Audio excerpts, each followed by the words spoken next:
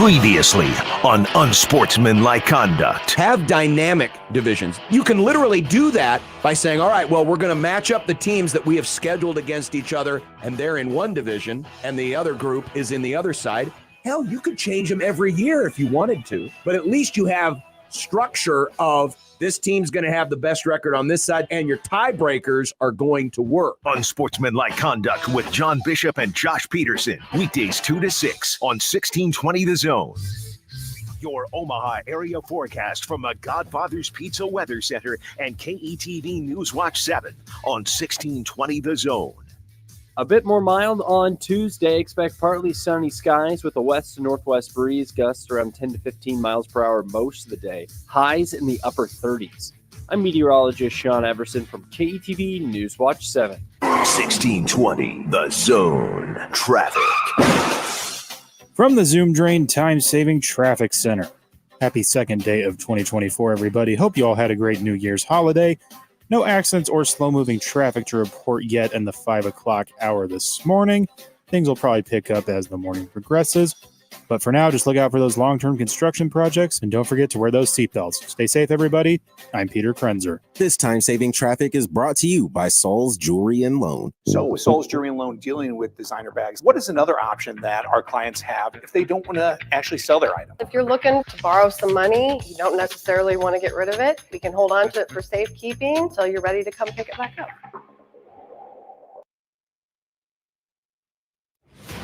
I'm Taylor Bisciotti with NFL Network Now on the Westwood One Radio Network.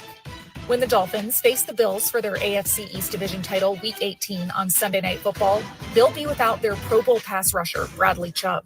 Dolphins head coach Mike McDaniel confirmed Chubb will miss the rest of the season after suffering a torn ACL against the Ravens. The 27-year-old suffered the same injury back in 2019 when he was with the Broncos. Meantime, 49ers head coach Kyle Shanahan said running back Christian McCaffrey suffered a mild calf strain against the Commanders Sunday and has been ruled out of their final regular season game against the Rams. San Francisco clinched the NFC's number 1 overall seed in the playoffs. And Steelers head coach Mike Tomlin announced Mason Rudolph will get the start at quarterback over a healthy Kenny Pickett Week 18 against the Ravens. Pittsburgh can clinch a playoff berth with a win over Baltimore and a loss by either the Bills or Jaguars. This has been NFL Network Now on the Westwood One Radio Network. Hey folks, Rich Eisen here. So this football season's really heating up, and the guys on my show, they're having a blast with Prize Picks. And now with basketball season in full swing, they're able to pick combo projections across both sports. Join them on prizepicks.com/primetime. Easy gameplay and an enormous selection of players and stat options are what they tell me makes Prize Picks the #1 daily fantasy sports app. And right now, Prize Picks will match your first deposit up to $100. Brockman is loving that aspect. He's hooked. And all you need to do is visit prizepicks.com/primetime and use code primetime. That's code primetime at prizepicks.com/primetime for a first deposit match up to $100. Don't be left on the sideline this basketball season. Go to Prize Picks. Daily fantasy sports made easy. Must be present in certain states. Visit prizepicks.com for restrictions and details. When you wake up well-rested on a great mattress, everything becomes clear. I do have a favorite child. Things you missed when you were tired finally reveal themselves. I use memes as a coping mechanism. It's Mattress Firm's once-a-year sale and clearance. Get up to 60% off select Sealy, plus a free adjustable base, all with free and fast delivery. Deals this big won't last long, so don't miss out. The right mattress matters. We'll find yours. Restrictions apply. See store or website for details.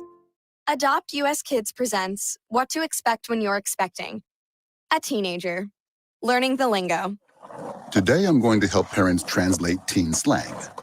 Now, when a teen says something is on fleek, it's exactly like saying, that's rad. It simply means that something is awesome or cool. Another one is totes. It's exactly like saying, totally, just shorter. As in, I totes love going to the mall with Becca. Another word you might hear is jelly. Jelly is a shorter, better way to say jealous. As in, Chloe, I am like so jelly of your unicorn phone case. You don't have to speak teen to be a perfect parent. Thousands of teens in foster care will think you're, rad, just the same. To learn more, visit adoptuskids.org. A public service announcement brought to you by the U.S. Department of Health and Human Services, Adopt U.S. Kids, and the Ad Council. At Union Bank, people don't have your money. Your money has people. First home people, investment people, people who answer the phone and your chats, dream car people, dream retirement people, driving your dream car in your dream retirement people, small business people, credit card people, and all the other people you need. At Union Bank, our people help you do more than you dreamed possible. So stop in and say hello. We can't wait to see you. Union Bank and Trust. Member FDIC. Prescriptions require an online consultation with a healthcare provider who will determine if appropriate. Restrictions apply. See website for details and important safety information. Subscription required. Price varies based on product and subscription plan. Hey guys, did you know there's a generic form of Viagra that works just the same, but is 95% cheaper? And you can get it online? Just go to hims.com/radio. Through Hims, you'll get a free medical consultation, discreet shipping if prescribed, a 100% online process, and trusted generic alternatives to the name brands at up to 95% off. That's right, get generic for Viagra, the same active ingredient as brand name Viagra, but for 95% less. It's the same medication, still prescribed by a licensed medical provider, but with zero copay, no expensive appointments, and no awkward face-to-face conversations. To start your free online visit, you need to go to this exclusive address, hims.com/radio. That's hims.com/radio for your free online visit. HIMS.com/RADIO. 1620 The Zone. Out of the shotgun. Corum again. This time he bounces it. He's got the first down and more. Corum inside the 5. Corum spins his way across the goal line. Touchdown, Michigan! A 17-yard touchdown run. Penix back to pass with time. Throwing end zone. Caught Jalen McMillan. Touchdown, Washington. Nice drive to open the second half for the Huskies, culminating in a Penix 19-yard throw to McMillan. It's what it means to these guys, to our players the most, to them to be champions, for their parents to have their son be a champion, their brothers and sisters, their grandparents, for our coaches, for my kids to have a dad, be a champion, and my parents, and just those people that get to feel what that's like. That's kind of long gone for me. It's just my joy, my ecstatic joy is for our players and our coaches and our fans and our families. They get to experience that joy of being a champion. Yeah, man, just keeping a 1-0 mindset. That's what it's always been about all year. Yeah, we're going to celebrate this win, but we're going to have a quick turnaround. You got to be ready for the national championship. We're going to be playing a good team. But, man, it's been amazing. It's just everybody just collectively just continue to believe and, continue to trust the process. That's the thing about us. I feel like each and every player on this team, we fell in love with the process, and I've said it since I think it was around fall camp, that our goal was to win the national championship. Some people probably didn't believe us, but we had the opportunity to do that. We're not going to get distracted and forget about that goal. Obviously this was a step towards it, and it's given us the opportunity to be able to play in that game. We're still motivated. We still got more things we want to accomplish, man. And that natty is right here in front of us. And, our focus is going to be on that, and we're going to be ready for the game. Live from 50th and Capitol Avenue in the Big O. This is Mornings with Sharp and Handley on 1620 The Zone, 1620thezone.com, and 1620 The Zone TV. Now here's Gary, Nick, and Jimmy. Yeah! Get set! Here we go! Good morning. Happy New Year, everybody. According to Larry David, we can say that until the 7th. That's right. Yeah. Happy New Year. I just realized something. And by the way, the year is a little bit longer this year because isn't this 20? It's a leap February. Year. It's 29 days. 6 days. Unfortunately, we now have 33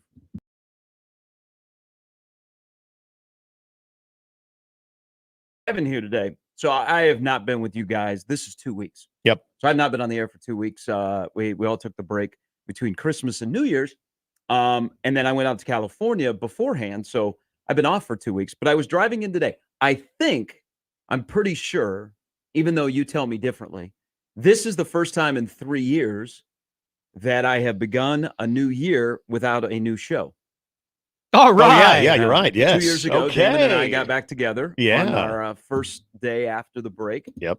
And then last year, even though you two tell me that we started in We December. did, it was like a soft launch. I don't know. I don't mean to be disparaging, but it wasn't memorable. Plus, that time was whole of buzz, that whole pursuit and everything that was going on. The So I reality basically checked out. So I still don't believe you guys that we started in December. But by the time I got here too in December, we also had we already knew that the Matt Rule news was final and everything had kind of ran its course there too. So I mean, there was it's like school, it's like you get through the dead week and all of a sudden all right, you've kind of mailed it in. You're already thinking about the vacation. So no offense, none taken. So I mean, I don't know what to do. This is the first time in 3 years I walked in and all you guys look the same. We haven't been fired. There's another show on a different station. And if we had, you would know because you're now checking emails. Yeah. So this is what I did. So I go on vacation. I mean, I had to be told this, because I could never, get away. Yeah. I delete my Twitter on my phone, and I delete my mail app on my phone. You're like 'Cause Matt Rule. Now, I made the mistake of not putting out the out of the office until infinity message on there. Yeah. So I don't check work email. So if anybody has lost their job here or there's somebody new, I'm about to find out because I'm at about 384 emails. Come on, go. Yeah, I think it's going to be right in between what both of you Yeah. were guessing. Jimmy was closer to 5. I said 350. So I would go over. I would lose. Yep. Yeah. So I'm hoping for the over. If you sent me an email during the last 2 weeks, I'll be getting back to you shortly. Or something major happened here. The station is still standing. Yeah, nothing. I had We to, didn't I had to flip stop format? in last Thursday and to Why? do some. Well, I wanted to get ahead with the sports schedule. We're good through March now, guys. Can't just you so work know. at home? You would think, right? I might get come in this. You would think, right? I smell what you're that cooking. actually is an issue. I'm sure you were probably the only person in the building. There was our fearless leader was here, and then Alyssa was here. Okay. That was the extent of the. Oh, and I did see Joey. Joey must have been doing traffic. Oh yeah, I came in about Joey and Peter, the new 2-man quarterback. I had the actual. It was kind of fun. I got to drop instead of pick up, drop Reese off, and then I went here, and it felt very late. It was like 8:30, and it was very late. All right. Well, we kick off 2024. Happy New Year, everybody. I hope everybody had a safe and enjoyable one, and a wind down to 2023.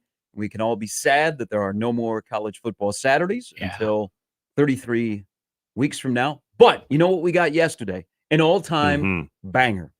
First of all, thank you, college football, because in the past of the 14 playoff, the semifinals have been snoozers. They've been brutal. But the last 2 years, we have gotten some great semifinals. Last year, TCU, Michigan, Ohio State, Georgia. And then yesterday, because at the end of the day, you're going, what are you doing? I mean, yesterday, and I know, college football fans, and we love the sport. Here's the thing that all of us had last night that worked this shift is we love football. We also love sleep. Oh, God, yeah. So they were both colliding last night as the second half kicked off, and it was 10:05 on your clock of, oh, boy. And then I turned off the TV at 11:58 after Washington saved all of us angst in this state by knocking down the final pass and setting up a all Big Ten championship game Monday. Played at the Rose Bowl. Yeah, they should, between Washington and Michigan. But yesterday was like an all-timer. A great if we can have more days like January 1st, we're going to be in heaven. Because what else as a guy would you have wanted to kick off your 2024? You got great college football, unless you're an Iowa fan, and you got nudity. That's true. Yeah. I mean, you got there was flashing going on, not even on Mardi Gras or on Bourbon Street. You got but inside ESPN. They're doing the Sugar Bowl, the sugarest of them all, and they go to Bourbon Street, which Bourbon Street. Once you've smelled vomit, you smelled vomit. Yeah. Okay. Once you've had a hurricane with a mix of urine, and you've had many hurricanes, and once you've seen boobs, you've seen boobs. Okay. What did ESPN think they were going to do when they went to, I guess, a live shot of the atmosphere on Bourbon Street? But I like how Sean McDonough didn't even hit like a speed bump. He just, they probably in his ear were like, no, None, or maybe no one recognized it.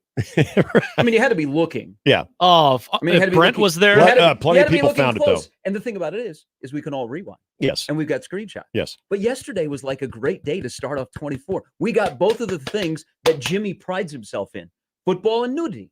I thought they were going to say football and boobs. But defense. And by the way, I'm glad you brought up Sean McDonough, because good for Sean McDonough when he also had to navigate through the very awkward mayhem gaff that they had too, where they're like, all right, and speaking, we got mayhem on the sideline too. And it's like, what am I watching? It showed the two sidelines and you could hear the guy laughing. It turned into some type of like creepy thing that just blew up in their face. And they tried to do it again. It's like, wait a minute. Okay. So this is what you had to make sure you showed, is the guy stuffing a bunch of hot dogs in his, like, it was. And Sean McDonough, you could tell the guy's been through a lot. He's seen a lot. I don't know. He handled all of that like a pro. And I'm sure he wanted to comment on the chest area too. That was being seen too. And he just, there are certain things that define broadcasters, and it's moments like that, especially when you are given like a glance and like the gratuity nudity shot there too, that Sean McDonough was able to just kind of glance right by and move on. And not many guys would do that. It usually stops in your tracks. You know, we had a full bowl season where we've complained. I mean, thank God for the Pop-Tart. The Pop-Tart single-handedly kept us engaged until yesterday in college football's playoff/bowl season. Yes. But yesterday delivered. It felt like, and I think games that are played on New Year's Day have that kind of that extra feel to them. New Year's Eve is tough for ratings, but New Year's Day, I imagine Alabama, Michigan's going to do 40 mil. TV ratings. They're going to do 40 mil. I mean, who wasn't watching that game? But yesterday kind of felt old school in the afternoon because you were watching two games. You cared about the games. The people on the field cared about the games. Yeah. And you got everything that makes college football great. Individual performances, head-scratching performances, and when we get lucky enough to go down to the final play, like we did out at the Rose Bowl and we did at the Sugar Bowl, what a great start to 2024. I know it's easy to complain about the sport, but yesterday was a great day for college football. It was, and you brought up Iowa too. We also sometimes enjoy consistency, and that performance offensively was consistent with the. I don't know if Iowa fans think this is a successful season or not. I'd just be curious. I mean, you won 10 games. Does it mean anything? Well, you won 10 games and you looked like that offensive. But hey, actually, I think the they only do. Takeaway from the only takeaway from the Iowa season is you get rid of Brian Ferentz. Yeah, that's a success right there. So I think, and I think for a lot of Big Ten teams are thinking, oh, really? You guys sure you don't want to hang on to this guy too? So yeah, I would say 10 wins on top of getting rid of Brian Ferentz and not having to watch that offense anymore, I would say is a rousing success. So you got consistency, and then you've got amazing finishes in two marquee matchups, which we've now seen. You pointed out, we saw it now 2 years in a row where it was starting to kind of look like, I even remember back to the 2015 season when Alabama played Michigan State, that Michigan State team that Nebraska beat that year. And you're just watching that game like, this is so out of whack. Like these two teams don't even belong in the same field right now. Michigan State is, this is awful. And that was so consistent with what those semifinals were like. You get a lot of scoring, but it was so one-sided. Now, I think people still talk about the Ohio State-Georgia game last year, which was great, and then Michigan blowing it against TCU. And then this year, Michigan almost, kind of learning from their past two experiences too. And that was always the big question is, what would be different? How would Michigan be able to, get past Alabama? And they do that. And then I will say this, because the team I root for in the NFL still seems like they're in the quarterback market when it comes to the first round pick.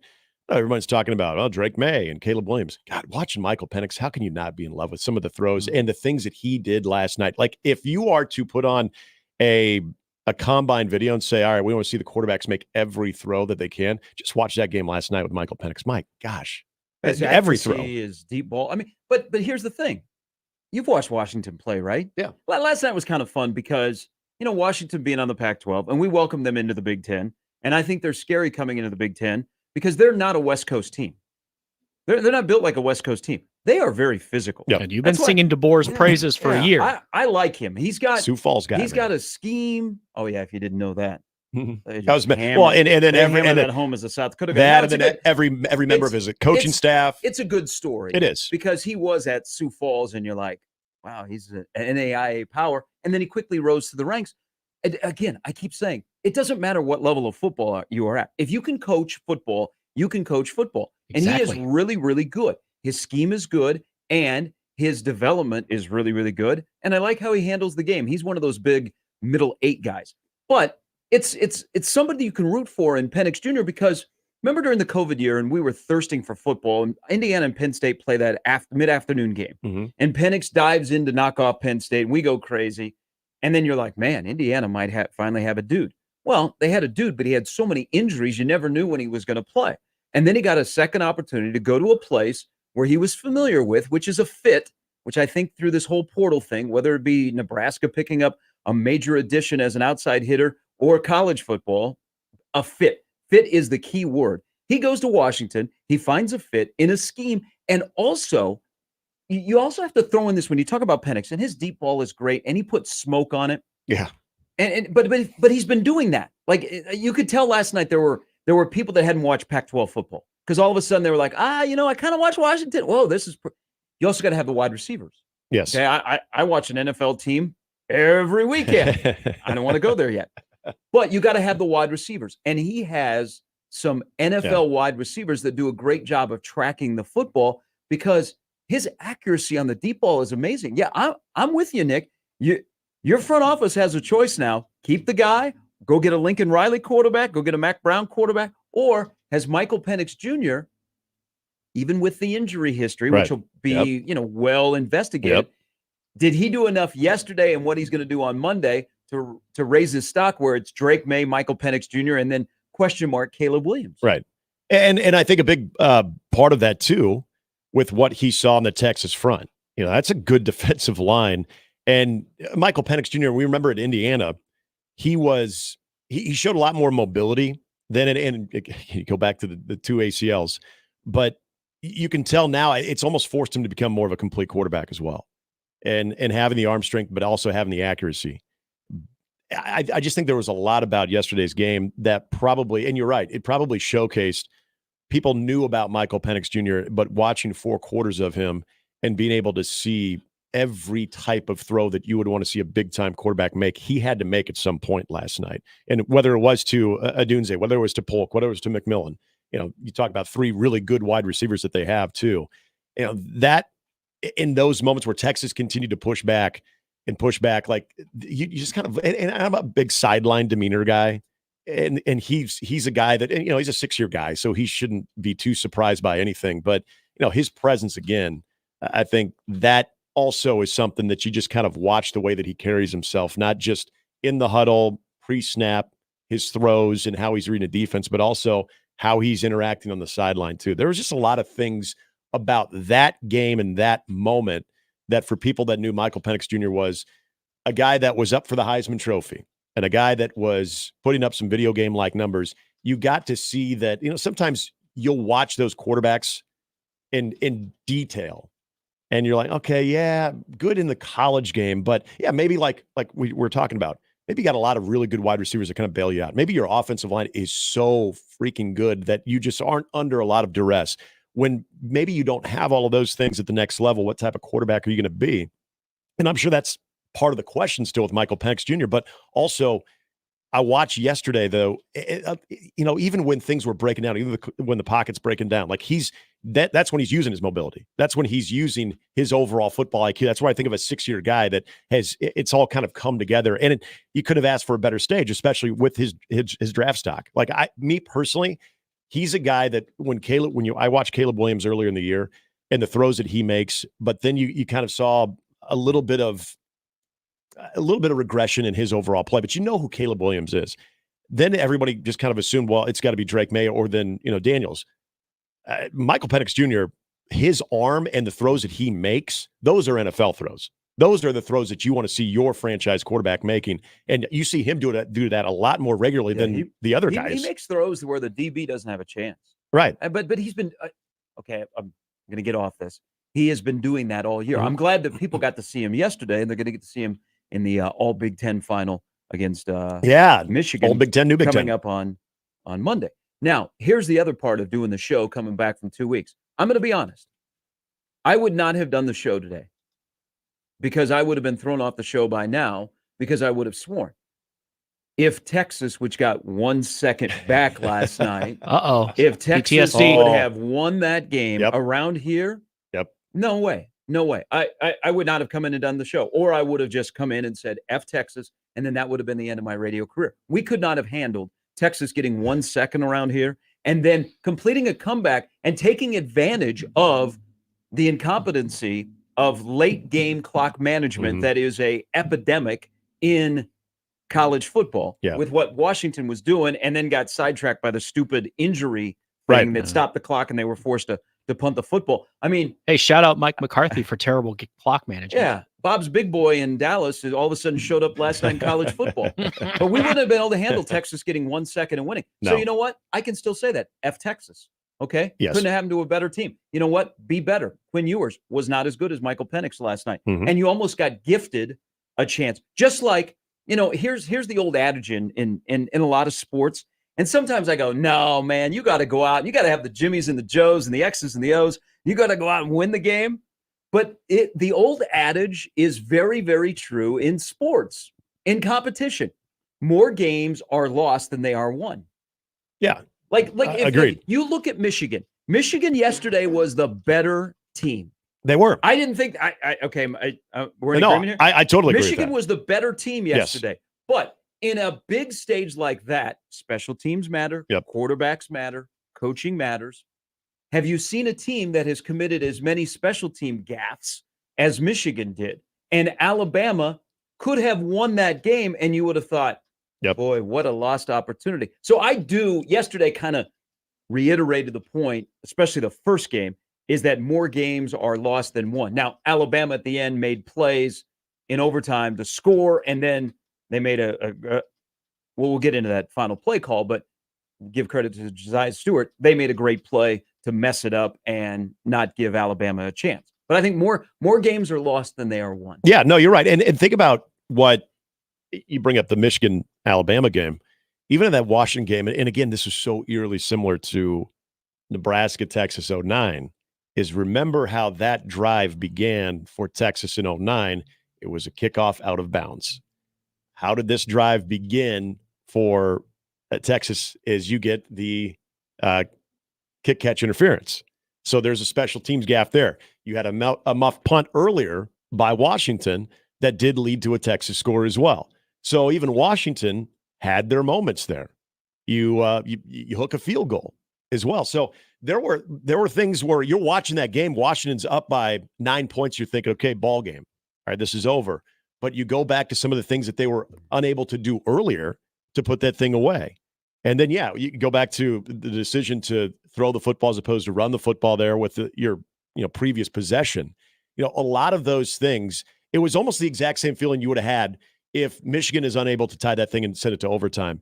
Is I'm watching Washington this entire game thinking they are the better team. This is a better offense. And yet if Texas is able to score there in the last second, you're walking away thinking, wow, okay, that was a Washington collapse there. That was not a Texas is better. Just like until Milroe rolls when Milroe, Kellen DeBoer would have been crushed this morning. Oh, absolutely, he would have been. And when Milroe gets that long run that set up what at the time was the go-ahead touchdown, that at that point Michigan's defense could do no wrong.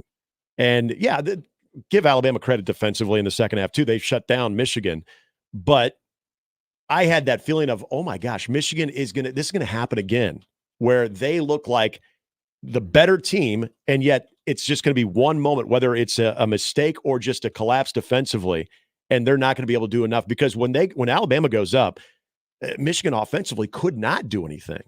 And that was the exact same feeling I had was Michigan defensively, they looked quicker, they looked better than Alabama, and even offensively in the first half. Like that's the thing we always talk about when we see the SEC and the Big Ten in some of those high leverage games is, boy, you see that SEC speed, you see that SEC talent, and it looks like it's one step quicker. Boy, Michigan, they look like the quicker, the better, the more physical team. Yet you get to that point where they take the lead 17-13. You're thinking, Alabama. I was thinking, oh my God, Alabama's going to do this. I mean, Alabama is built like a Big Ten and SEC team.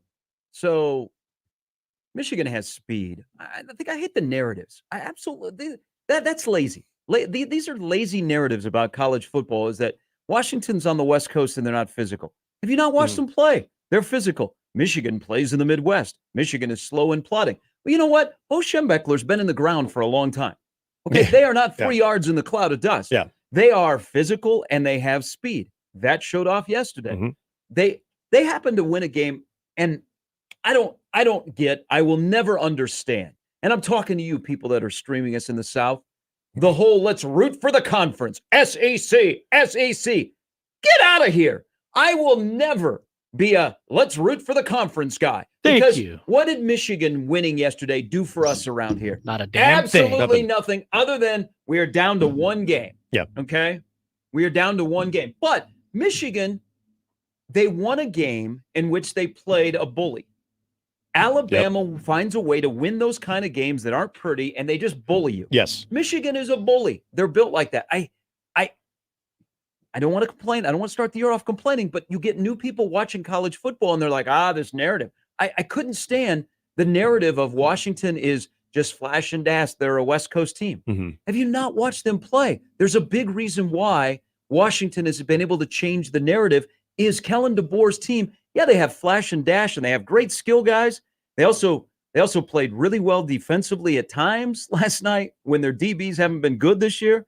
They're physical. Yeah. I mean, Washington and Oregon, the way they play football, where you think, oh, man, they just run up and down the field. No, they hit you in the mouth. That should scare the crap out of you coming into the Big Ten.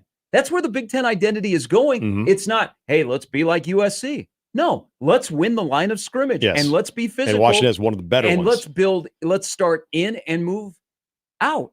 But Michigan won a game in which they matched up against a team that plays bully ball. I wasn't surprised. I mean, I think Michigan's a really good football team, but I don't get the root for the conference. Because if you do, please tell me why Michigan winning yesterday benefited you in a Big Ten area. But see, and I don't think that is the narrative of the Big Ten. I don't think people are like, oh, we're going to root for the conference of the Big Ten. That's that weird SEC cult thing that I'm with you. I will never And fully that was get. part Big 12, Big 8-ish, because I remember hearing that in college about, well, you need to root for the conference. No, I don't. I hope they all lose. Yeah, and I never really felt that here. And yesterday was a great day around here. Iowa lost, Texas lost. And Iowa looked like they have offensively. And so you were able to, even on his. Wisconsin lost? Yes, they did. And they gave you an entertaining game. Big Ten. Right. Yeah. What is that? What is that? I'm not one of those people that gets into that. I have a buddy who's a big Florida fan. And if he must be miserable. If Florida loses Good morning, Brian Edwards. games, it's not Brian Edwards. Well, friend of the program. He's but, our friend. Anytime Florida is down or they lose a big game, that conversation, I'm telling you, this is an SEC thing, that they are quick to say, how'd you guys fare against, how'd you guys do in the postseason? How'd you guys fare against SEC teams? I'm like, we're doing the conference thing now. We're not talking about the individual team. So I don't know. I think somewhere it started with SEC teams having their pride hurt when they've lost games. And so they look at like the holistic postseason or the record against the Big Ten. If you're rooting for a Big Ten team or if you're rooting for a Big 12 team, they're going to use the SEC record versus you. It's just this weird SEC insecurity that I don't think existed with any of the other conferences as far as let's be pro-conference during these games. I swear it's just an SEC thing. I root for storylines and I root for good games. And you know what? Yesterday, delivered both. So thank you. And your pocketbook. Thank you, college football, because it has been a rocky bowl season where we like to complain about things and we like to be negative. Yesterday was a positive. But we love edible mascots. Let's not forget that. Hey, we were trending that the most memorable part of the bowl season was going to be the Pop-Tarts Bowl. Yep. And that actually then they got into the debate of best Pop-Tart and everything. And that actually might be the best thing going forward for non-playoff games, because next year we're going to have 11 games that essentially everyone cares about. The other bowls that are not in the playoff are going to have to pivot to, I think you got to go all in on your sponsor. Mm-hmm. Like you should only have a bowl name if it fits in a bowl.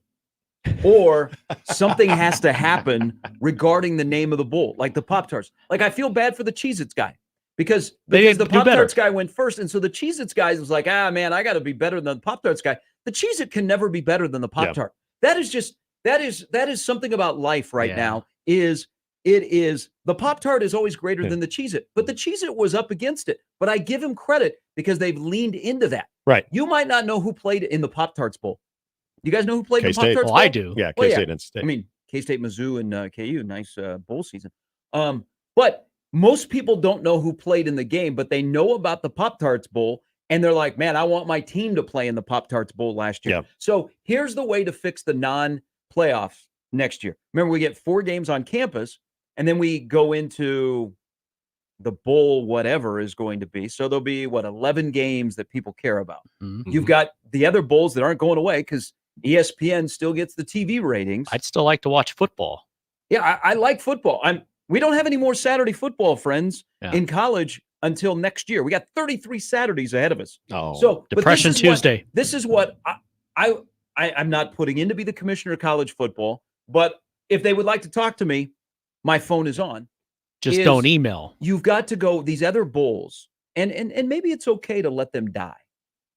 Okay, we're nostalgic and we're traditional in college football, but sometimes you got to let things die. If we die, we die, says the Bulls. Ah, there it is. But if you want to stay alive, you've got to lean into your sponsor, whether it be the Pop-Tarts, whether it be the Cheez-It. Like if you're Lockheed Martin, you should nuke the losing team. Like there's something that people are interested in because there's no energy at these games. No. Absolutely no energy. Like yesterday, they went from the pregame show, they went from game day to Oregon and Liberty. Mm-hmm. Oh, yeah. Liberty Bibberty. Liberty. I didn't see any Liberty fans when I was out there, so there wasn't much of an atmosphere. But they went to that game, and there were so many empty seats, and there was no energy. Yeah. So it's going to be the transition, and we did it to ourselves. It'll be like COVID football. We did it to ourselves because of stomping on rivalries and geographical stuff. Is what happens to the games that are not important next year for Bulls? They're not going to go away. But what is the fix to them? Because then you throw in, opt-outs, portal. Yeah. I mean, all of the stuff that has gone on. But I'm glad yesterday, I'm glad we all that love the sport so much got 2 games that we could fight about and we could question play calling, and they all went down to the last play. And at some point in the last minute of the game or on the last play, you're going, what are they doing? Mm-hmm. Thank you, college football. And just a simple request. Thank you. But I got a fix for the Bulls season. We'll talk about later. The we die. You brought up the Cheez-It Bowl, though. At least we started getting a little mascot on mascot rivalry too, because the Cheez-It guy was trolling the Pop-Tart, going non-edible Cheez-It guy, mascot like Pop-Tart sign. guy. Pop-Tart guy is way too popular. He was He was huge, and Cheez-It guy's got to go after the bad boy mower mascot. Oh yeah, and don't forget the Duke's Mayo dude. So, okay, the mayo one has gotten guy very was popular happy. because you get doused. The winning coach gets doused with the mayo. That's kind of cool.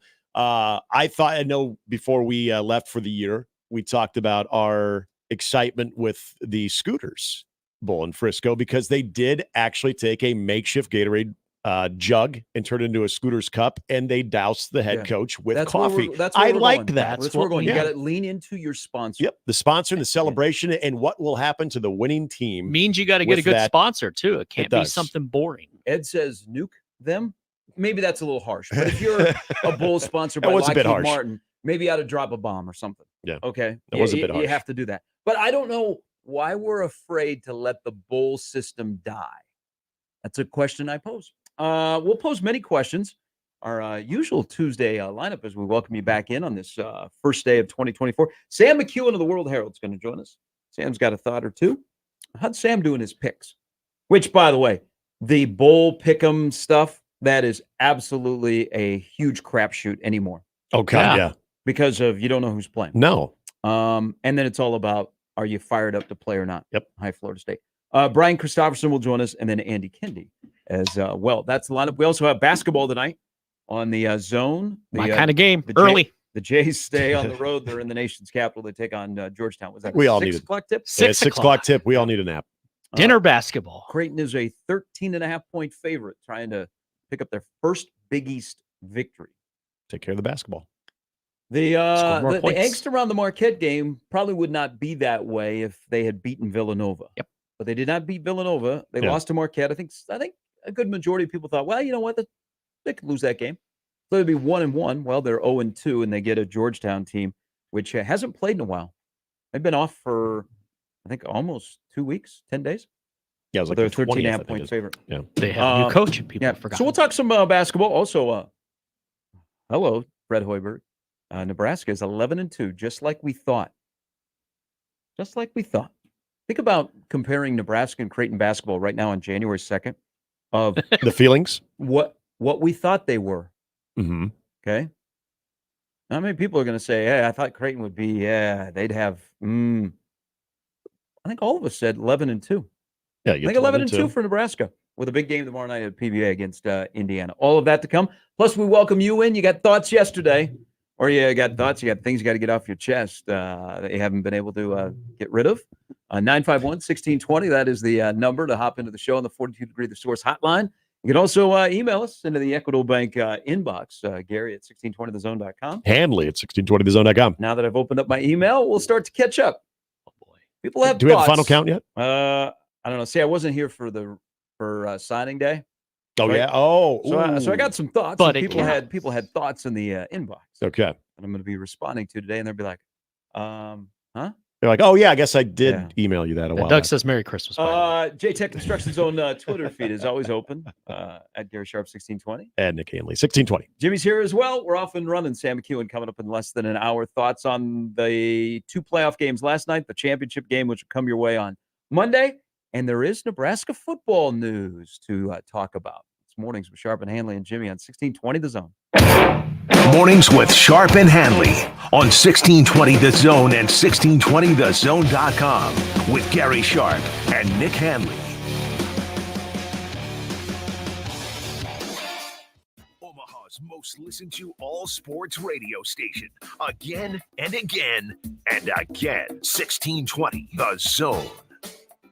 Hey folks, Kent Pavelka again to tell you about your local concrete experts at Everlevel Concrete Repair. Now, if you have cracked, uneven concrete, Everlevel can fix it at a fraction of the cost compared to replacement. This is no Band-Aid. Their products are built to last. It gives your concrete the durable protection it needs, and there's still time. I chose Everlevel for my driveway, and I've got peace of mind with their long-term transferable warranty. Everlevel's products and customer service are top-notch, and that's why they've been voted Best of Omaha again this year. Say it with me, Everlevel. Quick, the quicker picker-upper.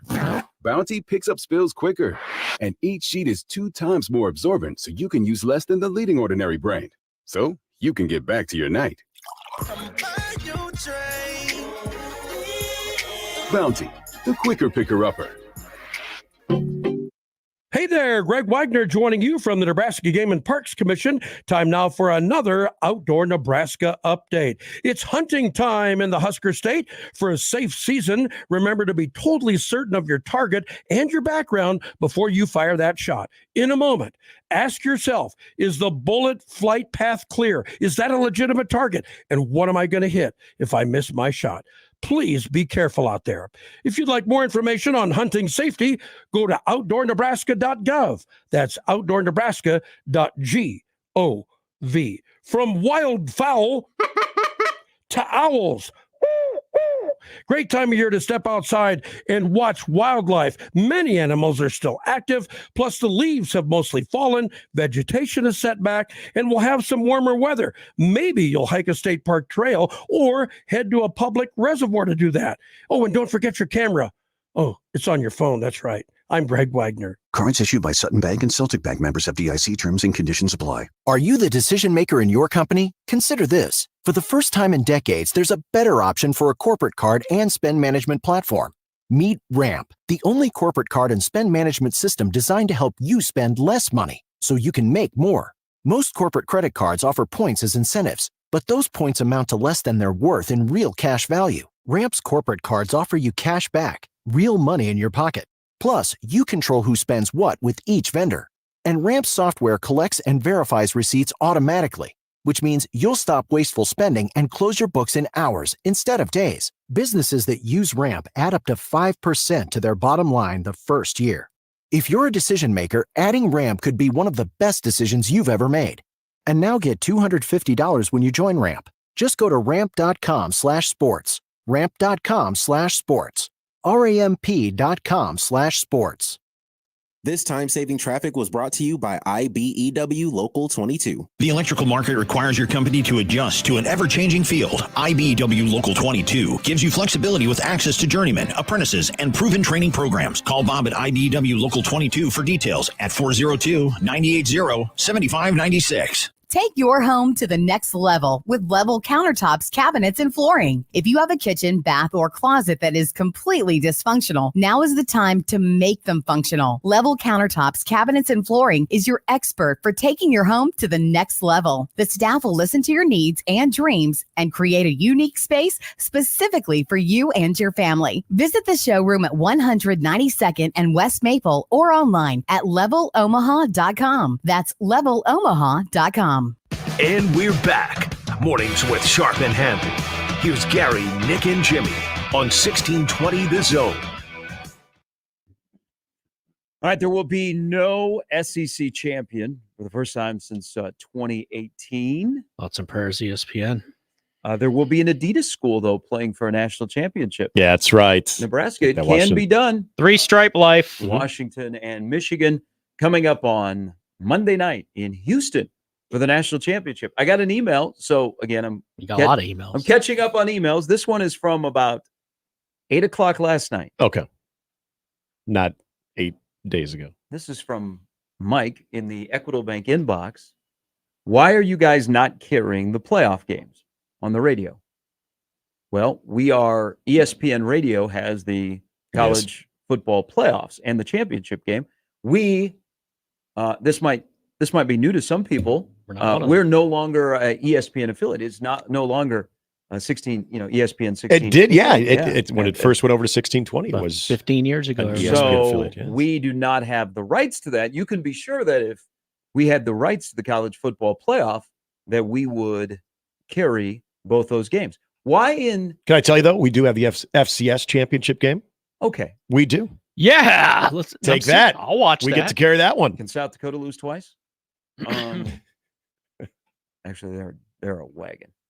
I don't know why in the state's largest city, a radio station that has those rights that people want to listen to would rather put, I guess, ESPN Sports Talk on ahead of 2 college football games, or the World Series is not carried in this town either. Right. It's amazing. Now, somebody just chimed in and they said the ESPN affiliate in Lincoln did not carry yesterday's games as well. Really? See, I thought they usually did. That's kind of, they usually carry a lot of the ESPN play-by-play stuff. Yep. Because they even have like some NBA games. Right? I believe so, yes. I don't know. I know on 1620, if we had the rights, we would carry the game. So I don't know what the decision-making in there, but it's kind of different that the 2 largest cities in Nebraska would not have radio stations that would carry the playoff. Mm-hmm. Especially college football. I understand sometimes MLB might be hit or miss, or NBA finals might be hit or miss. College football, kind of a big deal. Yeah, Nebraska hates football. I think it is kind of wild that they don't carry the World Series. Yeah, you worked over there. Any reason why? No, because they're run by a computer. Well, now? part of it was they if don't it was have a live body, they just have a computer that runs the radio station. Well, there's that too. But weekdays, Skynet. Now remember, they have the contract with the network, with the Husker Sports Network, so that contract would overrun. Really? Yes. Now there were times. Doing it in progress. You would think so, but then that became, a little too much work to set the clocks to do so, and a little bit of that. I had nothing to do with that, by the way. But there were times that I want to say they would carry the national championship game, and they would just blow out the Sports Nightly. Maybe they will do that Monday, and then ask for forgiveness later. I mean, I don't. What'd you listen to? The national championship game or Sports Nightly? National championship game. So I don't know. Football I don't is know better than no football. The email, I don't know what the decision went in, but we do not. Yeah. Here at 1620, we do not have the rights to the college football championship, so that's why we do not air them, or the World Series, or the NBA finals. We've aired the Stanley Cup finals before. Have we? Yeah. Really? And we of course have Westwood 1, which has all the college basketball. Yeah, all the basketball. Like second or third year here, we ran the Stanley Cup finals. Really? Yeah. That's so random. Well, because I think they were like, play-by-play over Fox Sports or whatever we were running at CBS Sports Network at night. Oh. That would have been great. Who was doing the games on the radio? Might have been Sam Rosen. Okay. Oh, he's good. Voice of the New York Rangers. See, that would have been, yeah. Mhm. I like that. Let's bring that back. All right. He'd be the guy to talk to. Sam McEwen coming up in about 40 minutes. Michigan and Washington, the Big Ten championship, will be played in Houston for the national championship. And then they play again next year. That's play right. a regular Yep. season game. How about that? I mean, will the Rose Bowl still hit you as hard when you go out there to watch Nebraska UCLA as it does watching the Rose Bowl? Which good on the Rose Bowl. Man, there have been some snoozers in the semis, but the only two games that have gone to overtime, the Georgia-Oklahoma game and then yesterday, they do deliver. They do deliver. We like to complain about the Rose Bowl and the start time and how it was late last night. I can't go there. We were tearing down so much of college football that the one thing that remains constant is that 4:00 Central kickoff. Yes. On New Year's Day. Oh, that one I had no can't- problem I with. can't- It's the 8:00 one that I was not happy about. I can't go there. I hate that we're tearing apart college football, but I'm going to be okay with Rose Bowl kicking off at 4. But it hits you differently on January 1 compared to an October 15th game when Nebraska and UCLA are playing in the Big Ten. Right. It just, first of all, the stadium's not full. Nope. The San No. Gabriel Mountains do not shine as much. Yes. You need the sunset. And the on sun all doesn't of go that. down until like 7. That is very, very true. All right. To finish the hour, the first caller of 2024. My gosh. Yeah. Who's it gonna be? Nebraska Ball Mike. Yeah. Congratulations, Mike. You can pick up your Right. prize at the front desk later this morning. Happy New Year, gentlemen. Happy New Year, What Mike. Hey, what did you do for New Year's Eve? Well, New Year's Eve was pretty mellow, although I did imbibe a little bit, so I did feel relatively good. Did you go? Now, Did you go liquid or for liquid? instance, Hey, hold on. Did you go liquid or hard or soft? Little mixed coffee, little mimosa yesterday. Ooh, all right. You're going with the morning drinks. I like it. Can handle my stuff a little bit. I know. Yeah. Humble brag. Now, as far as Texas is concerned, my sincere apologies. We all feel horrible for you about last night. But if you want to talk about something that used to matter in the state of Texas, especially Dallas, can I talk about a movie that I went to go see last But hold on. The North here. Dallas 40? Oh, Mike, we're off to a bad start here. I was hoping you'd come in here and tell me that you mixed like an edible with, like a little bourbon yesterday, and you were That's a running good into time. the wall and stuff. Did you just? Were you trolling when you said sorry for Texas? No, I wasn't. Okay. I mean, like, they are who they are. We No. have to beat You them don't. until You we don't beat come on them. a radio station in It's the only Omaha way and say we control sorry, them. Texas. You want to say, oh, sorry, Iowa. You had to put up with Brian Ferentz. You want to do that as well? You say No, congratulations, they don't matter. Iowa. You no longer have to put up with Brian Ferentz. They don't matter. Texas matters. Iowa will never matter. We need to stop thinking Iowa matters. They don't matter. Wisconsin barely matters. Whoa. Do I? They don't matter. Okay. All right. Good start. Can we talk about a movie I went to go see? Yes, we can. You can land the plane here. Okay. For those that don't know, I'm a huge wrestling fan, and I'm a huge nostalgic wrestling fan. So, back in the day, every territory had their own building that was their place. New York had Madison Square Garden. Dallas, Texas had the Sportatorium and the Von Erichs. I was not in my prime watching wrestling when they were doing their thing, but I knew about them. And if you are a wrestling fan, you need to go see this movie in the theaters. I agree. You need to go. Mike, I thought, first of all, having Zac Efron, the casting was terrific. I thought the script was really good. They didn't, it's a family. You're talking about the Sportatorium where they started wrestling in Dallas. Yes. Where it seemed like the 4,000 Von Erichs wrestled. Yes. They did a really good job because it's a sad family. I mean, the death of, so many family deaths. And I thought the movie did a really good job of weaving that in, letting you know why the movie was called The Iron Claw. Yes.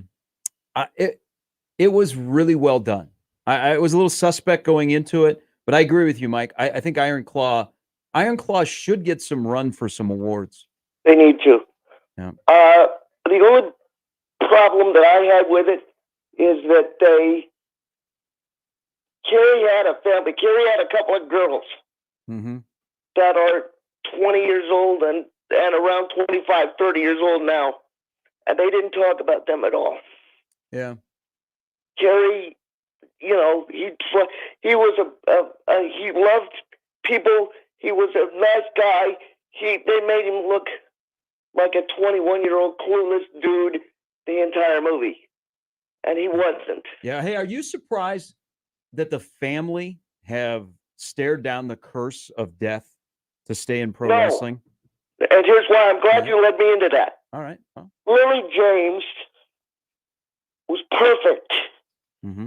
Lily James needs a supporting actress nomination right now because she did a perfect job.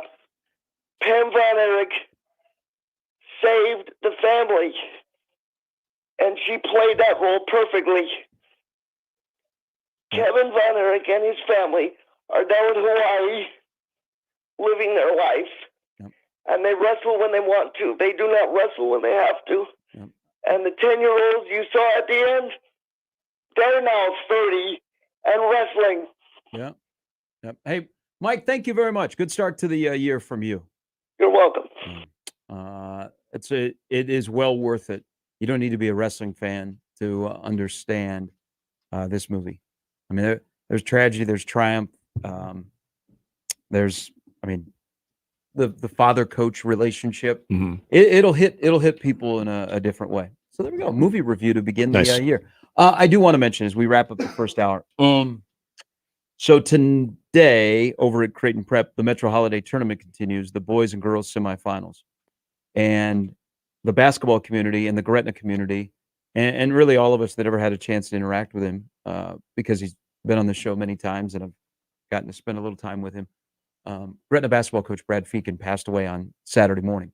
And if you remember a couple of weeks ago, I was telling you about the fundraiser that they were having in Gretna. And the Gretna community is such a tight community, and especially with Coach Feakin and his battle against cancer and how they have stepped up and they have rallied around him. And it seems like everybody's got a Brad Feakin story that's come in contact with him. And actually, before I got to know him as a coach, more people were telling me, yeah, he's a basketball coach, but you gotta understand, he's a great teacher. Man, he connects with his students. His students love him. He's really, really good in the classroom. And I said, well, I only know him in the gym, and I think he's a really good basketball coach. And he's one of those people that I've gotten to know that, first of all, he cared about others before he ever wanted to talk about himself. No shortcuts. He was hard-nosed, but he did it the right way. He gained a lot of respect from the kids that he had on his team, that he worked through, and now are on to bigger and better things. And what a way on a day when those young men at Gretna lose their basketball coach. They go out and they win at the buzzer against Papio South. I mean, that was just anybody that was over at Prep on Saturday. That's one of those moments you'll never forget. And every time I hear, and I hate cancer. Cancer took my mom's life, last spring. And we all have somebody, either ourselves or somebody that has battled cancer, is battling cancer, and cancer sucks. Cancer sucks. There is nothing good about cancer, and the people that fight it and continue to fight it, good on you. God bless you. We're going to find a cure. But I always go back to the Stuart Scott line. And you guys remember what Stuart Scott was going through. Mm-hmm. And he said, when you die, it doesn't mean you lose to cancer. Right. I thought about that when my mom passed away. And, and I know Coach Feakin had been fighting cancer and he needed a surgery. And I actually talked to some people on Saturday when I was at the holiday tournament, and they were bringing up Coach Feakin. I always think about that line. What a great line. When you die, it doesn't mean you lose to cancer.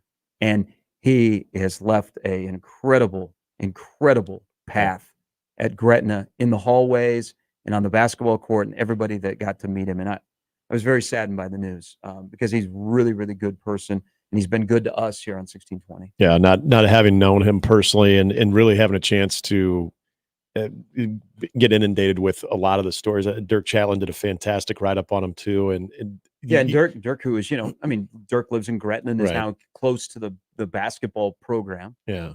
You learn you learn more about someone's impact. And it's not even about wins and losses. We could be talking about any sport or, coaches, but especially the high school level. And you're around it all the time. I've been around it for a very long time. I've had the privilege of having that opportunity of having a role to impact kids' lives. And you always want, you want to feel like you at least gave them a good memory of when they were able to compete for you. But you also, I think any coach's, lasting legacy at any level, but especially at the high school level, is that there was, yes, making that individual maybe a little bit better competitively, but also just better people. And that's the one thing that I took away from a lot of the tributes to Coach Feakin was his impact on all of the kids, both and I'm glad you brought the classroom, because I thought that was a big part of the piece too, was not just the basketball coach, but also the type of teacher he was to an educator. A lot of people had been around him and everybody wanted to, check in on how Coach Feakin was.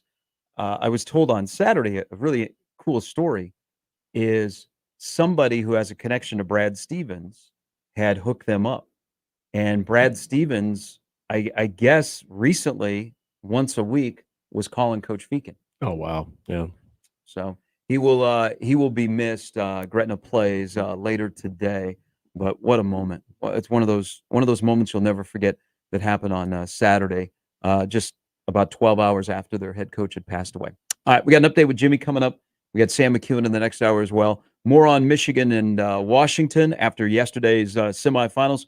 Talk about that final play with Alabama and maybe the final play for Texas and what Washington was doing. But we have a championship game, and we have basketball tonight, Creighton and Georgetown, here on 1620 The Zone. More with Gary and Nick after this on 1620 The Zone. Live from the Host Coffee Studio, this is 1620 The Zone. 1620 The Zone. Traffic. From the Zoom Drain Time-Saving Traffic Center. No accidents or slow-moving traffic to report as we approach the 7 o'clock hour on this Tuesday morning, January 2nd in the year 2024. But just as a reminder, westbound 114th to 117th and Center will be closed for the next few weeks to resolve that water main break. If that was part of your usual commute, you will need to seek an alternate route. Stay safe, wear those seatbelts. I'm Peter Krenzer. This time-saving traffic was brought to you by Fernando's. Love Languages. Presented by Fernando's. 5. Physical touch. Let me hold you like a taco. Come and feel the love at Fernando's, 75th and Pacific, 114th and Dodge, and FernandosOmaha.com. Hey, Tapper, for the FanDuel Sportsbook, we are headed into Week 18 of the NFL season. Playoffs are gearing up, and it's time to get on the action with the FanDuel Sportsbook. Right now, new customers get $150 in bonus bets guaranteed, and all you have to do is place a $5 bet. So heading into Week 18, everything's on Sunday. Pick a game or just pick a bet. Anything across the board, a $5 bet. It's $150 in bonus bets. That's win or lose. That's your incentive. Get to the FanDuel Sportsbook app. And when you get there, you'll find that there's same game parlays, live betting, and there's this new thing called the Explore tab where you can check out bets that other players around the country are wagering. That and plenty more in the FanDuel Sportsbook app. Head to FanDuel.com/Happer and make your first bet a layup. FanDuel, official partner of the NFL. 21 and over, present in Iowa. First online real money wager only. $10 first deposit required. Bonus issued as non-withdrawable bonus bets that expire 7 days after receipt. Restrictions apply. See terms at sportsbook.fanduel.com. Gambling problem? Call 1-800-BETS-OFF. Hey there, Greg Wagner joining you from the Nebraska Game and Parks Commission. Time now for another Outdoor Nebraska update. It's hunting time in the Husker State. For a safe season, remember to be totally certain of your target and your background before you fire that shot. In a moment, ask yourself, is the bullet flight path clear? Is that a legitimate target? And what am I going to hit if I miss my shot? Please be careful out there. If you'd like more information on hunting safety, go to outdoornebraska.gov. That's outdoornebraska.gov. From wildfowl to owls. Great time of year to step outside and watch wildlife. Many animals are still active, plus the leaves have mostly fallen, vegetation is set back, and we'll have some warmer weather. Maybe you'll hike a state park trail or head to a public reservoir to do that. Oh, and don't forget your camera. Oh, it's on your phone. That's right. I'm Greg Wagner. What's holding you back from learning the language you've always wanted to know? Too hard. Takes too long. Not with Babbel. Babbel's lessons take just 15 minutes a day. 15 minutes isn't long. Nope. And they're fun. Fun isn't hard. Right. Babbel's interactive lessons, podcasts, games, and more make it fun and engaging, so you don't realize you're learning a language, but you are. And Babbel's lessons are built around real life. You can choose from topics like travel, business, relationships, and more. You'll learn what matters most to you. Plus, Babbel's lessons are designed to get you speaking right away. In 3 weeks, you're able to start having conversations. Just 3 weeks. Even better. Since Babbel's lessons are designed by language experts and voiced by real native speakers, you'll get the accents just right and be able to carry on conversations with confidence. Learning a language with Babbel doesn't take long. And with Babbel, it isn't hard. It's perfect. Start learning a new language today. Go to Babbel.com. That's Babbel.com. Babbel.com. Now back to mornings with Sharp and Handley on 1620 The Zone.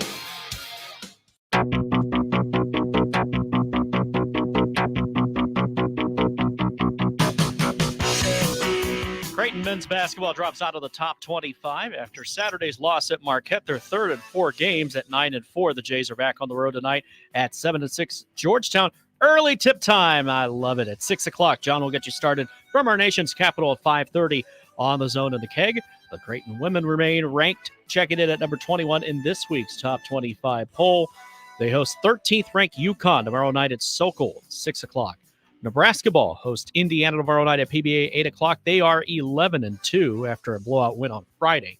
The national championship of college football is set. Michigan and Washington will meet next Monday night in Houston. They ought to play it at 4 o'clock in the afternoon at the Rose Bowl. Instead, in the NFL, Miami Dolphins pass rusher Bradley Chubb suffers a torn ACL in his right knee in Sunday's 56-19 squeaker, the loss to the Ravens, ending his season. Chubb went down with a non-contact injury late in the fourth quarter Sunday, was carted back to the locker room soon after, quickly ruled out for the remainder of the game. The fact that Chubb and other defensive starters were on the field in a blowout loss drew instant criticism from fans on social media. Dolphins coach and smartest man in the room, Mike McDaniel, expressed regret in hindsight Sunday when asked about the decision to keep his starters in the game with the game all but decided. Lions head coach Dan Campbell's ready to put the most recent game behind him in the aftermath of Saturday's controversial primetime loss to the Cowboys that was aided by terrible coaching and clock management by Mike McCarthy. I might have added that part. Campbell said he woke up feeling fine the very next day and now has controlled fury entering the regular season finale against the Vikings Sunday, where the Lions have a shot at winning 12 games in a season for the second time in franchise history. And finally, the newly formed United Football League has set its 8 markets and secured head coaches for each team as it continues its march towards a debut later this year in late March on the field, as they announced yesterday. The UFL will remain in 4 XFL markets, 3 from the USFL and 1 that now merged leagues share. The 8 teams, all of which are located in either the Eastern or Central time zones, bias, will be split into 2 conferences that are named after the leagues that formed them. 4 XFL coaches and 4 USFL coaches were retained in the USFL conference. You have the Birmingham Stallions, led by Skip Holtz, the Houston Roughnecks, led by Curtis Johnson, the Memphis Showboats, led by John DiFilippo, the Michigan Panthers, led by Mike Nolan, and in the XFL conference, the Arlington Renegades, led by Bob Stoops, the DC Defenders, led by Reggie Barlow, and the San Antonio Brahmas, I did not know this, Wade Phillips is their coach, and the St. Louis Battlehawks, Anthony Beck. So more spring football, but less spring football, actually. And 1620 The Zone's Adrian Martinez is signed with Birmingham. Yeah, because Birmingham's general manager is in the recruiting office of Matt Rule. Oh, how about that? I didn't even Zach realize. Potter, who got his start at Iowa Oh, Western. that's right. Zach Works in the Potter's recruiting there. office Okay. at Nebraska, and he's their general manager. Hey, Zach Potter. Boy. Different Zach Potter, but yes. All right. Thank you, Jimmy. Temperature Tuesdays today. Did you guys know that? Is it the first one? Yes, Oh, first one. all But I've right. been told that Runza is not doing January and February. They're sticking to just January. I thought you were going to say, Is no, that they're, true? they're moving it to March. You know what? July. Seems like Sometimes you get some cold March mornings. July should be a lot of fun. This is a great marketing idea. 86 cents runs. We were losing our ass off this one. We got to move it back into the spring. I'm seeing 26 degrees right now on my phone. At 6 a.m.? I don't know what it was. It was 25 at 6. Okay. For a quarter, that's not bad. No, but you do have to get the fries and the drink, right? Until next No. You get the frings. Well, but but you have to get a drink and that. However you decide to do it. I will wait till next Tuesday, where it appears we're going to get some snow, so it's going to be a little bit colder. You got to play the percentages, but now you're limited to what, 4 Tuesdays? Yeah, that's come on now. Need that El Nino to kind of relax. They're expanding though. Just like the Pop-Tarts Bowl, Temperature Tuesdays is a good marketing tool. Runza Bowl. Good on Runza. You were mentioned in Time Zone watching the end of the Washington-Texas game, which ended right before midnight here in Omaha last night. What do you think the percentage of people on the East Coast watching that game that hung around for it? Very little. 8. Most of them had money on the game. Unless you were a Giants fan, do you think that Penix Jr. could fall to you? Yeah, right. Yeah. You were watching that game. East Coast. And by the end, you might have even seen all you need to see about that. If you're a Giants fan, you're like, I'm good. East Coast is the worst time zone to watch sports. Yeah. Yep. Worst time zone. Think about the national championship game in basketball and in football too on the East Coast. You're not, if you're dialed into that thing until the very end, you're not going to bed till 1. I'm not complaining. I do like tradition, and we can't knock something that wants to stay at a 4 o'clock kickoff like the Rose Bowl. Mm-hmm. I can't go there. I don't want to complain about it because all the other traditions are getting knocked aside. Rose Bowl sticks with something they've been doing. Yeah. I don't want to complain. It just, you get, that game in New Orleans, when New Orleans is Central Time Zone. So that was 7:45. They had to delay it. They went about 8. Well, hey, it's one time a year or maybe twice. Those of us that have to choose football and sleep, we chose football. Yes. The Rose Bowl, by the way, I at first thought it was kind of funny. They were running more commercials than they've ever run before. Oh my gosh. And we did, by the way, get our Masters. I hadn't noticed that earlier, but we got a lot of Masters. Masters has been running since about the 1st of December. Yep. Got a lot of Masters run during the bowl season. A lot of commercials. This year when they redid the clock in college football, we got more commercials. Yep. Yesterday, there were more commercials. The favorite score, extra point commercial, kickoff commercial is back. Yep. And it's not glorious. Absolutely. But you know what? Hate that. Hey, you guys know what is glorious? Is I can only do, I can't do 2 guys that are never normal anymore in Nance and Romo, but they keep doing every Chiefs game, which is just it's nauseating. So donate. They've done the last 2 Chief games. And then I could only go so far with Fowler and Herbstreit yesterday, and then I started to bounce around. I'm telling you. You like Greg McElroy? It may not be. Well, Sean McDonough is really good. He's the best one they have. I've always liked Sean. Period. It may not be the go-to broadcast, but the Skycast. Yes, I knew somebody else did what I did yesterday. The Skycast with Nat Sounds. With Nat Sound, you hear the PA, the crowd. You have the overhead view the entire time. There's no announcers. Yeah. That might be the way to go. I didn't do it. I liked watching the Skycast. I watched it until about 6 minutes left in the game when I was like, wait, there's Really? a Skycast in the first, because I'm with him. I couldn't do it. I got Fowler and Herbstreit yelling at me. Stop yelling at me. And I find this. I enjoyed it with the Nat Sounds. The trees were on. Yeah. Oh, guys, I'm in the minority here. I actually enjoyed both broadcasts last night. Well, I did not. I watched Sean McDonough. McDonough. I did not watch the Skycast. No, I stuck to the traditional way of doing it because I got in when the college football playoff first came out. And Sorry, I'm trying to remember. vindicated. I'm Thank trying to you, remember who Gary. the coaches' rooms was. Remember they did the coaches' film room. Mike Riley. He was in one of them. Yes. Yes, he was. And I'm trying to remember. Charlie Weiss was in one of them once. Was that the first year Kevin that they did Sumlin was really good. Yes, that's the one I'm thinking of. Where that was a great broadcast. When they did away with that, and then you got then you could have the home team, or you could not home team, but you could get the Alabama one, you could get the Michigan one, and then you could get the Longhorn Network one or the SEC Network. Or I was good. And then don't forget the Celebrity Green Room. They started throwing so much out there. All of a sudden, I'm seeing Ja Rule coming in to talk about the final drive in the Florida State game. I don't really should. Exactly. I want to know what Ja Rule thinks about it. It was throwing so much crap at the wall to see what would stick. Well, now it's just McAfee and the Skycast. Yes. The Skycast is where it's at. The Skycast, the overtop view. Didn't they have the SEC? The SEC Network had one too, though. I thought for the I don't know if they did it for the Texas game. Although I did see Cole McCoy. Cole McCoy was that had to be. I think that wasn't that the SEC network.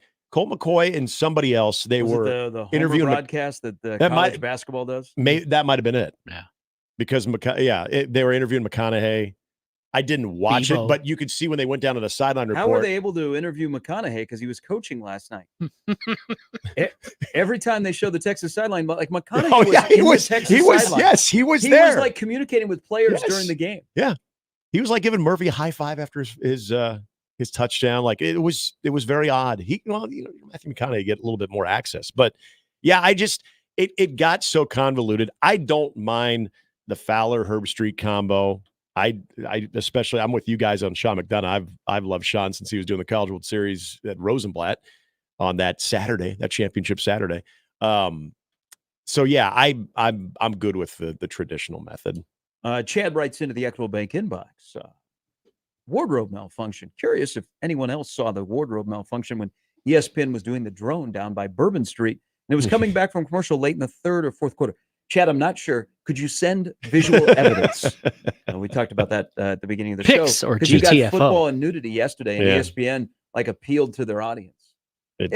See, now they'll come out with an apology today. But what do you expect? It's like these TV stations that do live shots out of places that are pretty charged up, whether it be sports or your crime. Oh, yeah. Like you're doing a live shot, you have to roll the dice on what's going to happen. There was a lot of birds being flipped yesterday, too. You don't think that you're going to Bourbon Street and something might happen? Yeah. Now, did she know she was on camera when she showed her to get some beads? And then it brought up confusion because people are like, I thought beads thrown from above on Bourbon Street were only for Mardi Gras. No, you know what? They happen at the Phoenix right here in Omaha on a nightly basis. There is another big story. I just use the Phoenix as an example just because I've been there before. I used to play softball and sponsored by the Phoenix. Yeah, there was some that didn't happen when we go there. There was some woman that showed her goods and she didn't need beads. I thought, oh my God. Just another Tuesday night at the Phoenix. Before long, people in the neighborhood are going to be holding meetings to run you out. You just never know where those things pop up. Just don't name your club after maybe an NIL collective. Those people out west, man, they're ticked. Club they're trying to run. Hey, got to make a buck, man. Just throw a 9 in there. Raiola doesn't come cheap. Okay.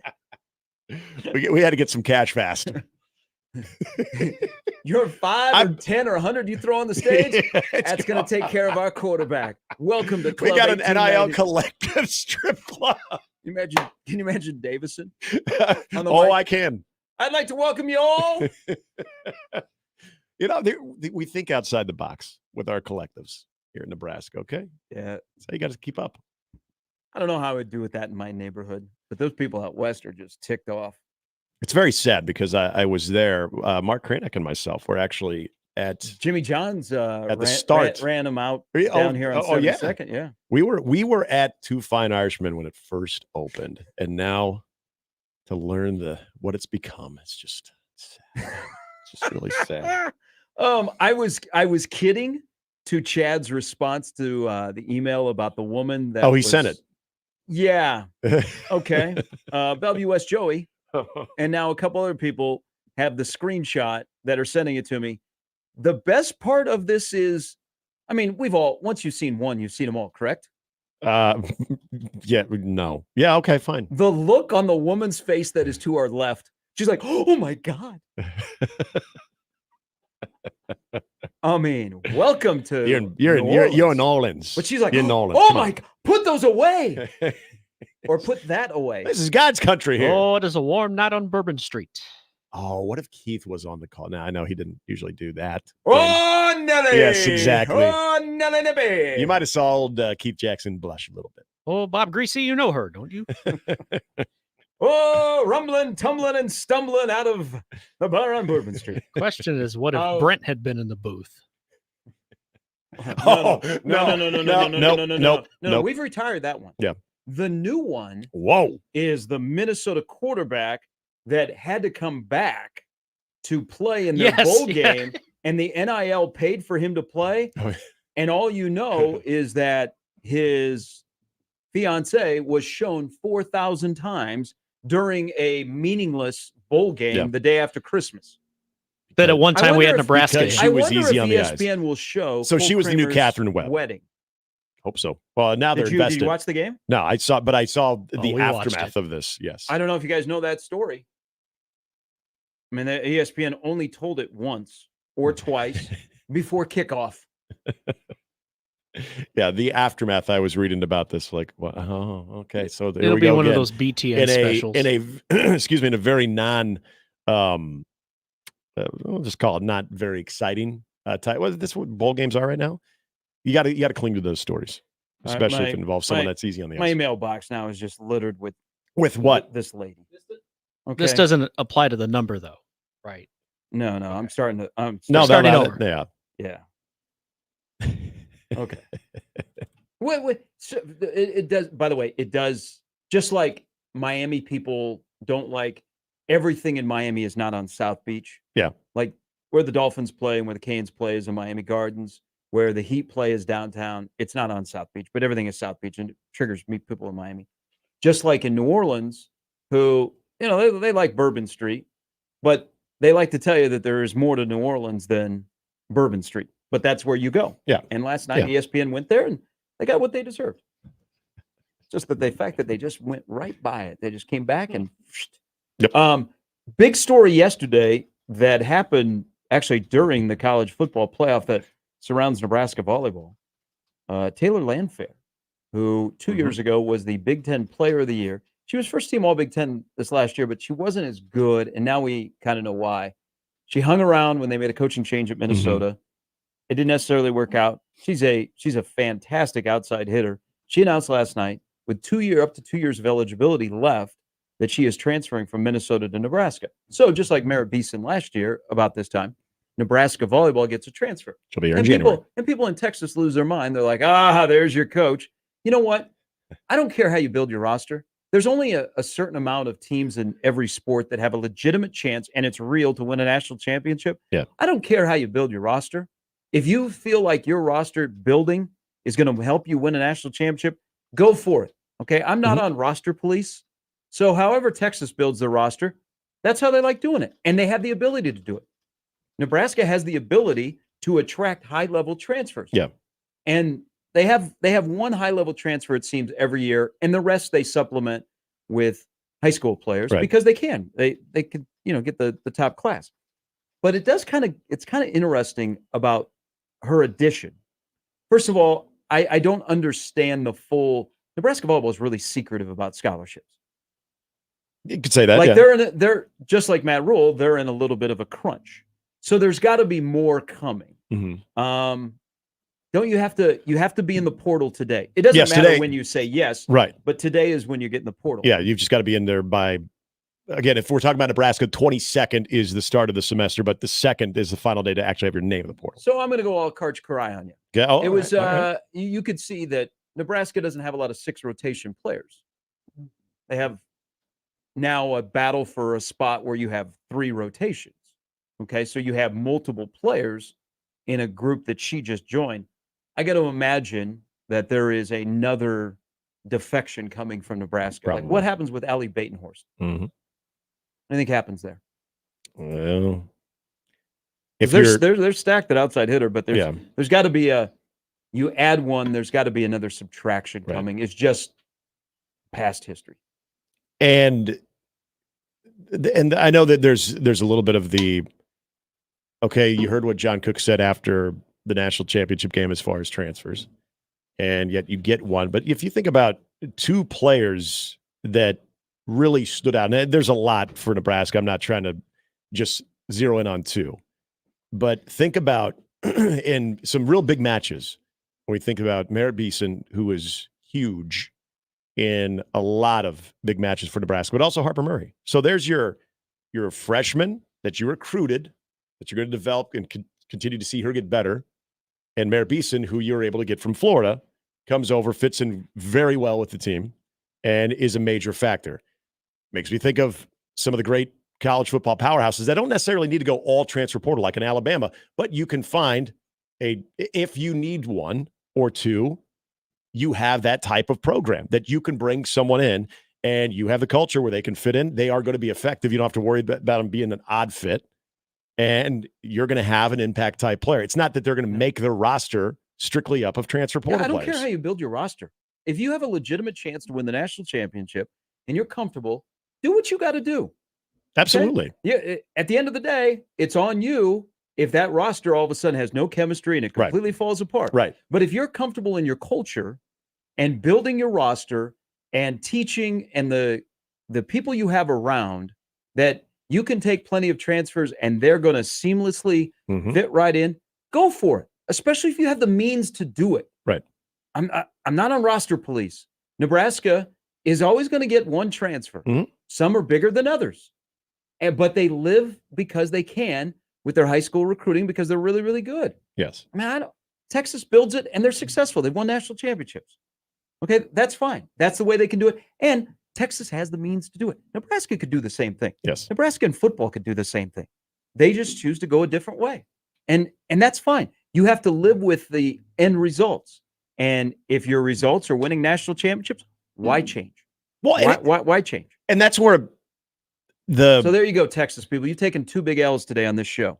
One, I'm glad that the second didn't matter. And you know what? You build your roster, we'll build our roster. We'll see you in Louisville.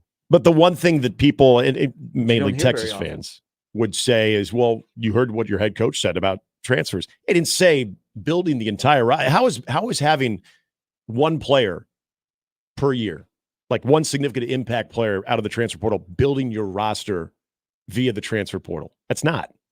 Because the rest of that roster, especially the players that are in significant playing time, all of them were through the traditional recruitment means. If you're not playing the transfer portal game where you're like, I'm not going to even look at the transfer portal, then you're probably missing out on some key additions. Yeah, I mean, it was plentiful this offseason. So Nebraska picks up a big pickup yesterday, and we'll see what the end result is. But they're in a little bit of a scholarship crunch. All right, Sam McEwen of the World Herald makes his debut in 2024. We'll talk about yesterday's game, what's ahead for Michigan and Washington. Also, I'm going to ask Sam, what is the next thing we'll complain about in the college football world? We'll find something. What, Team 13? No, what's going to be in 2024? What will we complain about next surrounding college football?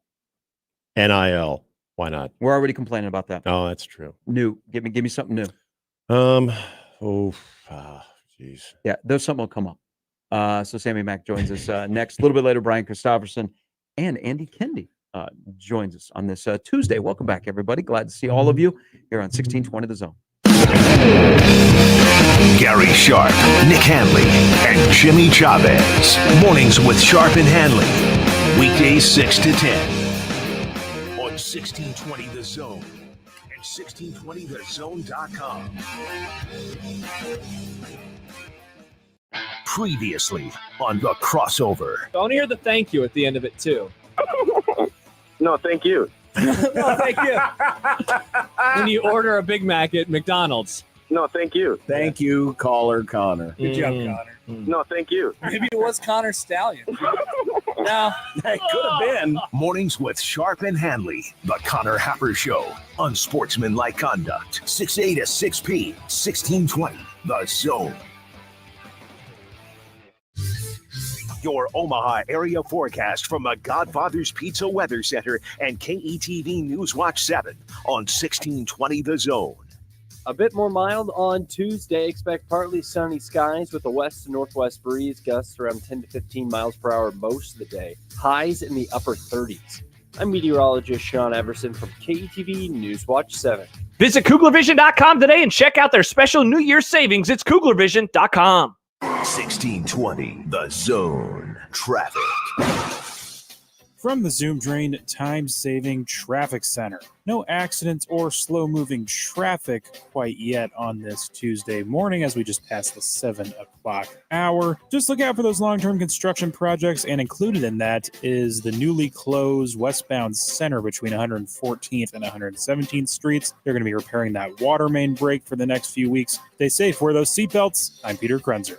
This time-saving traffic was brought to you by Zoom Drain. Zoom Drain's highly trained team of experts and our fleet of well-equipped service trucks are dedicated to providing solutions for homeowners, plumbing contractors, mechanical contractors, and business owners across many industries. Contact Zoom Drain anytime by logging on to zoomdrain.com. Adopt US Kids presents What to Expect When You're Expecting. A teenager. Learning the lingo. Today I'm going to help parents translate teen slang. Now, when a teen says something is on fleek, it's exactly like saying, that's rad. It simply means that something is awesome or cool. Another one is totes. It's exactly like saying, totally, just shorter. As in, I totes love going to the mall with Becca. Another word you might hear is jelly. Jelly is a shorter, better way to say jealous. As in, Chloe, I am like so jelly of your unicorn phone case. You don't have to speak teen to be a perfect parent. Thousands of teens in foster care will think you're, rad, just the same. To learn more, visit adoptuskids.org. A public service announcement brought to you by the U.S. Department of Health and Human Services, Adopt U.S. Kids, and the Ad Council. What's holding you back from learning the language you've always wanted to know? Too hard. Takes too long. Not with Babbel. Babbel's lessons take just 15 minutes a day. 15 minutes isn't long. Nope, and they're fun. So you don't realize you're learning a language, but you are. In 3 weeks, you're able to start having conversations. And Babbel's lessons are built around real life. And with Babbel, it isn't hard. It's perfect. Start learning a new language today. Go to Babbel.com. That's Babbel.com. Pizza's here. Oh, great. I'd love some, but I'm worried about my stomach issues. If you're worried about having diarrhea, gas, bloating, stomach pain, or loose, oily stools, it may not just be stomach issues. It could be a condition called exocrine pancreatic insufficiency, or EPI. With EPI, the pancreas doesn't release enough enzymes to break down food, but EPI is manageable. Use the symptom checker on identifyepi.com and talk to your doctor. That's identifyepi.com. Sponsored by AbbVie. How was your drive to school? Let me tell you, I had to get my iced coffee first. I just can't seem to put it down. My favorite rapper just announced a tour. My phone was buzzing like crazy. I'm so excited. I had to text all my friends right then to talk about it. Then someone started calling me and... Let's try that again. I turned my phone off right away. I never drive distracted. Visit StopTextStopWrecks.org. A message brought to you by the National Highway Traffic Safety Administration, Project Yellow Light, and the Ad Council. And we're back. Mornings with Sharp and Handley. Here's Gary, Nick, and Jimmy on 1620 The Zone.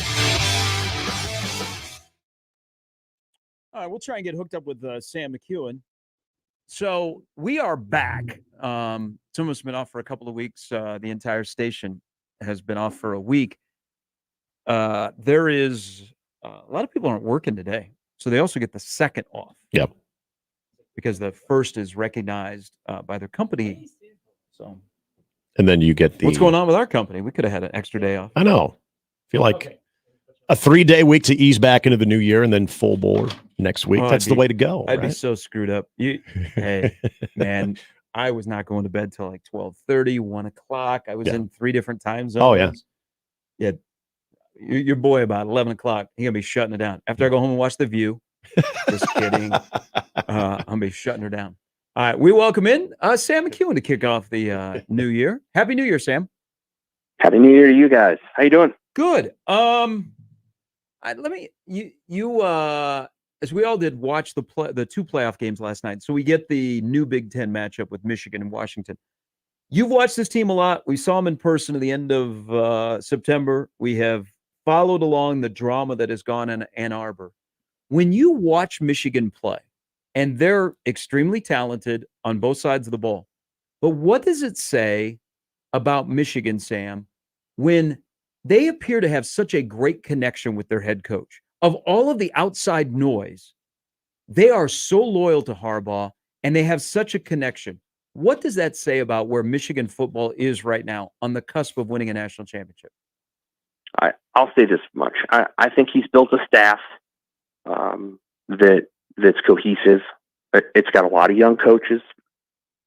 He has, obviously he's a little bit older now. I think he's in his 50s somewhere, but early 50s. But his staff is young. He's managed to keep a good revolving door of coaches, even though a lot of guys move on to other jobs. And, I think the thing I would say about Harbaugh is, there's some part of him that remains childlike. And I think players react to that. I don't know how else to explain the way that he acts and some of the things that he says, but he has a quality to him that I think the word I would use is endearing, and so I think the players respond to that, and he really does love the sport. I think he's got numerous blank spots in his mind where he's able to go and rationalize some of the things that he's done, which I think he's broken the rules, but I think the players like him, and I think he's recruited well. He doesn't recruit just for stars. He doesn't recruit just for Ohio State. He recruits for a little bit of a component, and you see it in their team. I mean, they're not the biggest team in the Big Ten. They're not. They're athletic and they're good, but they're not the biggest. But man, they're smart, and maybe they cheated, but they didn't cheat against Alabama. That was just a straight up win, and they earned it. They made plays late in the game to earn that victory. I found myself, and maybe this is part of a wish on my own selfish reasons, and you could probably relate to this being a Chicago Bears fan too, of always being interested in Jim Harbaugh's future. And there's always been a time that I think we just assume when the NCAA comes calling and there's investigations that Jim Harbaugh is growing extremely tired of all the regulations and the things around college football, that he would want to continue to scratch that pro itch. I got to be honest, and maybe it's just in the moment of yesterday, if he's really wanting to go back to the NFL, boy, he's putting up a pretty good front of kind of throwing you off the scent, because he like kind of you talked about there's kind of a childlike quality to him, but just even in the post game and continuing to talk and you watch his interaction, like he just seems very not only engaged with this team, but with where this team is in the sport. Would you agree with that? Yeah, I do. Absolutely. I think he's actually probably a better fit temperamentally for college. I think he did fine in the NFL with the Niners for a while, and then I think it kind of he got worn out, and they got worn out of him, and I think he if you're looking at what the NFL is right now, obviously the firings will start here next Monday, and there'll be some jobs. There'll be some jobs. Vegas is a job. I wouldn't want Las Vegas, but there's some jobs that'll be out there. San Diego's a job. Obviously that'll be one to watch with Justin Herbert. But he'll have to sift and sort through that, and simultaneously the franchises will have to decide, is this guy gonna get us to a Super Bowl? I think the Vikings actually did not think so, and they moved on from him. And I think the Vikings hired a really good coach, actually. So I think there's qualities to him that each NFL team will have to assess. I think he's a better fit for college. We'll see what happens. Obviously, there feels like their coach in waiting is more, the offensive coordinator, and he had a great plan yesterday. I mean, Alabama tends to be very good in bowl games, especially if you're not able to throw the ball, 45 times. Alabama's very tough. And I thought Michigan was able, with all of its shifts and its motions, to keep a core essence of its offense and do just enough.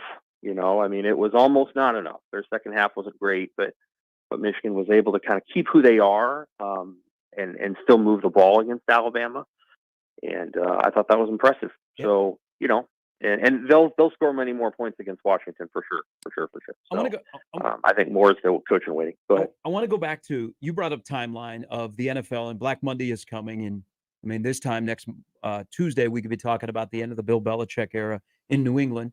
But there are guys that are going to lose their jobs. So there's going to be spots that are open, but then some will be the regular season is open. So they're going to have coaches on their staff that may start looking. There are a lot of college staffs with new head coaches that don't have all of their staffs filled. So this is kind of, in the next couple of weeks, going to be wild in the college game with some movement, and then a big domino. If Harbaugh moves to the NFL, that job is open. If they don't look internally, there's a domino. If, Brian Kelly's name was mentioned, he immediately shot it down. But in terms of Nebraska, what do you think, if there are changes on Nebraska's staff, Sam, what's a timeline look like that we might see those? I would say after the end of the NFL season. And then I think what's interesting is the College Football Clearinghouse. So the AFCA, I think, is next weekend. Mm-hmm. So it all kind of fits together, right? The NFL ends next weekend, and the AFCA and all that. So I would say, after the NFL season's over, then you don't have to screw around with contracts and things like that. That's one thing. And then, Nebraska's going to have to weather the storm a little bit too. They've got at least one coach and maybe two that NFL staffs will invariably potentially be interested in, and that's just something to watch. With Terrence Knighton is a good example. I don't think he's going to go, but it's not going to surprise me if in 5 years. Yeah, absolutely. In 5 years from now, he'll be an NFL coach. He's a good one.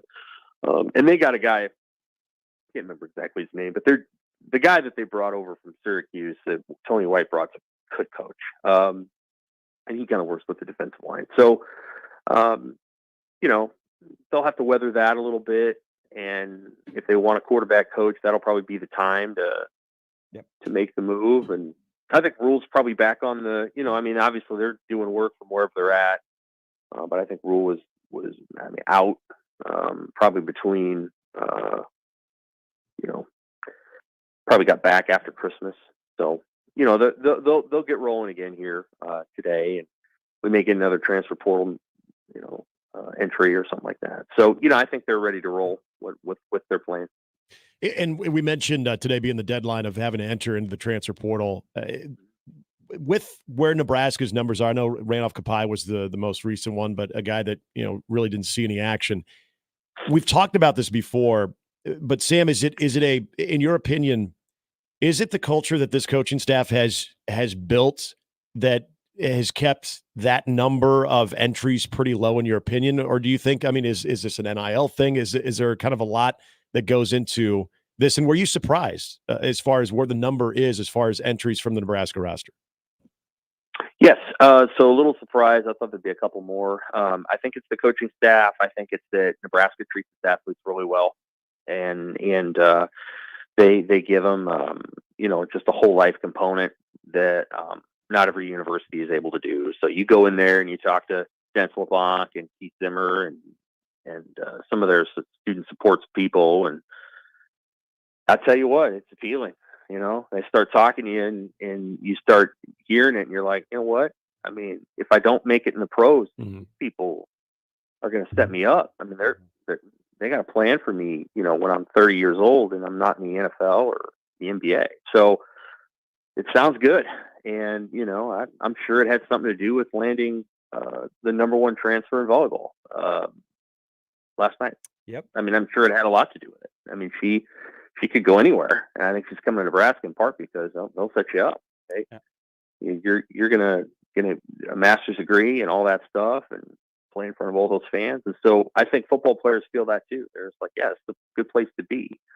And that's a little bit of a conundrum for Nebraska, but they'll figure it out. So let's look at, we're a game away from the new Big Ten in 2024.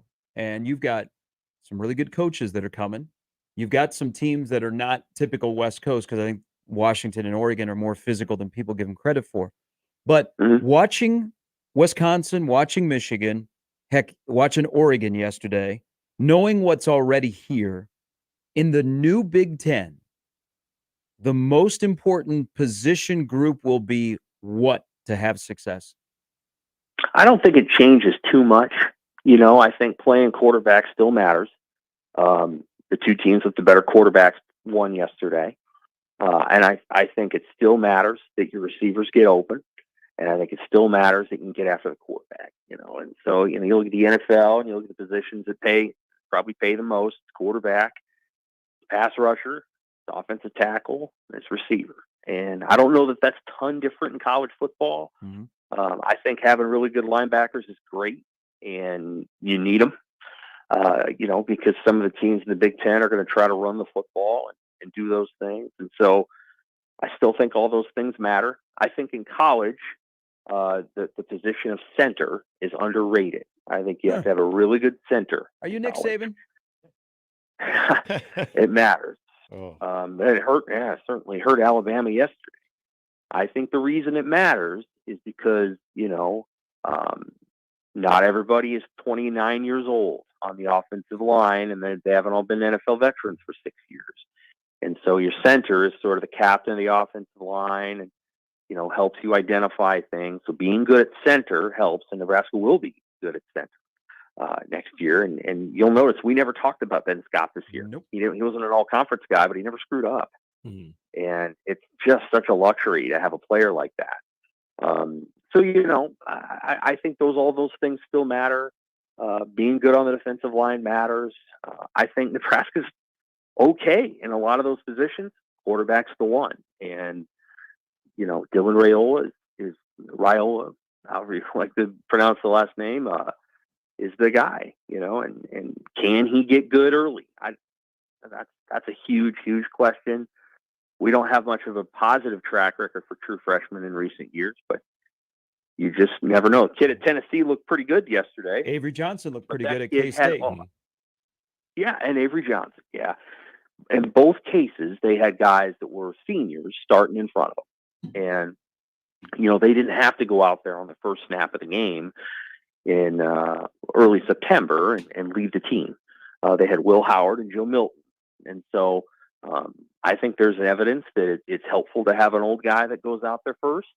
And then your young guy comes along like Tommy Frazier did once upon a time. But, I don't know that they'll have that luxury. I don't think you can just put Heinrich Haarberg out there and assume that you're going to win your first 4 games. And Nebraska needs to win their first 4 games. They're all at home, and they have a great opportunity to start the season on a really good foot. Oh, and that's where I wanted to ask you as far as Nebraska necessarily being active in the transfer portal. If there is still a quarterback, it'd be a unique opportunity because you kind of know what the future is at that position, but that doesn't necessarily mean the future begins on game 1 for Nebraska.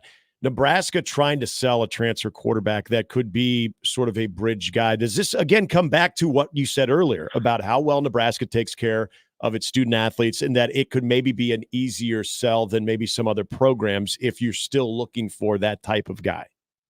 Yeah, for sure. I think those are all things that fit in place. Some of these players are going to have to find a landing spot here pretty soon.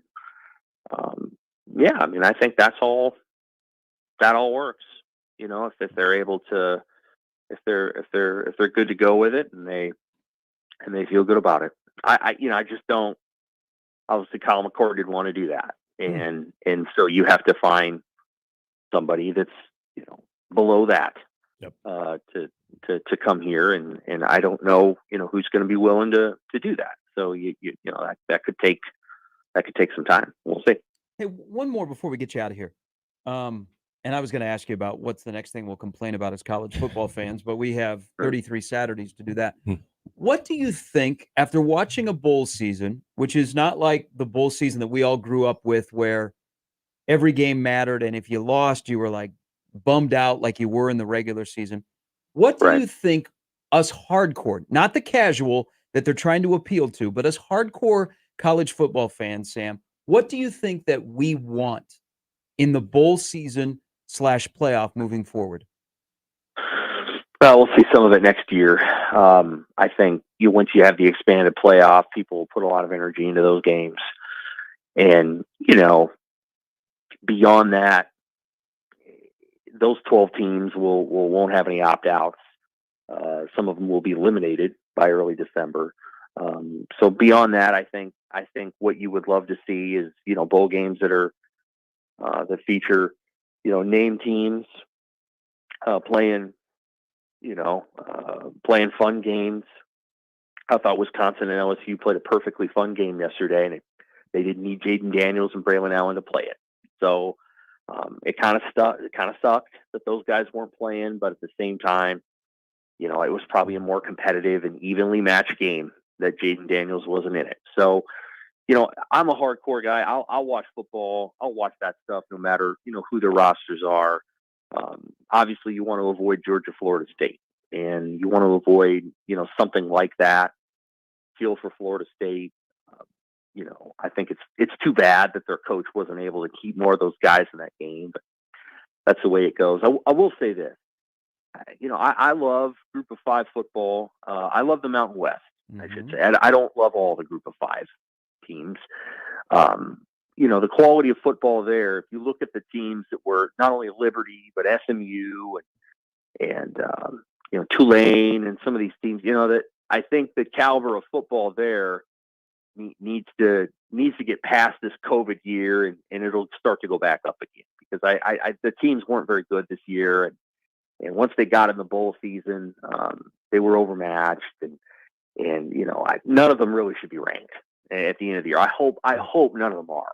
I mean, I don't think Liberty belongs in the rankings.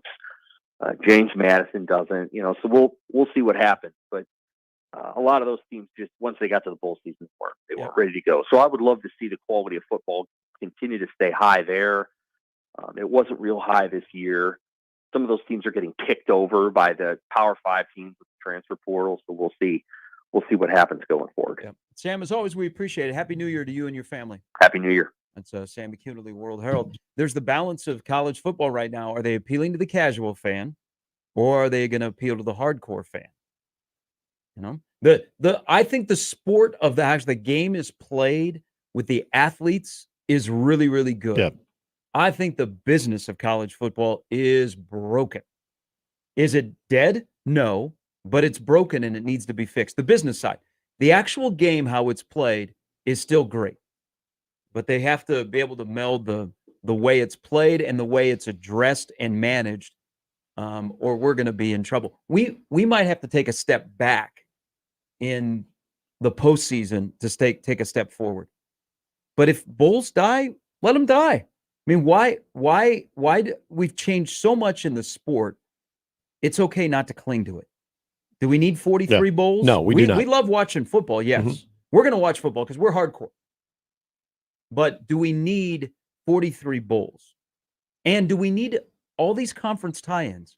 Why not allow bowls to just cherry pick? To cherry Absolutely. pick and more regional matchups? Yeah. I mean, look at Washington didn't travel very well to the Sugar Bowl, even being a playoff game.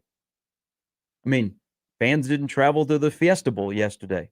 Let bowls have no conference tie-ins and let them grab regional matchups or matchups that are appealing to them. Yes. I mean, did anybody from Minnesota, except for Cole Kramer's fiance, go to Detroit the day after Christmas? No. The only reason Bowling Green was there because it was like 80 miles away. Yeah, exactly. And you're starting to see that because the Big 12's not affiliated with the Mayo Bowl, and West Virginia was in it, and they brought a lot of fans. I like this. Well, you places to go. Tie-ins. Like if the Pinstripe Bowl wants Rutgers to play or Syracuse to play in their bowl every year, who cares?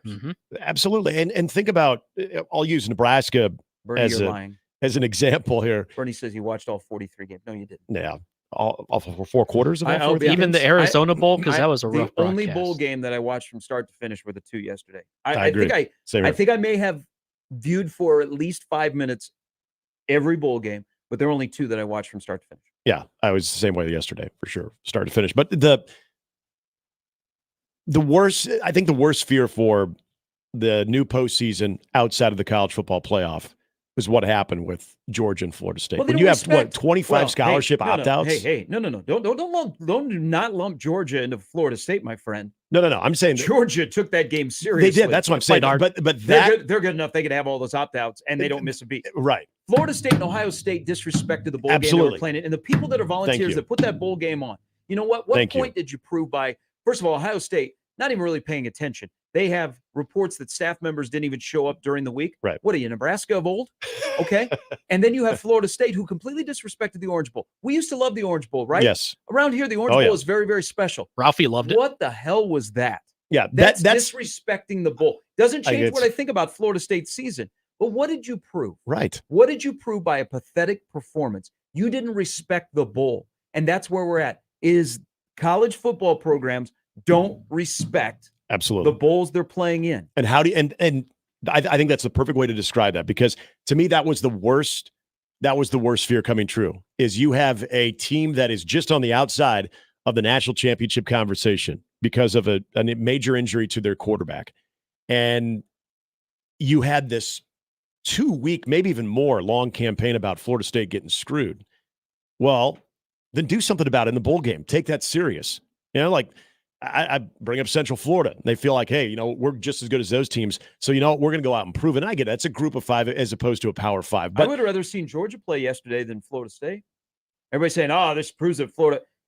Imagine Georgia playing either one of those games yesterday. Oh, yeah. They had run the table. Come on. And you're telling me that that's a team that Georgia understood, hey, they lost that SEC championship game. You didn't hear as much barking out of Athens than you did in Tallahassee. So Georgia decided, hey, you know what? We got one more game to show it. And I feel bad for Georgia because they didn't get a game. They got 0 game. Yeah, they look good with all their players in, but they did not get a game. Florida State and having that many opt-outs, to me, that is the crux of what is wrong with college football's postseason right there. That was something that I remember a long time ago, people saying, hey, it's only going to get worse. You're going to start seeing this happen all the time. I wasn't ready to acknowledge that many players would opt out. A good point, because this was happening before NIL. Yes, it was. So you cannot blame NIL on defections, coaches, or players. This was, remember when we lost our mind when Christian McCaffrey sat out the Rose Bowl? Mm-hmm. The NIL was not in play then. Well, in Michigan, the one year that they don't make the college football playoff, and I think they played in the Orange Bowl, and they had a bunch of starters that opted out. That was before NIL. So it's happened, and I remember people talking about, hey, you're only seeing the start of this. But what you saw with Florida State, especially, Ohio State to a degree as well, but Florida State, no respect. I think that's the best way to say it right there, is completely disrespected, and your fan base too. Those two schools should have played each other. We could have had the apathy bowl. Hey, at least with Florida State, it's a long drive if you live in Tallahassee, but statewide, you got Florida State fans, so they're not out playing tickets or whatever. If I'm an Ohio State fan and I went to Dallas, come on, you had more energy for that bowl game than the football team you root for. And I always want to bring it back locally and put myself in the shoes of how Nebraska fans would react if they had, say, a solid season, didn't end in a conference championship game. They're left out of maybe the college football playoff, even an expanded college football playoff. So maybe you're the 15th or 16th best. And this is after they've had some success for some time. Yeah. And okay, you're going to a pretty solid bowl game. And Cotton's a solid bowl the way game. that Nebraska fans flock to it and they travel to these games, all of a sudden you show up and you're starting to hear, day by day, this person's opting out, this person's opting out, this person's opting out. You feel cheated as a fan. Like, there's a lot of things that I feel like as a fan base, we feel entitled to. I think it's okay to expect, especially in a season like Ohio State and Florida State had, to expect the majority of your team to be playing in that bowl game. I wonder how Ryan Day is doing today. I wonder if he's talked to Larry Coker. Ryan Day might be the new Larry Coker. Yeah. We'll discuss later. Mornings with Sharp and Handley on 1620 The Zone. Mornings with Sharp and Handley on 1620 The Zone and 1620thezone.com. Remember, no matter how you listen, it's still AM radio. 1620 The Zone. Hi, everybody. Kent Pavelka here with why I chose Everlevel Concrete Repair for my driveway. They do it all. They fix cracks, lift sunken slabs, protect the finished product from deterioration, and all at a fraction of the price of replacement. It's not a Band-Aid like other repair methods. Everlevel's products are designed to last, which is why they've been voted Best of Omaha again this year. Better yet, it all comes with a transferable warranty. Protect your concrete before winter. Call Everlevel today for your free inspection. Everlevel, they make your driveway Everlevel. Level up. What's holding you back from learning the language you've always wanted to know? Too hard. Takes too long. Not with Babbel. Babbel's lessons take just 15 minutes a day. 15 minutes isn't long. Nope. And they're fun. So you don't realize you're learning a language, but you are. In 3 weeks, you're able to start having conversations. And Babbel's lessons are built around real life. And with Babbel, it isn't hard. It's perfect. Start learning a new language today. Go to Babbel.com. That's BABBEL.com. Equitable Bank. We take banking personally. EquitableOnline.com.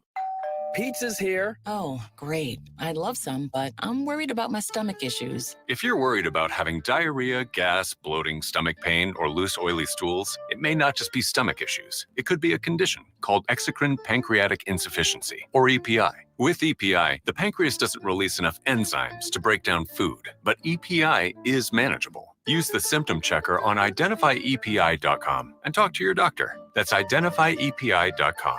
Sponsored by AbbVie. Oscar's Pizza and Sports Grill is your home for the big game. Whether it's the NFL or a rivalry on the hardwood, you will find all the action on Oscar's top-of-the-line audio-video system.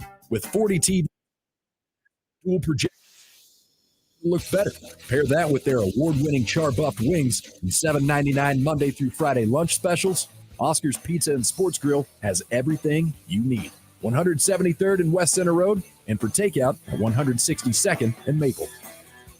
Coffee comes from a plant. Tea comes from a leaf. Kratom comes from a leaf.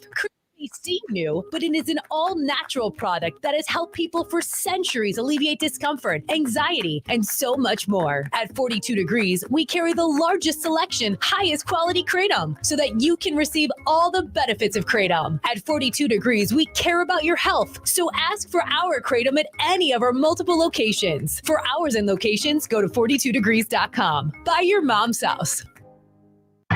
Now back to mornings with Sharp and Handley on 1620 The Zone. More with Gary and Nick after this on 1620 The Zone. Live from the Host Coffee Studio, this is 1620 The Zone. 1620 The Zone. Traffic.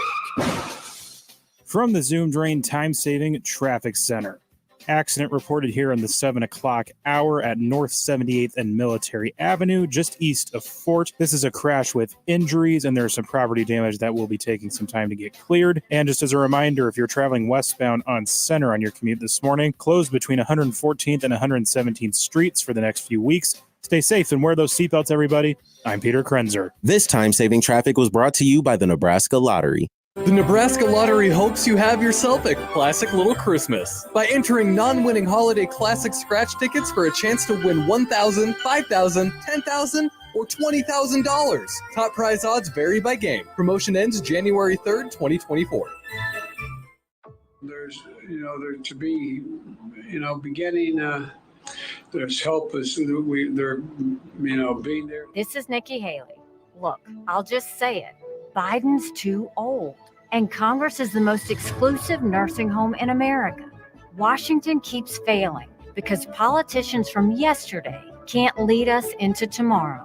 Nikki Haley, a new generation of conservative leadership. We need term limits, mental competency tests for politicians over 75, and a real plan to defeat China and restore our economy. I've long said Biden's not going to make it. And a vote for Joe Biden is a vote for President Kamala Harris. Republicans need to leave behind the chaos and drama of the past with a new generation and a new conservative president. I'm Nikki Haley, candidate for president, and I approve this message. Paid for by Nikki Haley for president. Don't miss this week's Zone Deal. This week's half-off deal is Churco. Receive two $25 gift vouchers for just $25. From fresh pastas handcrafted daily to house dry-aged steaks and focaccia bread baked daily, Churco is perfect for date night or any night. Churco features crafted unique cocktails as well as an extensive Italian and American wine list. Churco, located at 192nd and Q and CIRCOOmaha.com. Zone deals go fast. 9 a.m. Friday, 1620thezone.com. Veterans. Do you know what local, state, and federal benefits and services you're eligible to receive? Do you want help navigating the application or appeals process?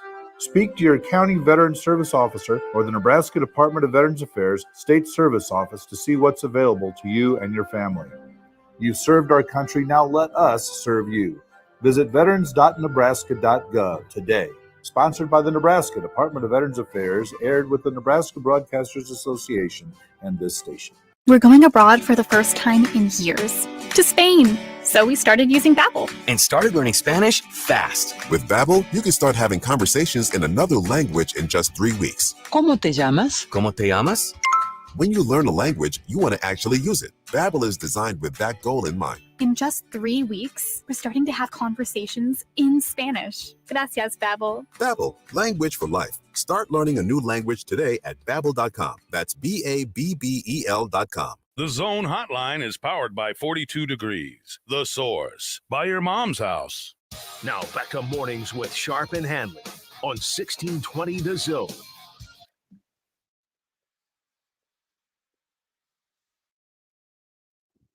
All right, we got the first 2 hours out of the way because we figured out how to do this again after not being with y'all.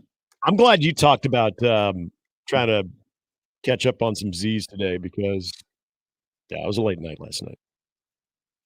And I'm just happy I'm not the only one who does the right. Skycam. Well, and I'm also with you, Jimmy, on real happy that Creighton's playing a 6 o'clock game tonight. Because if we had to do say an 8:30 game or something, I don't know. I need things shut down by 11 today. East Coast always wins, so that's what 7 o'clock out in DC. Yeah, that's true. I'm here to tell you that Mountain Time was the way to go. So Mountain Time is good, but Pacific is. I mean, they're being out in California. Well, so 3 o'clock went from east to west. Being out in California, everything is slow. I mean, that type of lifestyle, baby. Well, stuff comes on and like at odd times, they're like, oh, that's right, it's 4:30 back home. But Creighton plays tonight, 6 o'clock tip off. They're a 13.5 point favorite in DC, where it'll be a MCI crowd, family and friends to watch Georgetown and Creighton, who would have thought are both tied for the same spot in the Big East right now. Yeah. We'll get to that more in a moment. Brian Christopherson, Andy Kindy in the last hour of this Tuesday edition to kick off 24 of Mornings with Sharp and Handley and Jimmy. We have to get out of the friend zone here right now. Okay, this is going to be harsh talk. You guys ready? Yeah. I cannot be friends with you, and I cannot have a discussion with you if you cannot start Nebraska football in 2024 that the floor is a bowl bid. Yeah. If that's not your floor, we can't have a discussion. I'm sorry. That's my New Year's resolution. I watched the bowl games, and I'm thinking, first of all, once again, how can Nebraska not win a football game in November? No. With that schedule, you too. can lose 6 games and get to a bowl game. You could be Minnesota and lose 7 and get to a bowl game and be 6 and 7, and you go, man, that was a pretty good year. I like no, it wasn't. No. So is 6 and 6 a good year? No. No. Well, depends. No. You're gonna have to adjust what you look as a good year in the expanded Big Ten because 7 and 8 wins might be a good season, but you can lose 6 games and get to a bowl game. So I can't have a discussion with anybody unless if your floor is not a bowl game. Because if Nebraska's not in a bowl game next year, and it'll be fun because there'll be an opt-out or two and we'll lose our mind about what do you mean? You haven't been there since 16. Yeah. It's got to mean something to you. You were in grade school when Nebraska last was in a bowl game, and what do you mean you're opting out? A little touch of John Baylor in that. Yes, it did. It did. Yes, sir, I'm with you. Preach, brother. Hey, oh man, they'll be scratching their backs on that bowl game.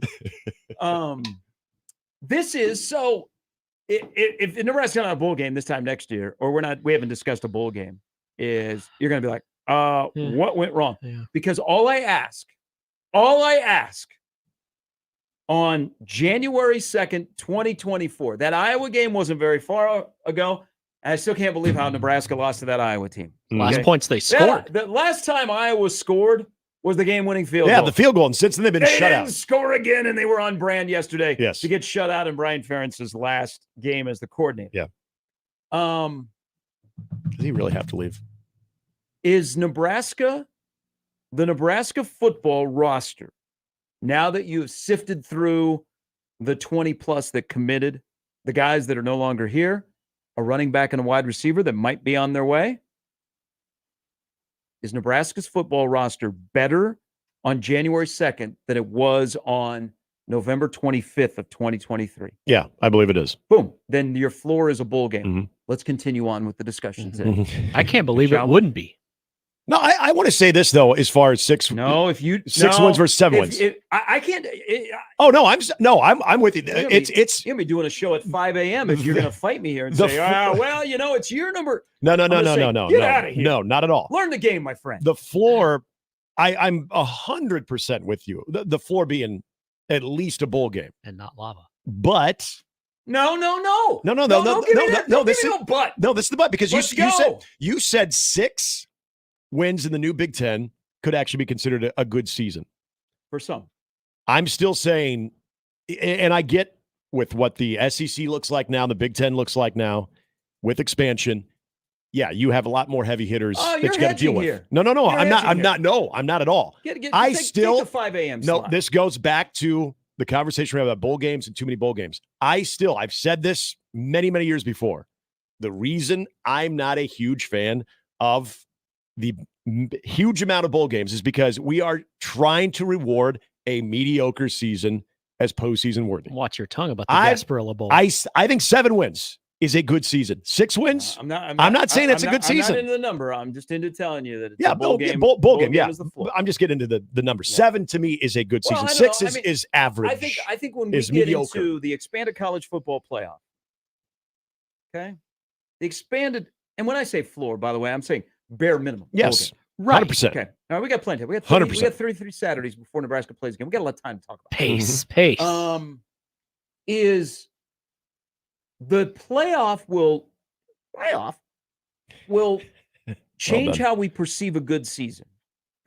Because how many teams out there legitimately in college football moving forward, if they are not in the playoff, they consider it a bad season? Like Ohio State, because they were not in the playoff, it's a bad season. Thus, you see the result of the body language and actions that backed up the body language. I would say Bama would have been in that category too, and they're not making it. Give me a number of teams moving forward in college football that legitimately, if they're not in the playoff as we expand to 12, it is a bad season. There's probably about 10. I would say with the expanded playoff. I could agree. Yeah, I would say about 10. I think we are doing a better job of looking at what makes a good season or not. Like we busted wide open 9-win season around here under Bo Pelini. Mm-hmm. And then we took it for granted. How do you think Iowa fan looks at a 10-win season? What it tells me is that we made history. We are all, Nebraska fans, we're all part of history. You know what history we just made in 2023? We played in the most god-awful division in the history of college football. The 2023 Big Ten West Division will go down as the worst division ever in Power 5 football. Put the banner up in Lincoln. But and we still didn't win it. If you're an Iowa fan, was this a successful season? You won 10 football games. Was this a successful football season? See what I'm getting at? Yeah. Is how we're going to start to judge if it's a successful season or not, and how the playoff comes into play. And in a conference where this applies to Ohio State, there are not going to be many off weekends. Right. There are not going to be not many Nebraskans, okay, that you're on your schedule. Right. I hate to be harsh, but I'm using them because I was going to use an Illinois or a got to crawl before you can walk. I can't use Northwestern. Yeah. So I think we'll judge successful seasons a little bit differently moving forward. Well, and think about Iowa. I would say in a expanded college football playoff season, there's no doubt. Now, okay, here's the catch here. Iowa's not winning 10 games. No, Iowa's not winning. Iowa's not winning 10 games in the new bit. But let's just say that there were divisions, and yet they had a 12-team playoff. And it says, hedge your bets on seeing your picture. Let's go. No, what I'm saying is Iowa would have to consider this a successful season because you had a major, major deficiency. Yet, we talked about this too, getting closer to that Nebraska game, that they would be part of the college football playoff conversation. Iowa had a successful season? I do. I because they had a major deficiency, and despite that, they still got 10 games. I would say as a fan, oh, yeah, they won 10 games. But what did you do in games against ranked teams? Yeah, nothing. And I mean nothing. Like offensively, nothing. You get rewarded for playing in the worst division ever in Power 5 football. I would say 10 wins. If I'm a good Iowa fan, that's not a satisfying season. Get your 10 wins out of there. I got a coach that's stuck in the 80s and 90s. 10 wins this year? Come on. Oh, yeah, I beat Iowa State. I beat Nebraska. Okay. But also what happened during the I beat season. Wisconsin. I got trophies. And I won 10 games. But games that matter, I didn't win. That's very true. I didn't even score. And this is where you brought up Bo Pelini. This is where people thought, kind of like Kirk Ferentz, like you're maxing out at that 9 or 10 win plateau, but in the games that matter, you're not getting over the hump. All right, so this is where I'd also say another part of the success is major deficiency is your offense. Well, you're getting rid of them, but this is where you can also come back and say, yeah, but did the head coach get rid of him? No, that move was forced upon him. Would he, if it was his decision, if it wasn't his son, would he have moved on from Brian Ferentz? I'd like to think maybe he would, but you don't know that. But the bottom line is, whether he was forced or not, you won 10 games, you have a major, major problem offensively, and now you have a chance to at least find new blood in running that offense with a defense that's already built. Now, they are in a position where they're going to be one of the better defenses in the country Absolutely next year with guys that have come back. But you just said something. Do you not get Kirk Ferentz? What do you think he's going to do on offense? Well, I'm not saying he's going to bring in No, he's going to go get Kirk Ferentz light. He's going to get Paul Chryst. Paul Chryst or Joe Philbin are his two guys. Yeah. Okay? On brand. The only thing that's going to change in Iowa City is that instead of saying, well, we could have done better with the defense getting off the field and putting it on that defense, you have no, family connection to the OC, so you might be a little bit harsher on the OC. I like that. But what I would say is you're not on second down. So this is Iowa City is one of the places to watch in the offseason. Mm-hmm. Because they have the ingredients to be good in the expanded Big Ten where there are very few off weeks. Mm-hmm. But he's got the biggest decision of his career is who he hires. Is it somebody that changes the dynamic of Iowa offensively, or is it Kirk Ferentz light? Because they have other ingredients that they're set up to have a nice 2024 season. But here's what I wonder and worry about if I'm an Iowa fan. One, there's people doing victory laps because you won 10 games. Great. We'd love to win 10 over here. Okay? But we would sift through it and go, you won 10 games, but did you score against teams that matter? Yeah. No, you didn't. No. But if you like trophies, that's great. I like sexy victories. I would rather have sex than have a trophy. Okay? That's just who I am. All right? I think we could all agree on that. Just like the wide receiver from Wake Forest. People say that I like big-bodied women. That might be the case. I don't discriminate. Okay? I like big-bodied wide receivers. That's why I like the guy from Wake Forest. Okay, back to Iowa. I worry about this for Iowa because I've listened to a lot of Kirk Ferentz, and I have great respect for him for what they've done in their football program. Okay? They got a culture. They feed it. They have an identity. They stick to it. They got a great defensive coordinator. They have an incredibly gifted special teams coordinator, LeVar Woods, who is going to be a head coach sooner than later. And if you're smart, he should be the head coach at Iowa when Kirk steps down. Kirk Ferentz is stuck in the 80s and 90s. Just listen to him talk. He's talked a lot here towards the end of the season about back in the day. And college football is changing. I think Matt Rule is slowly starting to change with new college football. Mm-hmm. I don't know if Kirk is changing with new college football. And you're right. All you need to know is who leads this offense.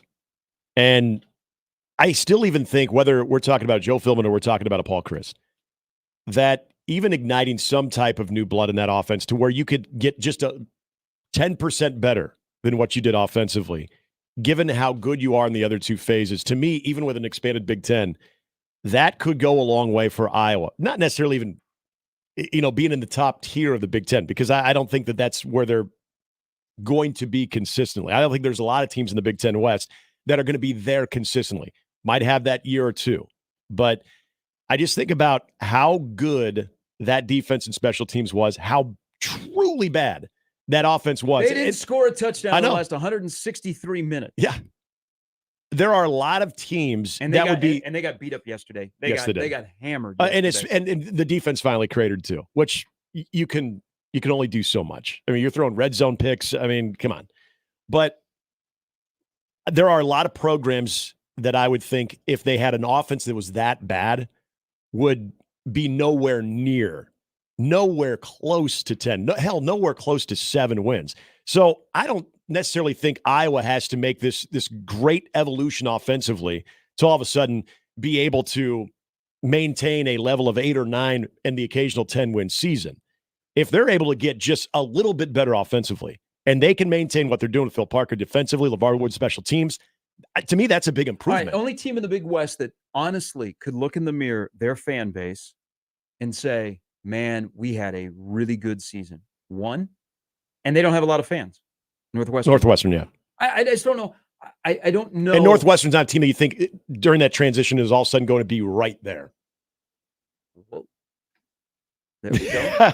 My quarterback, my tight end, and their significant others. Yeah. Okay.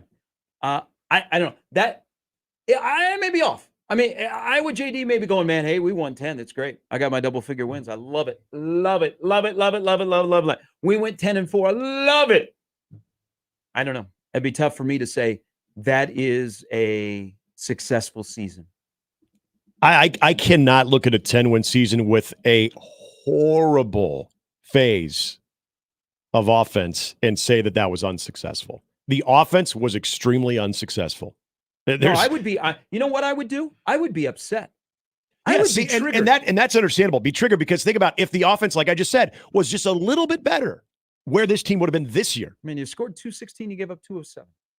Okay, Caitlin Clark has averaged 15 points a game. Well, I mean, 15 points a game. I don't know. No, I don't know if 10 wins means anything for Iowa. If it does, I think that kind of shows you where you think your program is.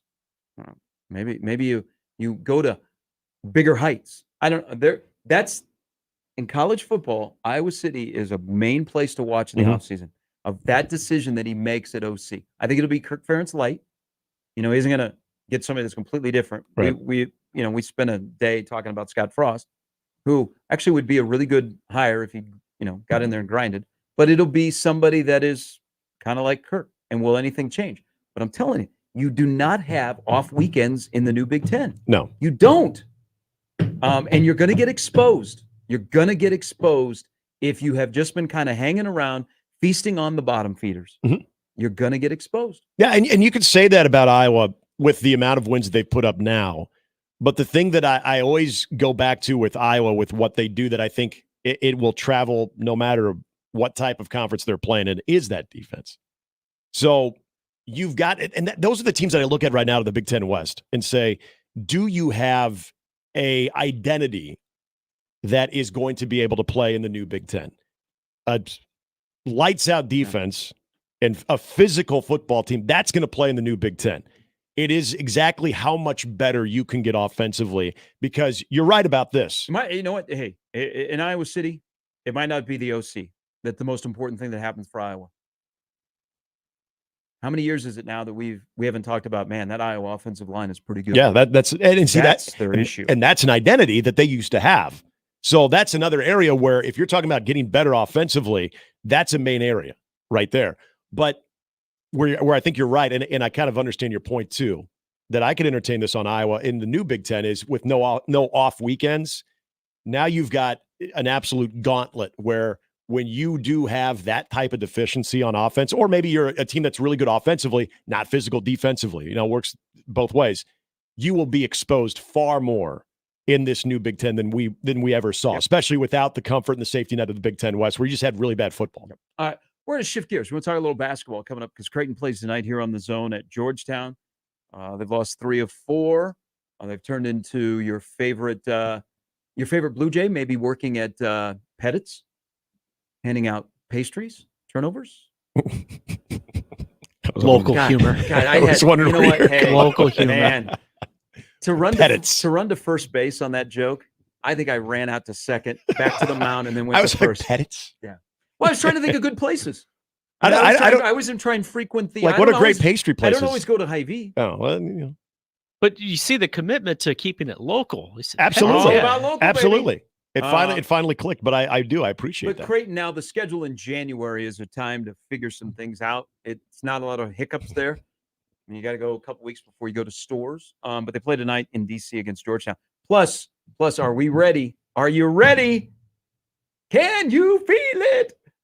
11-2 as the calendar flips to 24. Indiana coming to the vault.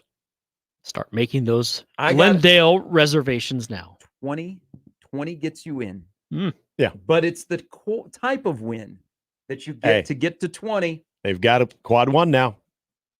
Thank you, Sparty. They're 1-1 in quad ones. They're going to need more. Yes, they are. Brian Christopherson, Andy Kenney coming up a little bit later on Mornings with Sharp and Handley on 1620 The Zone. Hey, the NFL regular season wraps up this weekend, week number 18. It's still time to get on the action with FanDuel, America's #1 sportsbook. Right now, new customers get $150 in bonus bets guaranteed when you place a $5 bet. That's $150. No Thursday night bets, football. Win or lose. Yeah, win or lose. Win or lose. Win. Be a winner. Be a winner at FanDuel. But also, no Thursday night games. So you got 2 Saturdays and a full slate Sunday. It is the regular season finale. So many ways to bet. App is so easy to use. There are so many different ways to bet, like same game parlays. You can find bets in the new Explore tab as well. Make a parlay in the Parlay Hub, the best way to find popular parlays, and so much more. Visit FanDuel.com. Use the promo code ZONE. That's FanDuel.com/zone and make your first bet a layup. FanDuel, official partner of the NFL. 21 plus and present in Iowa. First online real money wager only. $10 first deposit required. Bonus issued as with non-withdrawable bonus bets that expire 7 days after receipt. Restrictions apply. See terms at sportsbook.fanduel.com. Gambling problem? Call 1-800-BETS-OFF. Gary Sharp, Nick Handley, and Jimmy Chavez. Mornings with Sharp and Handley. Weekdays 6 to 10. 1620 The Zone and 1620thezone.com. The Connor Happer Show. Why do you want to shut up Greg Sankey? Guy talks too much. He's cool. He compared the college football playoff to Sesame Street. He's an elitist for his own conference, just like we are elitists for our own show, Josh. Well, we say this is the best show, and there is no other show that's better than this. And everybody, if you listen to other shows, you're like watching Sesame Street. One of these things is not like the other. Okay. I also love cookies. The Connor Happer Show, weekdays from 10 to 2 on 1620 The Zone. Your Omaha area forecast from the Godfather's Pizza Weather Center and KETV News Watch 7 on 1620 The Zone. A bit more mild on Tuesday. Expect partly sunny skies with a west to northwest breeze, gusts around 10 to 15 miles per hour most of the day. Highs in the upper 30s. I'm meteorologist Sean Everson from KETV News Watch 7. 1620 The Zone. Traffic. From the Zoom Drain Time-Saving Traffic Center, the earlier accident at North 78th and Military Avenue has been cleared at this time, but a couple accidents reported, one at 144th and William, just south of Pacific, and another just north of Dodge at 168th and Western Ave. That one is causing delays southbound as well as northbound approaching Seward. Watch out for those delays. Be safe. Wear those seatbelts. I'm Peter Krenzer. This time-saving traffic was brought to you by IBEW Local 22. The electrical market requires your company to adjust to an ever-changing field. IBEW Local 22 gives you flexibility with access to journeymen, apprentices, and proven training programs. Call Bob at IBEW Local 22 for details at 402-980-7596. Hi, this is Doug Nodgard with Equitable Bank. Great service never goes out of style. When the digital age dawned, many said computers would be able to handle many of the interactions that used to take a person. Boy, were they wrong. How many times have you called your bank and gotten a recording to press 1 or 2? Not at Equitable. Not only does Equitable answer your call on the first ring, it's answered by a human being. That's because Equitable Bank values its customers. Equitable Bank, we take banking personally. Member FDIC. Creighton Sports Update.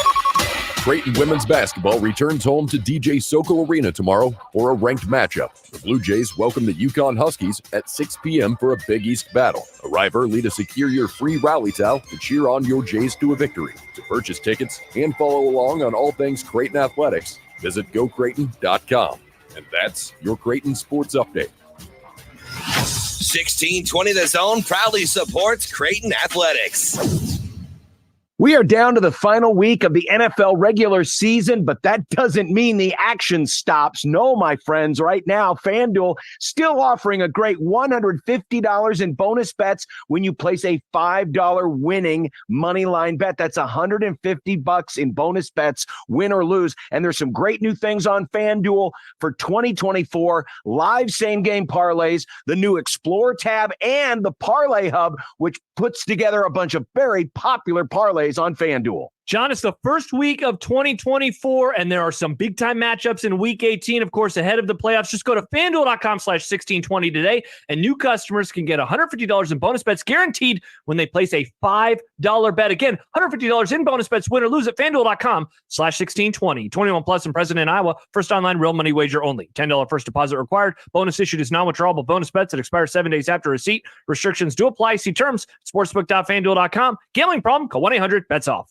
Roofing, siding, and gutters. Make the right call with the rooferys at John Higgins Weather Guard. And we're back. Mornings with Sharp and Handley.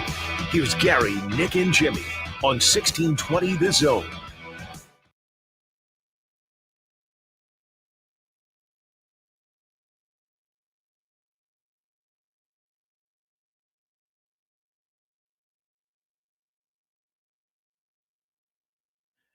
Good Lord, everything just froze on me.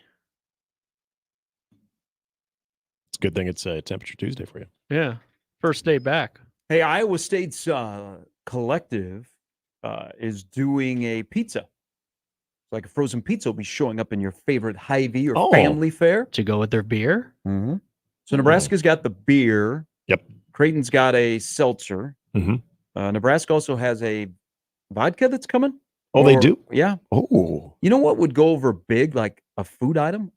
What if they did an 1890 or whoever bacon? Bacon's always good. People like bacon around here. They'd buy bacon's bacon always to good. support the boys and girls in Lincoln. Absolutely. Wouldn't they? Yes. Iowa State has done a good bacon thing. Yeah. I would be very happy with bacon. Yeah. All right. We got to be creative here in the NIL world. Just like bowl games. Dylan Raiola does not come cheap. Either does a running back, a home run hitting running back, or a 6'3" Former wide Oregon. receiver. Telling you, you guys think I'm crazy about liking big bodied wide receivers? Look at this. Who doesn't? Thicker is always better. Some cases, yes. It depends on your preference, boy or girl. So I think there's going to be a lot of 50-50 bowls this upcoming year. Okay. Just think, you got a young quarterback who has a big boy arm that will think, man, we played them. When I was Buford, we played a defense like this. I can just sling it. Yeah. And Dylan can flip it. But there's probably going to be moments where there's a plethora of 50-50 balls. You know what makes a difference? Look at good wide receivers turn 50-50 balls into 95-5. They go Hello, Washington. Yep. Hello, Washington. But you're going to need a big-bodied wide receiver to go get that football on a 50-50 ball to make it.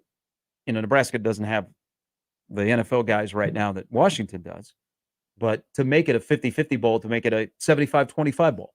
I like 6'3" wide receivers. So we'll follow that as Nebraska's in pursuit in the portal of a wide receiver and a running back. Quick question here, trying to figure out yesterday, because I was just out in the green room and another show that is a national show. They're talking about Saban in the last play, which, man, they did.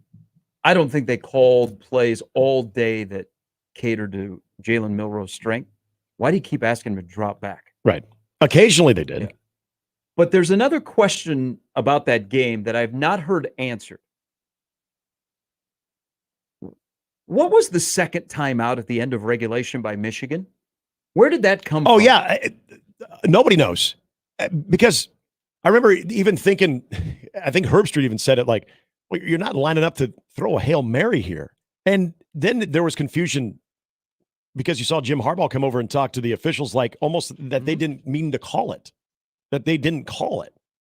So there was never really any good explanation. And I don't think Jim Harbaugh was even asked that in the postgame, because that was the only thing that I could maybe make sense of, is when he sort of had, it wasn't like this heated conversation. You would think if he didn't call it, there would have been more of a heated conversation with the official, but there was definitely some type of conversation. There was confusion there. I have no idea because where they were on the field, you don't want another shot to allow them to blow you off the line of scrimmage and end the game on a safety. Like, that made zero sense. And Bigley on the stream says they wanted to make sure that they had the play called right, so ensure a safety didn't score. So they were, on the 2? So all McCarthy was doing is just taking a step back and dropping to a knee. Yeah. They've seen all the right moves. They know what can go wrong. Well, so bat at the ball. Football is a game of inches. Go back and look at the muff punt, how close it was to being a safety. Can you imagine that game ending on a safety? I know. And that's Texas on the 84 Cotton Bowl. When that happened, in a punt. When he takes the punt return, that was good. When he takes the punt return and he's able to, he muffs it, but then picks it up. As soon as he got hit, I thought he was going to drop the ball in the end zone. I mean, he took a gnarly hit. And so, that thing, good Lord. Now, and even when they recovered the football there, I thought they were probably just inside the 1 yard line. I'm thinking, and remember, they lined up in the shotgun. Like, oh God, what are we doing here? You're going to line up in the shotgun. McCarthy is well into the end zone here. Oh boy. I mean, I had visions of this thing might end with a safety, even without the muff punt. The last minute of both games yesterday were quite interesting. They will be discussed for a long, long time. All right, Creighton, Georgetown tonight here on the Zone. Jays are a 13.5-point favorite in D.C., coming off the loss against Marquette. Now the schedule in January is not as rigorous. UConn is in there in the middle of the month. There's a Xavier game and there's Providence, but for the most part, it's a get right, figure things out month. And now Creighton is not ranked anymore. Doesn't Creighton to you, and I won't put words in your mouth, feel like right now a solid 7 seed? Yeah. And I said 7 to John Schreiner the other day. That's so different than what we thought. That'd be a random conversation.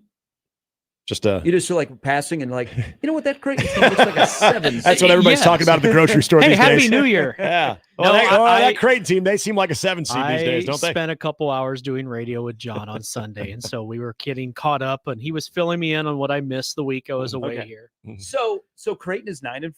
Yeah. And, Georgetown under Ed Cooley, they've been off for a little bit.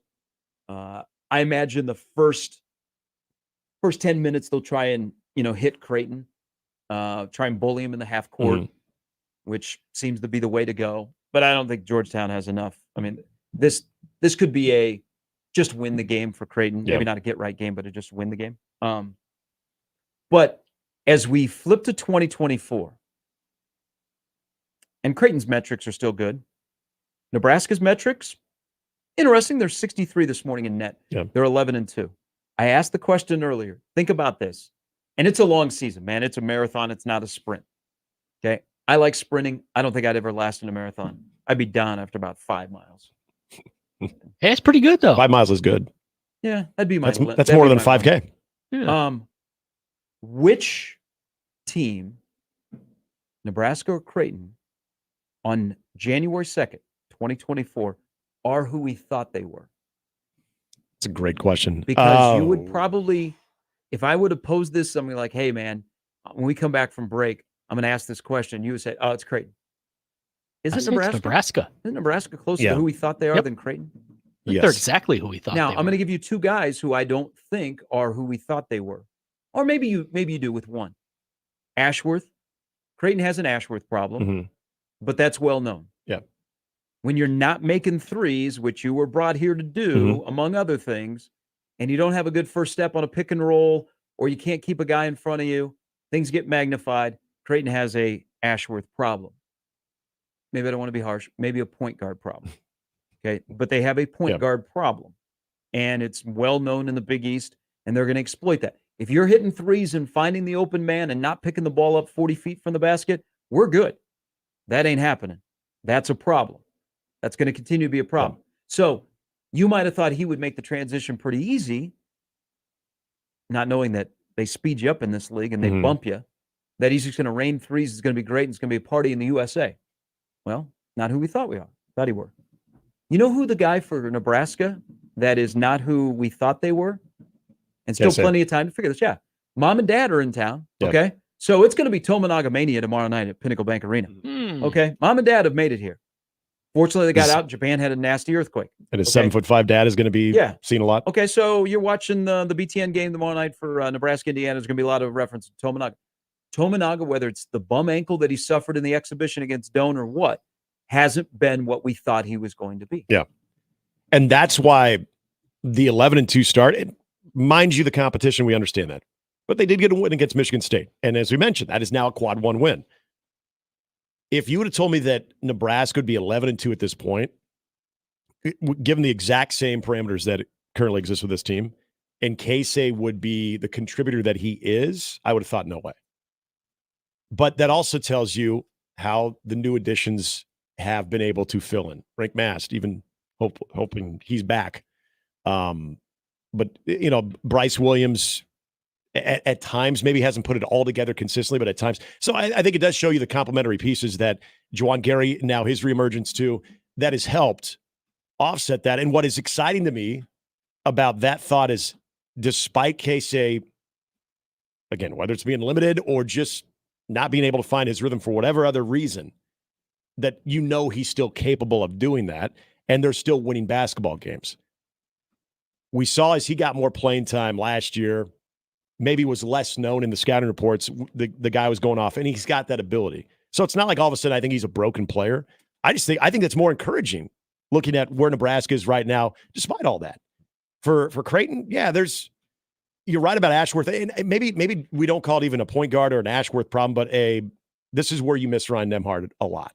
And we knew that was going to be the case when he left. They'd be able to find somebody, but would you be able to find someone that was going to be athletic Ryan Nembhard? They got a weird combination here because you got Trey that's playing a combo guard. So he has the ball in his hands a little bit more. Ashford just can't get downhill. And so, but I think like the magic of the pick and roll with Nembhard, because Nembhard was so good once you put the ball on the floor. Yep. So that changes how you defense that. And you can see Kalkbrenner's out of sorts. If Kalkbrenner isn't touching the ball on nearly every possession tonight, I lose my mind. Yeah. Because, Marquette has the dudes to get physical with him, but there's no reason that in the scope of that offense, the number 11 isn't touching the basketball. That has to happen tonight. Creighton doesn't turn teams over. That doesn't help. Creighton turns the basketball over. They got plenty of time to fix this. They're going to get ignored nationally for a while because the schedule doesn't really, outside of the trip to UConn, doesn't give you anything that go, whoa. Right. So they got to fix some things on their own internally, and then they got to figure out their bench minutes and where the production is coming from. I didn't think we'd make it January 2nd, and Ashworth would still be a problem. Or there's a guy I was high on when he committed from Memphis. I thought, man, change of scenery. Lawson has given them nothing. Yeah. Barely in minutes either. That's the other thing too, and he was interesting just with the type of like athleticism and his ability off the dribble and his wingspan and all the things that kind of came with his game that you thought, okay, another guy that could benefit in this system, especially with his ability as a jump shooter, but also having that athleticism to kind of get to the rim, that he would be kind of a nice addition athletically into that rotation too. There's a lot about this Creighton team. They don't have a knockout punch, man. You're right. They had an opportunity to knock out Villanova. Yep. Yeah. You're up early, double digits early in that game, but then all of a sudden, and even as Marquette was punching back, no. You were up double digits. You're correct, Nick. Marquette wasn't punching back. No, that's what I mean. You had a chance to throw an early knockout punch in Milwaukee and go get some slits. Nice. They were giving you any type of offense that they had, and especially in a game where they still, even with the comeback that they had, they were offensively challenged. It just underscores, and this goes back to the Villanova game too, how careless Creighton has been with the basketball, and also part of that, and we even seen this in some close wins. In the game against UNLV when they lost, there's moments in this game where the ball just refuses to go into Kalkbrenner, and I don't get that. I'm still very much lost on that, and I know it gets addressed after games where the ball needs to go back into the big fella. Trey Alexander's talking about it, needs to go back into the big fella, but it seems like as this team gets a little bit rattled, whether they're making mistakes with the basketball, they're turning it over, or what have you, that emphasis gets lost somehow, and I don't know why that is, because that's during timeouts that is being talked about, making sure that it is Kalkbrenner is getting a touch. Their body language was really weird in the second half. No, they had no confidence. It didn't look like they had confidence. I don't know. It almost looked like there was something up on Saturday. Their body language was not what you normally think it's going to be. But it's odd to see a Creighton team that can hit the X button to just knock a team out when they have the opportunity. Because they've been able to do that in the past. They get that run, and then it's done. Yeah. And they could have done it early on Saturday. I know you play 40 minutes, but Marquette was on the ropes. Yep. And they let Marquette get off the ropes. They got the standing 8 count, and then they said, let's go back into the middle of the ring. And Marquette started to punch harder. And that last 15 minutes was abominable for Creighton offensively in the first half. And that gave Marquette new life. And then all of a sudden, we got to put up with Shaka Smart. Shaka defending. Oh, he's a good defensive player. He's got to be the most disliked coach in the Creighton fan base, right? There has to be something. Remember last year? Last year, yep. Yeah. And I also think anybody that's wearing a long sleeve shirt under a polo, Yeah. we got to stop with that. Okay, I'm not a that is so like 2019. I remember we talked about that last year of like making him like unlikable, but yeah, now you add that to him D'ing up on the sideline too and getting down the floor, and even Decker, the old Wisconsin player, was chiming in saying that that's actually a technical. Like he was watching that game saying that's a technical foul. You know what though? They're not going to look at. You've watched UConn play. Danny Hurley, you think is the sixth man. Right. They don't ever do anything about it. Izzo's out there all the time too. So you have to create it. Yeah, I hate that about Izzo. Yeah. Izzo gets in a stance like the game in Lincoln. Yeah, the guy's at half court. Yeah, Get off the floor. He was in KC range. But you know how you change that? If I was a guy with a ball in my hand, I'd dribble right at the coach. Yep. I'd make him backpedal, fall down, whatever, and then I would fall on top of him. Yeah. What are they going to call? Coach's interference. Technical. Traveling. Yeah. No, what do you mean traveling? So, yeah. But that's. Remember, we used to have the coaching box. People were like, "Oh, that's cute. That doesn't exist." That's cute. I watch enough college basketball in person that coaches now stand at half court and coach. Yes. All right. On the other end of it, tomorrow night, Indiana rolls into town. Indiana's 10-3. Almost. I told you guys this. I was out of the projection business about Nebraska basketball, but Nebraska basketball is one of those things. It's like being a Cleveland Brown fan. Pull you back in. Yeah, they do. So once they give you a taste and they give you hope and they cross the threshold, it's an unbelievable feeling. That's just what Nebraska basketball is.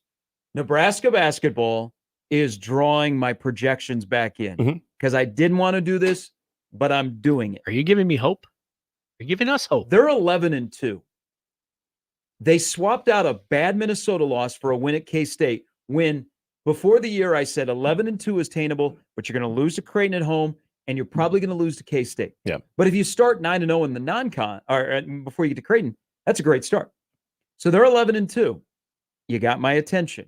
They still are, on the wrong side of the bubble, and they need to help themselves if they have any chance of continuing the season into March in the NCAA tournament. So I did this. They're at 11.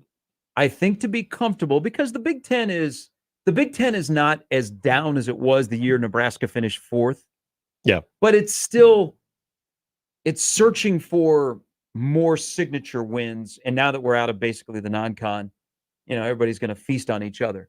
So it's probably a 4-5 bid, maybe 6 bid league.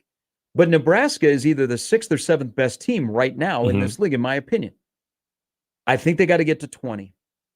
I think 20 before you get to Minneapolis, I think gets you in. But just like Iowa football, here's what the 20 and the next 9 have to be of a certain level. Yeah. First of all, you can't have any hiccups. You can't have any bad losses. Okay. You can't lose to Penn State.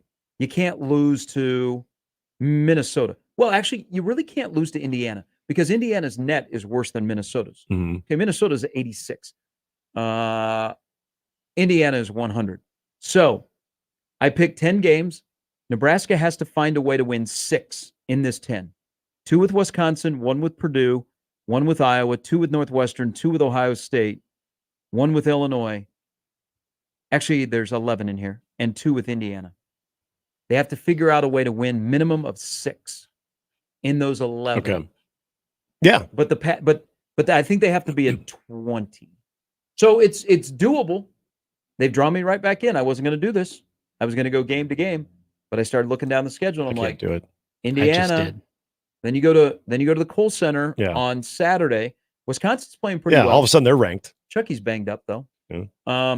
Then you have a huge game on Tuesday night, January 9th at Pinnacle Bank Arena against Purdue. Mm-hmm.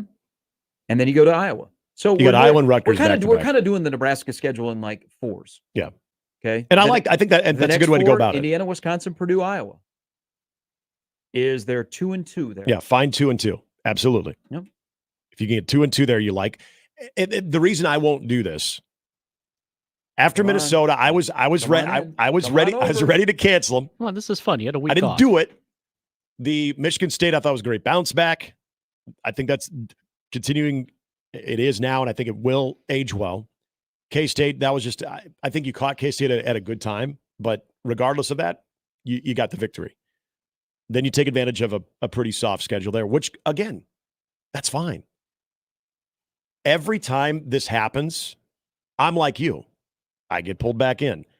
I'm trying to resist as long as I can. But tomorrow night is another great example of this, where you have a chance to go 12-2 against an Indiana team that is good, but a team that it wouldn't send shockwaves through college basketball if Nebraska pulled it off. I think that would be a bad loss if Nebraska lost tomorrow night to Indiana.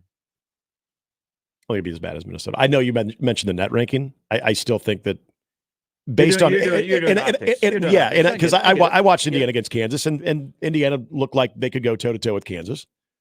They almost pulled that off. But then we also watched them against Moorhead, where they had to struggle to win that game. But if to me, this season, that's what this whole season is about. But tomorrow night especially, change the narrative for people like me that will not get lured into it. You win tomorrow night, you're starting to kind of change that narrative. They're not top 25. No, they're not. They don't deserve to be ranked. But you win games like that. But they play. Let's see if they, Nebraska's runs have been when people doubt them or they're an underdog. Is this group capable of playing and carrying themselves as favorites? Absolutely. That's changing the narrative. Because they're going to have more than they thought games where they're going to be favored. Yep. Can they play as a favorite? That's what I worry about Monday in Houston is Michigan has walked around with this chip on their shoulder. Mm-hmm. Now they're the big boy. They're the favorite. Yeah. Washington, now they're playing a team that legitimately can walk around with a chip on their shoulder because they're an underdog in 4 of their last 5 games. Yep. It's easier for some to do when you're the underdog. Mm-hmm. Everybody doubts you. But what about when you're the favorite and people go, hey, you're supposed to win that game. That's a game that you could win. Yeah. And you're like, oh, in the past, man, we've invented something. We've got Lane Kiffin to create a fake Twitter account to get us fired up. The half-truths. But that's the transition that Hoiberg's going to have to do here. Yes. Is let's play like we're 11-2. Not, oh my gosh, we're 11-2. Mm-hmm. Whoa. If you think you should have been 11-2 and you can make the NCAA tournament, you've got to play like that. You can't all of a sudden go, all right, I'm smelling myself. All right, I like that. I like that Amy Just column. Man, we're good. Tomorrow night's one of those tests. It is. 100% it is. And that's why I won't say if they beat Indiana that I would be all the way back in. But I think you will. I would. Maybe I think you're going to get drawn in. That's just the lure of Nebraska they basketball. Do it. And it easily could have happened after the K-State game. And then there's going to be a game. I'll just tell you right now, the game. They'll go to Iowa. They play at Penn State. They play Penn State on February 17th, and they're going to kick you right in the nuts. Wait, where's the game at? The Bryce Jordan Center? No, it's in Lincoln. Oh, okay. Because it hurts more when you get kicked at home that's than on true. the road. Yeah, that's true. Because the Bryce Jordan Center, I'd actually buy that. Again, we're good basketball and good basketball environments. That's like the day game at Hinkle. Yeah. Yeah. Some things are except at least at Hinkle, there's people there. Yeah. There's none at Penn history. State. Or you're going to go to Chrysler Arena and Juwan Howard's last regular season home game as the head coach of Michigan. And Michigan is 3 games under 500. Yeah. And you stub your toe. And then I got give me an analyst. I got Stephen Bardo saying, well, Nebraska's probably going to get to Friday. Yep. So that's just what Nebraska is. So we're going to prepare ourselves for this. We're going to get a cod piece. We're going to firmly attach it, and we're going to ride the wave for the next couple of months. And they did that to me. They have a cod piece. They drew me back in. I wasn't going to do this, but then they hammered a really bad team like you're supposed to. Yeah. In South Carolina State, and I was like, They let them score 51 in the second half. They're up 50 That to is true. 11. That's true. Whoever is the second half defensive coach on the scout against South Carolina State. Those are awful adjustments. He should have to buy Temperature Tuesday runs for the whole office. Brian Christopherson. We'll ask him some basketball questions. BC covers hoops for Husker 24/7. Again, Creighton tonight at Georgetown. They're a 13.5-point favorite. Indiana and Nebraska to play tomorrow night at 8 o'clock at PBA. Also, Omaha men's basketball, which on a one-game winning streak and won in one of my favorite places to win, Vermilion, on New Year's Eve afternoon. And the best part is you got home before New Year's Eve, right? Oh, before the new year. I don't know what her name was, but the bus driver. I said, put this thing down. And she goes, I can only go 67. And I'm like, I'll pay the fine. 67, okay. Yes. Omaha's home tomorrow night for Northern Arizona as part of the Big Sky Summit League Challenge, which is new this year. So the Lumberjacks are here. Yeah, Jacks. We're going to go to that game. All right. Yeah. It's time Reese got out of the hockey stuff and started watching some hoops. There you go. Yeah. There you go. There's Durango there too. Yes. It'll freak him out with the basketball jersey on, though. He'll be like, what the hell? At least he's got pants on or shorts in this case. Yeah, that pantsless Durango is kind of freaky. All right. Back with more BC AK coming up in the last hour. Mornings with Sharp and Handley at 1620 The Zone. Mornings with Sharp and Handley on 1620 The Zone and 1620thezone.com. The best way to catch all the action is on 1620 The Zone. And no line for the bathroom. Hey everyone, Josh Peterson here for my friends at Kugler Vision. As we move on into 2024, I know so many of you out there have New Year's resolutions for what is next. Why not a resolution for improved vision? At Kugler Vision, they can change your life in a matter of minutes. It was 6 years ago when I went in for my consultation, the beginning of 2018, and then I had the procedure done that February, changed my life. 6 years later, so happy that I made that decision. You can do so today. Go to their website, KuglerVision.com. Hey folks, Kent Pavelka again to tell you about your local concrete experts at Everlevel Concrete Repair. Now, if you have cracked, uneven concrete, Everlevel can fix it at a fraction of the cost compared to replacement. This is no Band-Aid. Their products are built to last. It gives your concrete the durable protection it needs, and there's still time. I chose Everlevel for my driveway, and I've got peace of mind with their long-term transferable warranty. Everlevel's products and customer service are top-notch, and that's why they've been voted Best of Omaha again this year. Say it with me. Everlevel, Everlevel, Everlevel. Sure, you could go elsewhere for your health and wellness products, or better yet, why not just come to 42 Degrees? Those other places don't even come close to the wide variety and premium disposable e-juice, CBD, Delta, Kratom, glass pipes, vaporizers, and other great products. With the friendliest, most knowledgeable, and professional staff who will find the right products just for you. If you're looking for a one-stop shopping experience, look no further. 42 Degrees. By your mom's house. Nicotine is an addictive chemical. Cards issued by Sutton Bank and Celtic Bank, members of FDIC. Terms and conditions apply. Are you the decision maker in your company? Consider this. For the first time in decades, there's a better option for a corporate card and spend management platform. Meet Ramp, the only corporate card and spend management system designed to help you spend less money so you can make more. Most corporate credit cards offer points as incentives, but those points amount to less than their worth in real cash value. Ramp's corporate cards offer you cash back, real money in your pocket. Plus, you control who spends what with each vendor. And Ramp software collects and verifies receipts automatically, which means you'll stop wasteful spending and close your books in hours instead of days. Businesses that use Ramp add up to 5% to their bottom line the first year. If you're a decision maker, adding Ramp could be one of the best decisions you've ever made. And now get $250 when you join Ramp. Just go to ramp.com/sports. ramp.com/sports. ramp.com/sports. This time-saving traffic was brought to you by Zoom Drain. Dealing with any type of plumbing issue can be overwhelming, especially if it's related to your drain or sewer lines. Thankfully, Zoom Drain specializes in drain and sewer services of all scopes. Contact Zoom Drain anytime by logging on to zoomdrain.com. 1620 The Zone at 1620thezone.com. Now back to mornings with Sharp and Handley on 1620 The Zone.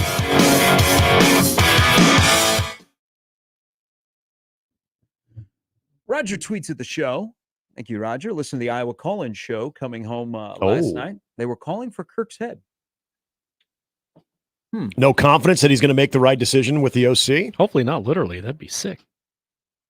Yeah, I don't think people do that anymore. I don't know. That new Hunger Games. We've evolved as a society. I've seen The Running Man.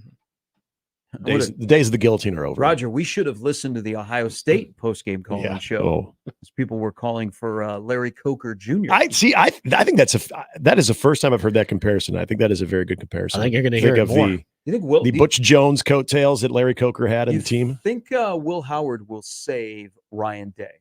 Running quarterback, they can establish an identity. Is Will Howard a title quarterback? Not an entitled, but a title, winning a national championship. He seems like a nice enough guy. That's what I thought we'd be saying at the end of the season. But what is this? Boy, that's tough. What do all these discussions come back to? Of teams that we make a declaration off of one game in a bowl game, but I mean we're looking at the whole picture. Offensive line. Look at the two teams that are playing for the national championship. They have a really good offensive line. They have really good coaches. They recruit. They start in and they move out. Ohio State's offensive line, kind of like Iowa, has not been what we're used to. Thus, you could have shoddy quarterback play. It all gets thrown off. Yeah. Now, I wonder also in Columbus, because they have to have a big offseason, is how do they look at Brian Hartline as an OC? Their offense towards the tail end of when he first took over to the full allotment now, not as good. You would think. Yeah. And I mean, you're telling me they couldn't score. I mean, I know they had the quarterback thing. They couldn't score a touchdown? Right.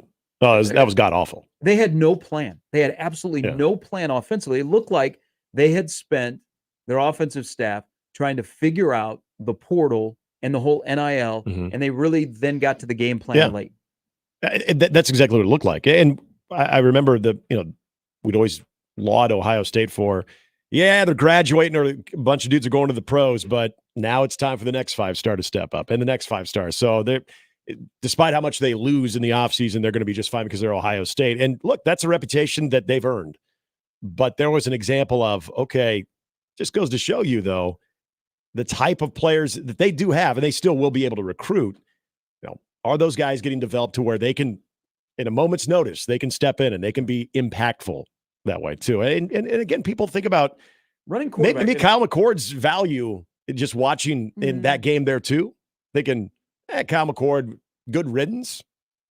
Remember the guy he beat out? Yeah, I think it was more Marvin Harrison. Well, that was obviously a huge that whole one. offense was built around him. Yes, that's a huge absence. But back to if Will Howard does end up at Ohio State, the element of a quarterback run game may save or buy Ryan Day some time. Now, I think it's crazy to think about firing him, but you're at a place like Ohio State that they are one of those teams that if they're not in the playoff, it's considered a poor season. Yes, and they are not in the playoff this year, and they've lost, the end of the season again. Well, and if you think about all four quarterbacks that were involved yesterday, I wouldn't say Jalen Milroe is a quarterback that you're going to win a national championship just based on his ability, at least right now. He'll be a Heisman favorite next year, but he's got to work on his pocket presence. Yes. Michael Penix Jr. out of all four of them, I would say, is the guy, the most impressive quarterback out of all four of them. Quinn Ewers is a good quarterback. You could win a national championship with him, but it kind of goes back to your point about offensive line. We think about the two teams left standing, like J.J. McCarthy's a good playmaker, and it's kind of interesting when you think of Orji, who comes in to games now. He was kind of like how J.J. McCarthy was coming into games when they had Cade McNamara. Well, you watch J.J. McCarthy develop into what is a legitimate, I think, national championship level quarterback. But again, I don't think he's that type of player on his own without a Blake Corum behind him or without the offensive line they have in front of him. Michael Penix Jr., even if Washington's offensive line wasn't as good, I think could still somewhat survive just based on his ability. So I think, to your point, that those two offensive lines, you can have, like, to answer your question, Will Howard could be a national championship type quarterback if you do have that type of the offensive line commitment is there, which we've seen with Ohio State in previous years, just not recently here. All right, BC's coming next. Also, AK last hour on the first day back with all of you on 1620 The Zone. Mornings with Sharp and Handley on 1620 The Zone and 1620thezone.com with Gary Sharp and Nick Handley.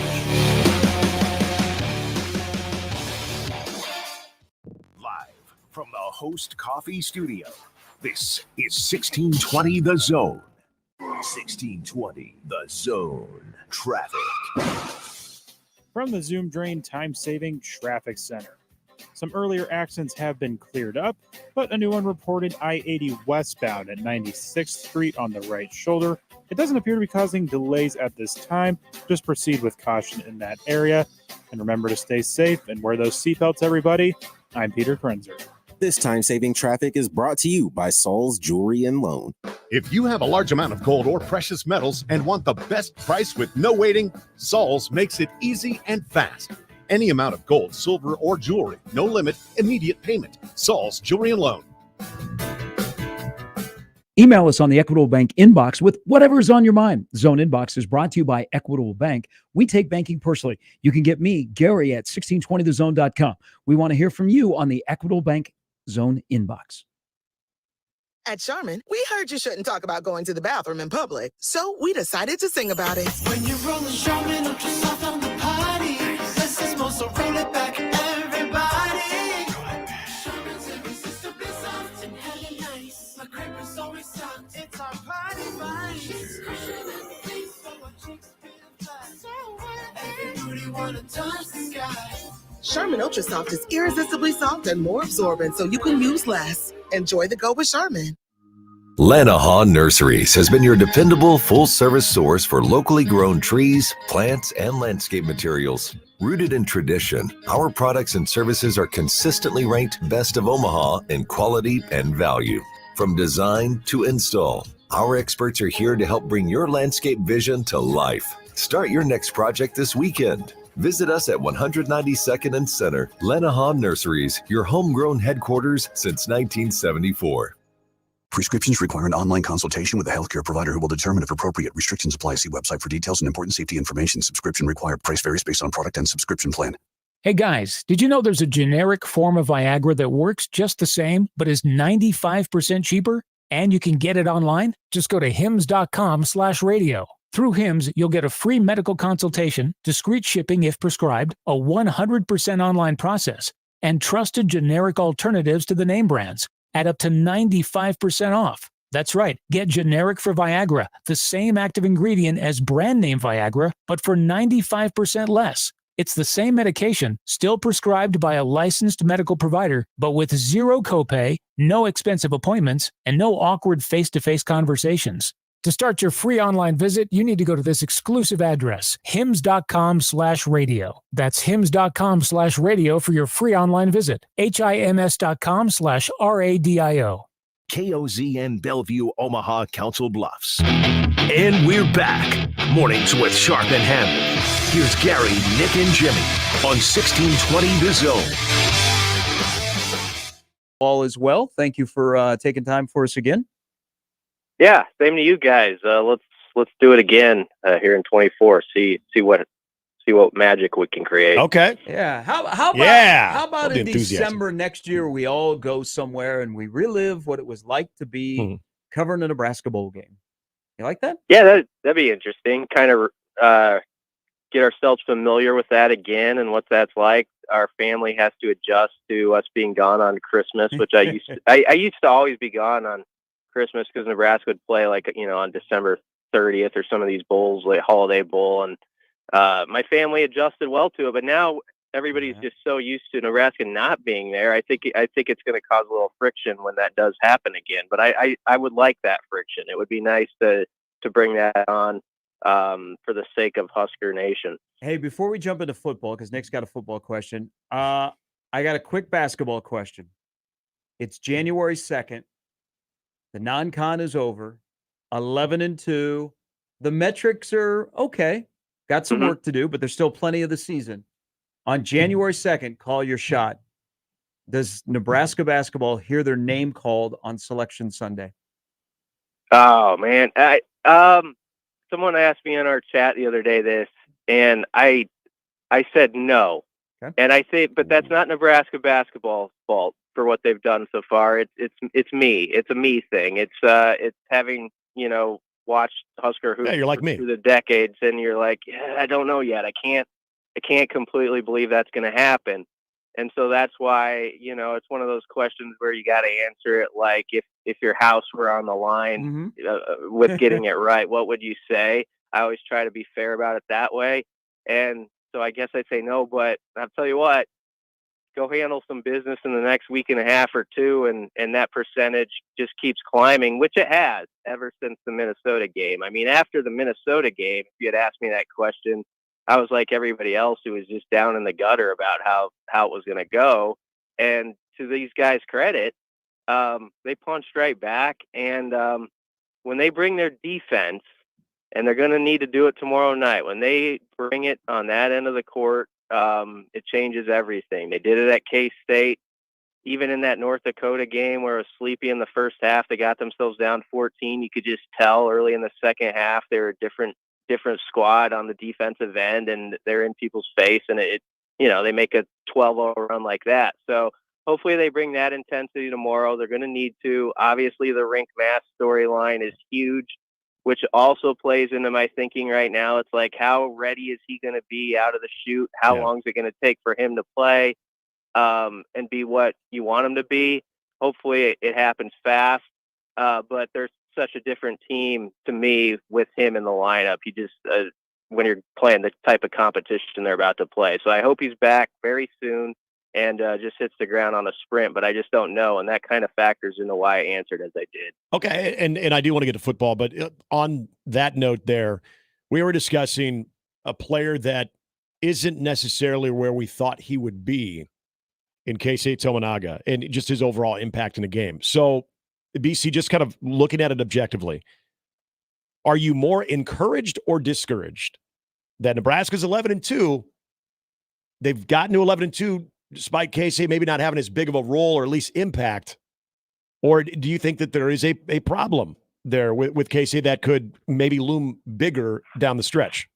No, I'm more encouraged actually that they're doing it without Keisei having to be that, 25, 30 point a game type guy that maybe was dancing in our heads before the season.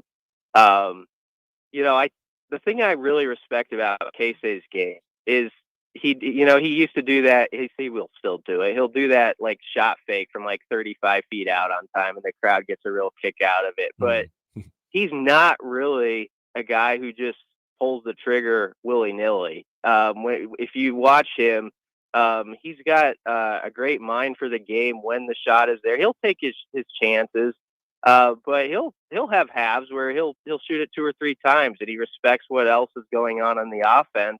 And I really like that about his game, is that he can adapt to sort of how the game is going. Now, the next part of that is, yes, I do think he's going to have some games in Big Ten play where he just goes off on certain nights. And tomorrow would be a beautiful time for that to happen, especially with his family in town. If he hit about 5 or 6 threes and, is running into the basketball standard at the other end, like that would be a lot of fun. So I'm hoping to see a few of those games. I think Nebraska needs a few of those games. A big part, though, guys, is going to be how he continues to develop off of Rink Mass. Yeah. He was so good last year with Derek Walker in that 2-man game, and it wasn't just Keisei's outside shooting. It was how he moved to the basket, and he got all those buckets right around the rim. We did start to see a little bit of that more with him and Mass in December before Mass injury. So I'm interested if that can pick up a little bit when Mass comes back, and see if that'll help Keisei get going scoring wise a little bit more. Hey, let's tie this into Nebraska. So watching Tennessee, watching Kansas State, watching some other places where they had opt-outs of their starting quarterback, whether they're going to the NFL or going into the portal, there were a lot of true freshman quarterbacks that played in the bowl season. You have any takeaway in watching 18, 19-year-old guys playing at that position when it applies to what could be an 18 and 19-year-old guy starting against UTEP in August? That's a good question, because even though it's a small sample size, there were certain guys, certainly Tennessee, it's been shown, it can look pretty good sometimes. against even good defenses. So I think there was a game or two that offers hope of how quickly a newbie can jump into things. Now, of course, these guys that were playing in the bowl games had been around the program all season long and all that stuff, and got to watch in season film. And I think there's a benefit to all that. But we're talking about, with Nebraska, two true freshman quarterbacks coming in who are going to get the entire spring. And a lot of attention, obviously, with there only being 3 scholarship quarterbacks right now. And there's a lot of time to grow in that department. And to your question, simple answer, yeah, I think there were a couple encouraging performances that showed there are young guys out there who can go and thrive at positions where we used to say sometimes, we'll see him like his second or third year, and then we'll expect something. Like it's just a different game now. We're seeing more and more at certain spots where the going saying used to be, when you're an upperclassman, you'll have your time. Well, that's changed a lot, obviously. And I think we already kind of knew that, but you see it more and more in these type of games where guys just have to step up because there's no other alternative for their team. And they do a pretty good job, some of them. So that there is hope with that. Yeah, and when we kind of look at the roster right now, a big recruiting visit with a running back, we understand. Wide receiver is always in play, too. If you're looking at the biggest upgrade right now, if we're talking about any type of transfer portal additions between the two, BC, where would you go? What would be more vital in your opinion, especially when you talk about the quarterback position and the reality that Nebraska could be starting a true freshman? I would say running back first and foremost. That's been my answer and is going to keep being my answer. I like some of the guys in the room. I think they have good backs, but we don't know, how well Gabe comes back from a second serious injury. We just don't until it happens. Ramir's been through a lot with his body, and we'll see, if he can pop back. And then after that, I like Emmett because I think before the season, a lot of us, weren't even really thinking about him, or we thought we knew like, oh, he's not going to factor in here. Well, he proved some of us wrong there. I mean, he got in and he made some plays, but now I think we're to that next step where people are like, maybe I think I know his ceiling. I think there's some of that. Like he's a good back, but can he be great? And there's kind of that doubt. So I'm kind of in that camp, I admit, but that's a chance for Emmett to go once again for another season, prove people wrong and show that ceiling's even higher than some might think. And then we don't know a lot about Quentin Ives, but when I put it all together, I'd love one more guy who gets people excited. The kid coming in from Oregon, Dowdell, was a big-time recruit, didn't play a lot of snaps this last year with the Ducks, but there was a log jam at his position too. So you hope that maybe he's a guy that, maybe Nebraska could close on and has that type of talent where he can factor in right away. Because I think with this position, it's got to be a guy, if you're bringing him in, who you think off the cuff can be like your 1 or 2, right? Yeah. I mean, like right away. It's not like one of those where you want to play the waiting game. You're hoping that guy can provide an immediate bolt of lightning. So hopefully they find that guy, because I've said it on this show and I'll keep saying it. Nebraska, in my opinion, and I respect like what Ozigbo did and some of these backs, but they haven't had a great one since Amir Abdullah in my mind as a college back. And Amir is that guy who would make 2-yard plays into 8-yard plays, and you wouldn't even realize it till you watch the game back. But they need that type of guy again, and it makes the offensive line look better. It makes the quarterback look better, all of that. So that's why I put him as the top answer, the running back spot. Yeah, I know there's a lot to like about Dylan, but man, I want to like the 10 that are around him more than I like the 1. I mean, that's Nebraska will have success next year if the 10 around the 1 are really, really good. But back to running back, and maybe you and I have discussed this.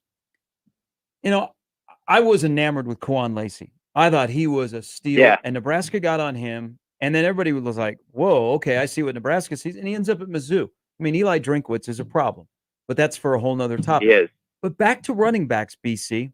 This is the University of Nebraska, where I could walk in the hallway outside of the locker room and walk by all these portraits of great running backs. I can run on the field and look up and see the numbers, and there are some of the best running backs that are up there. What happened to the running back position at Nebraska? I mean, this isn't just this past year. We're on now an extended time. You mentioned a guy who's still in the NFL, but Amir hasn't played here in like a decade. What do you think? Exactly. What do you think has happened to the position from the coaching to the recruiting to the development? I think, part of it is just the offense has gone in different directions. There's been coaching changes and all that stuff. And so it used to be when Nebraska was great at the position, a running back knew exactly what he was signing up for. This is the style of football you play. It's going to be rugged. You're going to get the ball. I always go back to when I was a kid. I say a lot of stuff from the 90s. I will continue to until I die. That's just how I am. But in 1994, Nebraska's playing Colorado, and LP gets the ball, and he runs for about 15 yards inside the 5, and you have Keith Jackson in the booth saying you want to run the football, be the eye back at Nebraska. And that's how it was viewed at that time. Like, you want to tote the rock and be special and have a chance to win awards, and you're going to get it 20 times a game. Here you go. This is your place. And football has changed a lot since then. I understand that, but I think Nebraska has lost their way at that position, and probably prospects see it a little bit. And you got to also recruit those guys who have that little something extra. I mean, there's a ton of running backs who are really good in high school football. Like, you could go watch on a Friday night across the state, across this country, and you could pick out like 300, 400 backs. You're like, that guy's good. But there's a very select few that take that to great, and somehow you got to find him. There's probably only 8 to 12 per year in college football who really meet that in my mind.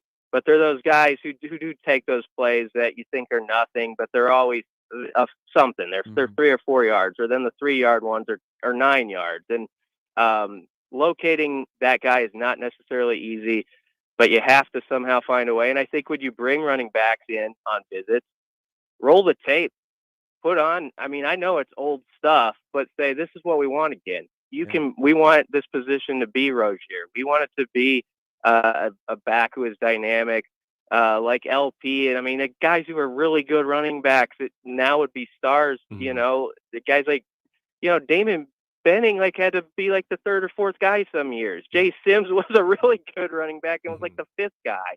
So, you go back in time, this is a position where Nebraska was so stocked. You just hope you could somehow get back to that. And you got to convince the guy that you need to start it for us. Hey, you brought up Dante Dowdell. Is when it comes to the coach that is most likely to be able to close, is that Matt Rule? Is that Marcus Satterfield? Is that somebody else that we're not even considering here? Who best can close in Nebraska? On the coaching staff. Yeah, I think everybody can have in recruits I've talked with, it feels like there's a lot of voices that can really, I don't think they would say sell the program, but you know what I mean? But I think Rule at the end of the day, especially if you're talking about a portal player and they really wanted somebody, he to me would be the guy, with the hammer at the end. And we've all heard him talk on a Monday, even after a tough deal where they lost a game or something went haywire, or 3 guys at one position are injured. He has a gift for communicating, and so you would expect that he probably does in those situations as well. So I think he's probably a really good voice in those moments when you're trying to finish a deal with somebody you really want. But there's other guys who are I think good at it over there. We're getting to know this assistant coaching staff more and more and all that. But yeah, I think Nebraska needs to find one more running back, and whoever can have the words to appeal to the right guy. I think that's a big deal if they could get one. When we convene in Indianapolis in July, we'll be celebrating the national champion of college football, either Michigan or Washington. The next time we talk to you will be the morning after the championship game in the new Big Ten. Who wins, Michigan or Washington? I sort of think Michigan is going to bully them a bit. but people have said that about Washington before this year. I just think Michigan's the most complete team and has been all season. I take all the allegations, or they're more than that at this point, against them very seriously, by the way. But if we're just talking about that team on the field, they're really stinking good. I mean, at all the spots. And that defense is so put together. Like up front, they've just got guys who wreck shop all the time. And, the guys on their back end are so just consistently good. So I think they will give Washington a little bit more trouble flinging it around the yard. But you know what? Penix is on a heater right now. Yeah. And so if he just comes out and it has one more game like that, like who knows? It could get interesting going to the end. But I kind of would favor Michigan, and I would probably favor them by like 7-10, honestly. I just think they've been the best team all around this season, and are going to finish the deal. And they whether they should feel this way or not, they have a chip on their shoulder, even though I think it was self-induced, and a lot of people do. It's there and it's real, and they use it well, and it's working for them, and it probably will one more time, I think. Yeah, it'll be a good matchup. Their defense was so disciplined against Milroe. They stayed in their lanes. They collapsed the pocket. They're going to have to tackle in space. But, I mean, Michigan's a 4-point favorite. Mm-hmm. Boy, they're just something about this Michigan team, man. They got stability, they got a culture, but Washington wins close games. I think we're going to be I think we're going to be lucky. I think we're going to match two really good semifinals with a really good final. Yeah, that'd be awesome. And you know what? I've kind of doubted Washington, like others throughout the season, and they just keep having an answer, and they do feel in a comfortable lane when they're in those games with 2 minutes left, and it can go either way. So if they get Michigan down to the fourth quarter and there's 6 minutes left and that's a 3-point game one way or another, I wouldn't bet against Washington at that point. The key is getting there and showing that they can stand up, physically with Michigan for 4 quarters. But if they do that, I'm all for it. And frankly, I'll just say it, I'd like to see them do it. So that'd be awesome. Oh, yes. BC, thank you. Happy New Year. Yep. Thanks a lot, guys. Is he getting the category of rooting for the conference? Yeah, he is. Is he rooting for new conference? Or old conference? I'm out on rooting for conferences. That's an SEC. I'm telling you, Gary. I'm telling you, it's an SEC thing. How does it benefit me? I'm going to be selfish. How does Michigan or Washington winning the national championship benefit me? It doesn't. Who takes? They'll sell some more tickets when they come to play in our stadium. Who takes more pride in conference flexing? SEC. I don't think it's ever been a Big Ten thing. I know it's never been a Big 12 thing. Where it's, hey, root for the conference. Well, if we can't be there, boy, we'd really like to see Iowa State win. Yeah, went to my game and then heavily rooted for NC State, and they let me down as I expected. And it's the arrogance. I wish the worst for everyone else. The SEC, that if the team that you root for is not involved, and as long as if you're Alabama, it's not Auburn, they want to be able to at least throw the SEC argument in the rest of college football's face. And so that can go 1-9. My team wins. I don't think it's a root for conferences anything outside of the SEC. Roll off the tongue is Big Ten, yeah, SEC, Big Ten, B10, B10. Yeah, I can't do it. No, that's B1G. Oh yeah, that's true. B1G. You're right. It's not even a 0. It's a G. Gotta be hip. Should we do more B1G chants now that we're expanding? Oh, this is the Kevin Warren National Championship game. It is. Andy Kennedy still to come before we hit the crossover. This morning's with Sharp and Handley and Jimmy on 1620 The Zone. Gary Sharp, Nick Handley, and Jimmy Chavez. Mornings with Sharp and Handley. Weekdays 6 to 10 on 1620 The Zone and 1620thezone.com.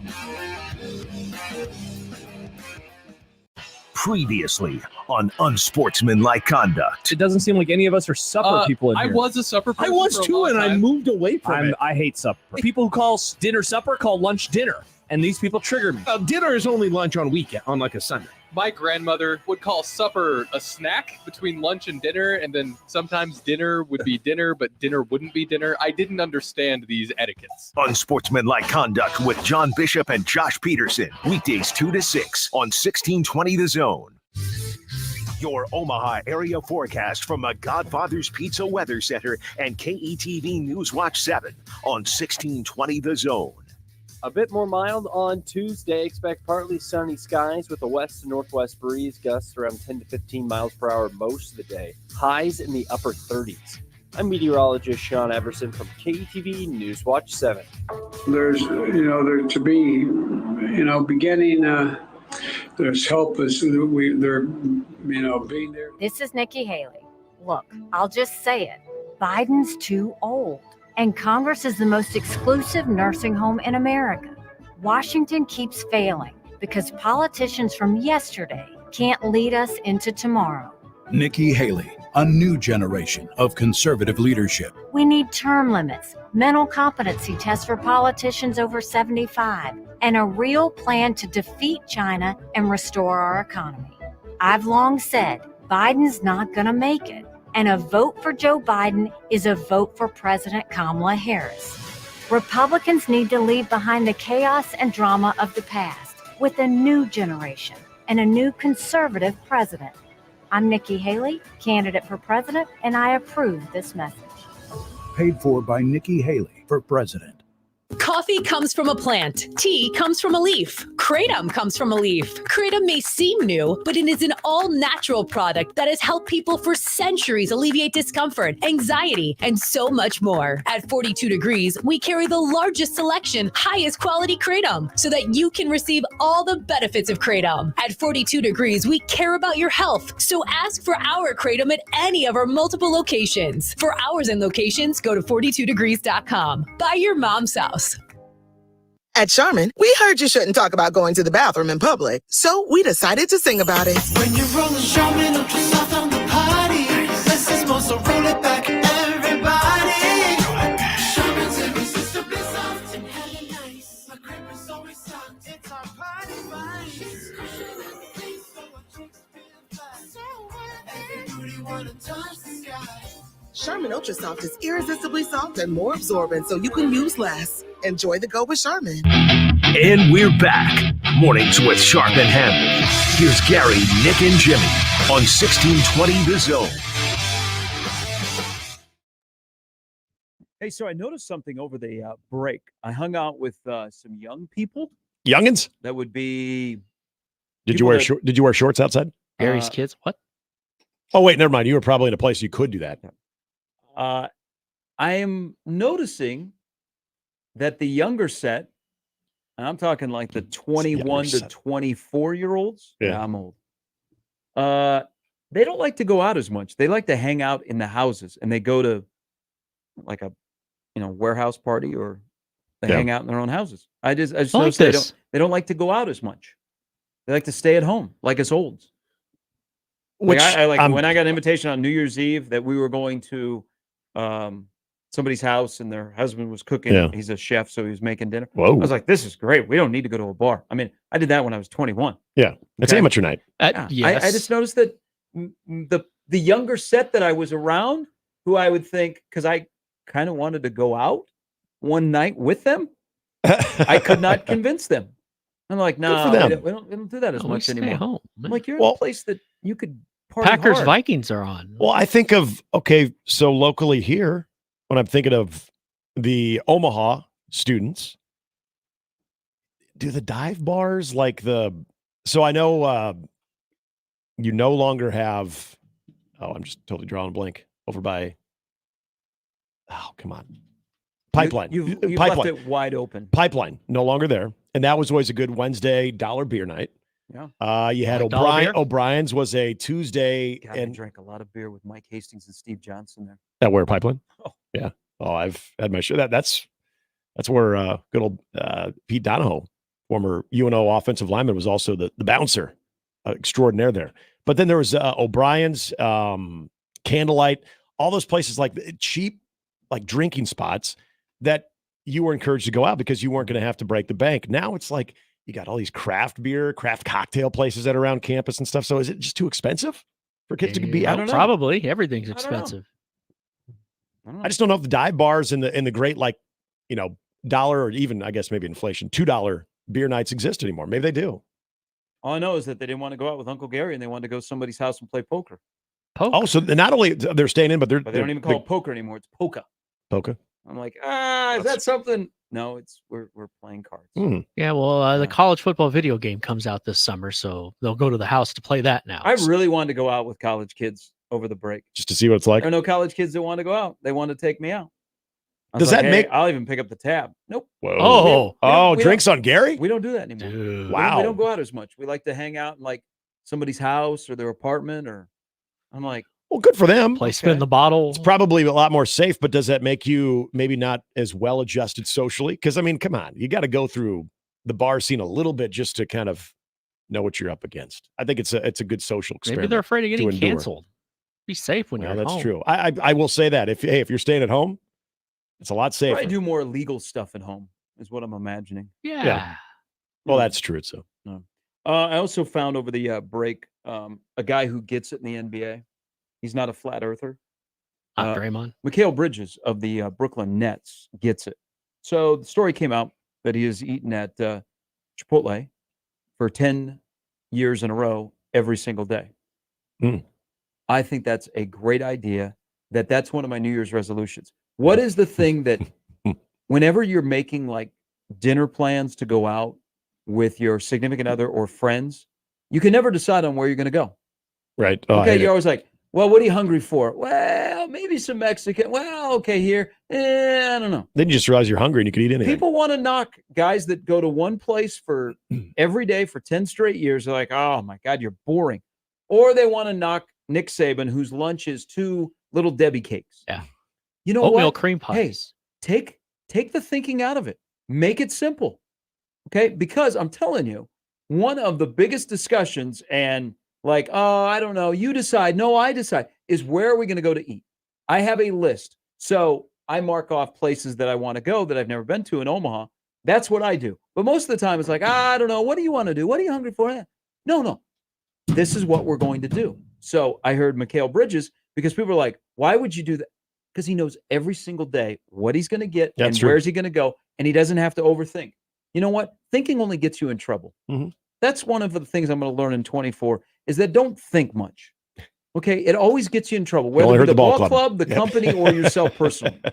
You think way too much. If I'm calling plays centered around my strengths of my quarterback. There you go. Don't overthink it. It's very true.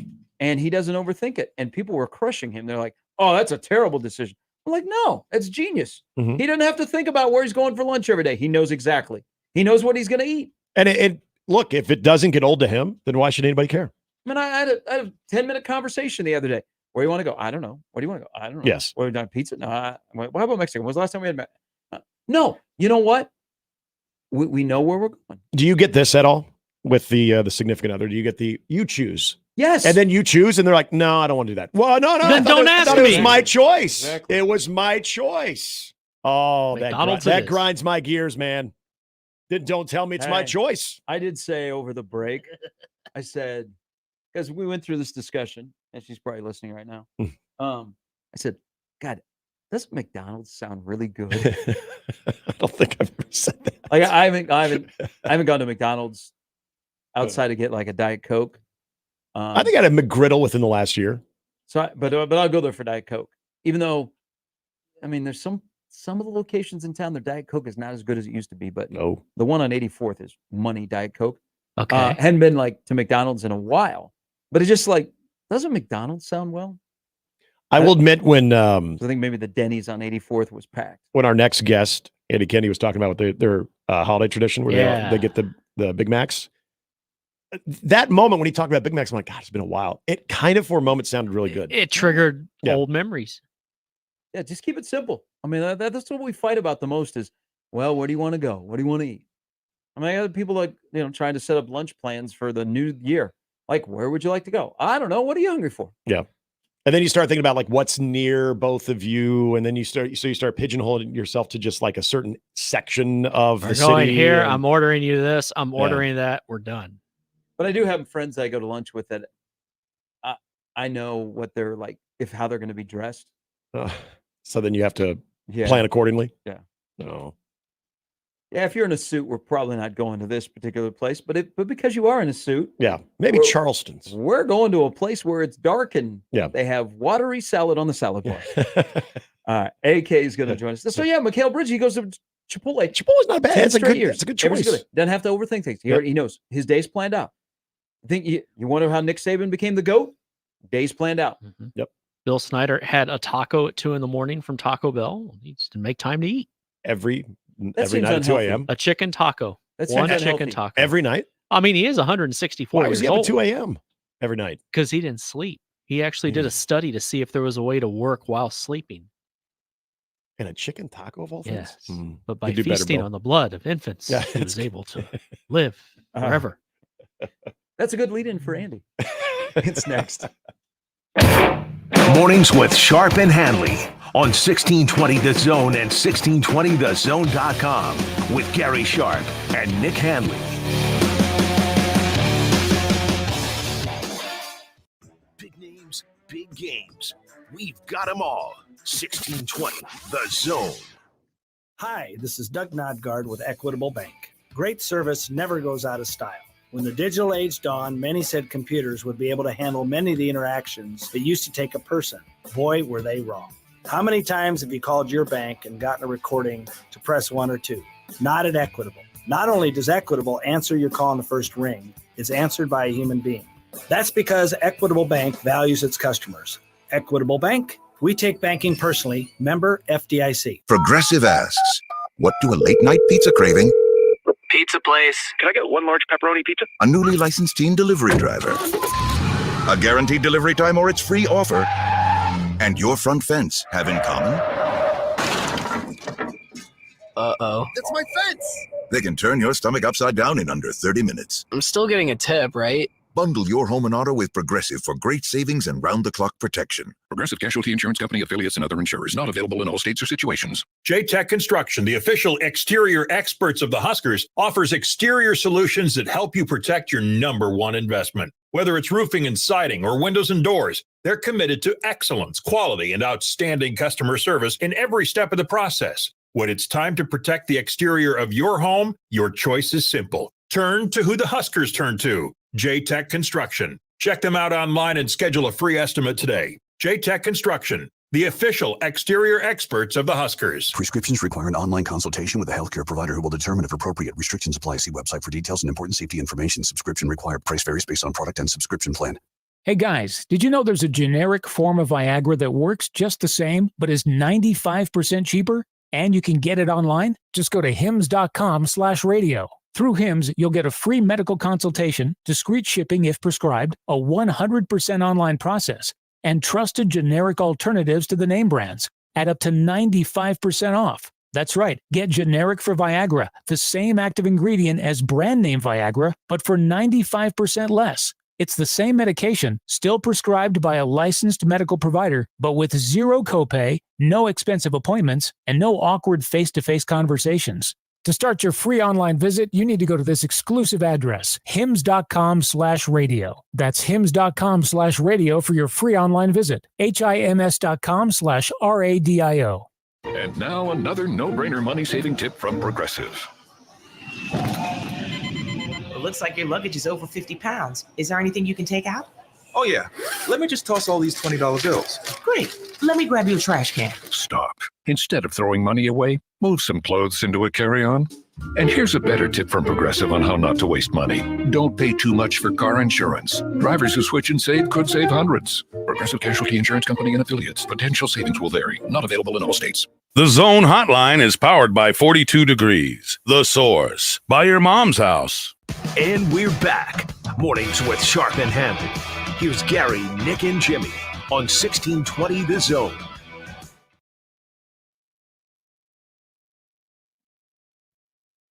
All right, our good friend from KTV, ringing in the new year, probably going to be back at work shortly, is Andy Kendi, who joins us now. Good morning.